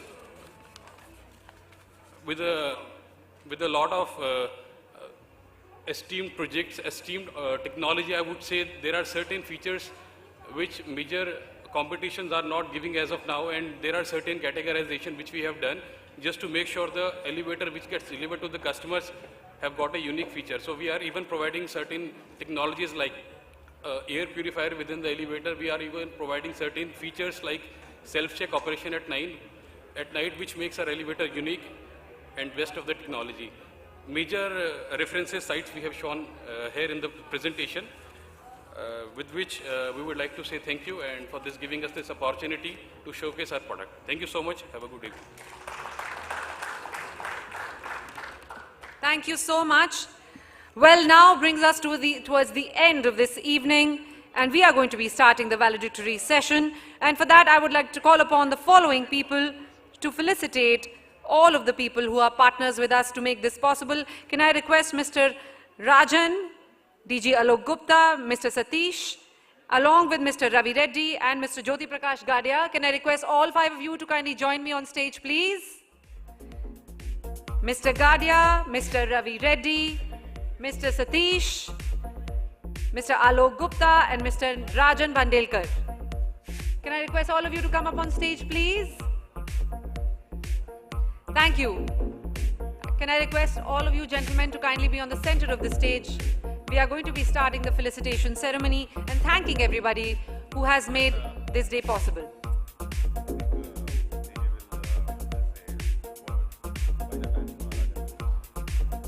I would request DG Alok Gupta to kindly say a few words, please.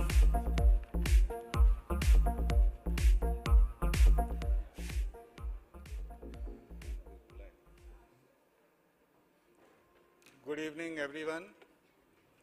So, I'm sure you will not like to hear me for long because all of you are tired after this session, but I'm quite sanguine that all of you really had a feel of what we intended to do during this NFC, and there are a few big takeaways, and we assure you that this was just the beginning and it is not the end. But I must congratulate everyone that well begun is half done. We have done quite a lot of efforts. We have put in a lot of efforts to bring together everyone over here. And I welcome Mr. Jyoti Gadia, Mr. Satish, Mr. Ravi Reddy, plus all my presidents, vice presidents, and GC members. Without whose support and without their contribution and their inputs, we would not have achieved this level of success which we have achieved today. With these few words, I would like them to felicitate our people, one by one. Yeah, please. May I call upon from corner, Mr. Suri, I can see you. Please, we would like to felicitate you for your unstinted support which you have given us today.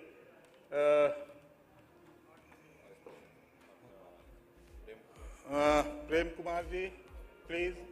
I am starting from the vice presidents of the states. Mr. Prem Kumar ji, please.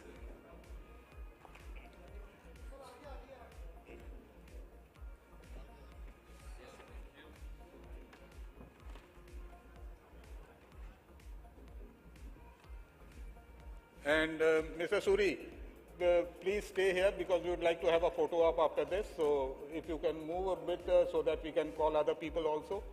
And Mr. Prem Kumar.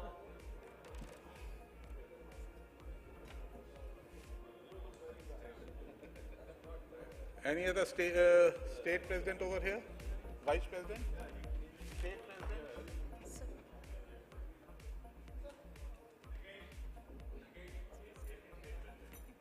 Rakesh ji. Hari Babu. Mr. Hari Babu, I'll call.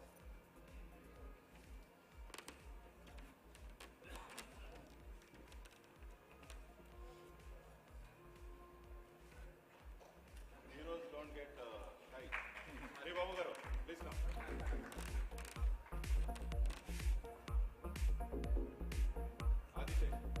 Please. These are the state president of Telangana, sorry, Andhra. Mr. Hari Babu.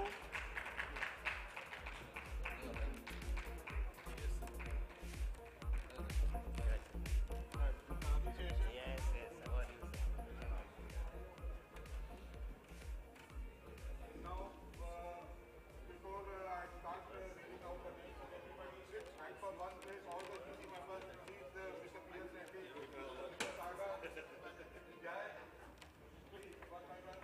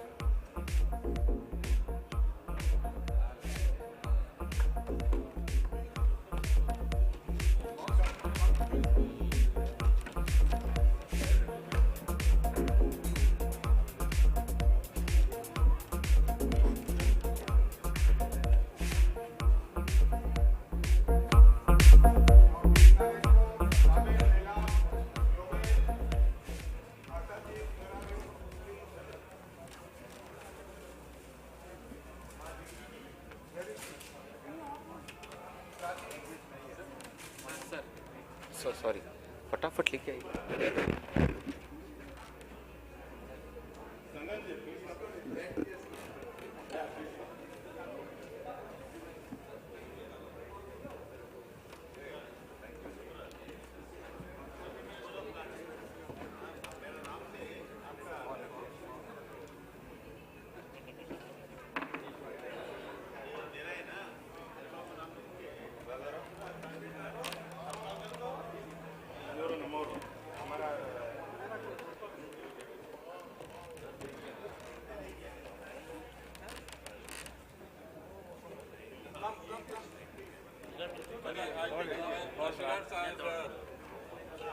Not able to cooperate.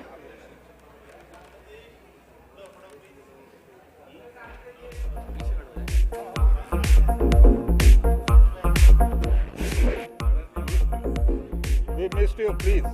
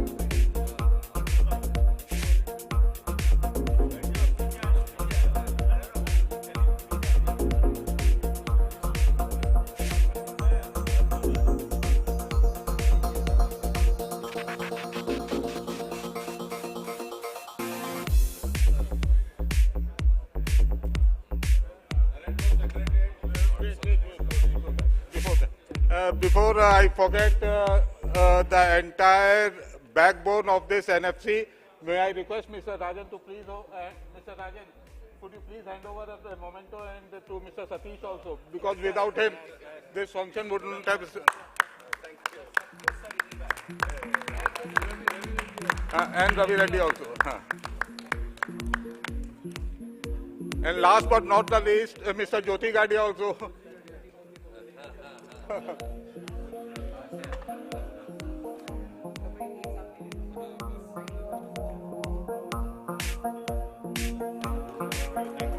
And Satish ji, on behalf of Naredco Secretariat, you please hand over one to everybody and rest of them will collect. So Asad and Yogesh, सब लोग एक साथ आ जाओ.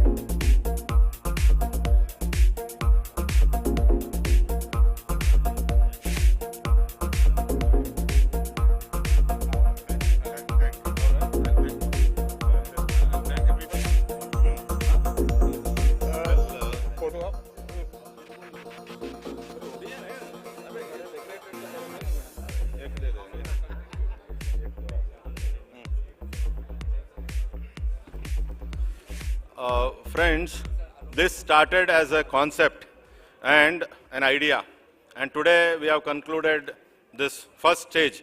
I thank each one of you. First of all, our main success is about bringing everybody to this conclave. So everybody have come here, and that is a big success, and problem to solve ho jayega. No problem. Thank you very much, and a big thanks to our DG and Secretariat, our Ravi Reddy is to felicitate DG Alagupta. See, the Secretariat and our ENY team, Resurgent team, all my committee members, every one of you, thank you very much. A big shout out to our sponsors who are very instantaneously, supporting, and who are all like every minute. I am not seeing Preeti ji here. Thank you, one and all. The event management company, press. I'm not seeing Mr. Sood here. Yeah. One more, Vivek Sood also. Next time we will have even more actual transactions happening. We will announce everything in the future. Yeah. So, Preeti ji, please come over. I think I'll have to thank the Secretariat once again. They have been very, very tirelessly working, strong team for us. Thank you. And Preeti ji, thank you, MC Pauline. Thank you very much. All the other team members. Preeti ji.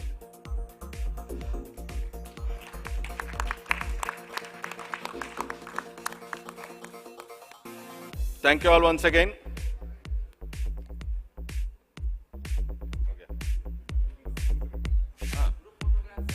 Yes. Please join us for a networking dinner. We can end today's program. Thank you.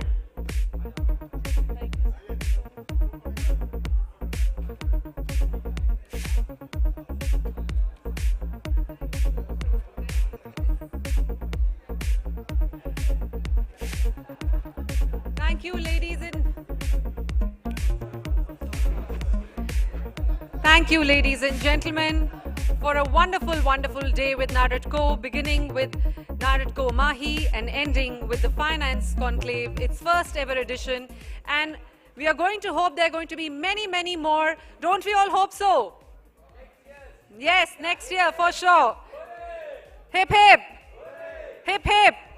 I think we need the whole room to do this. Everybody, hip, hip. Hip, hip. Hip, hip. All right, thank you so much. This is Pavleen Gujral signing off. Thank you for a wonderful night, everybody. Dinner's there. I hope that you have a wonderful time networking and meeting each other. See you very soon. Good night.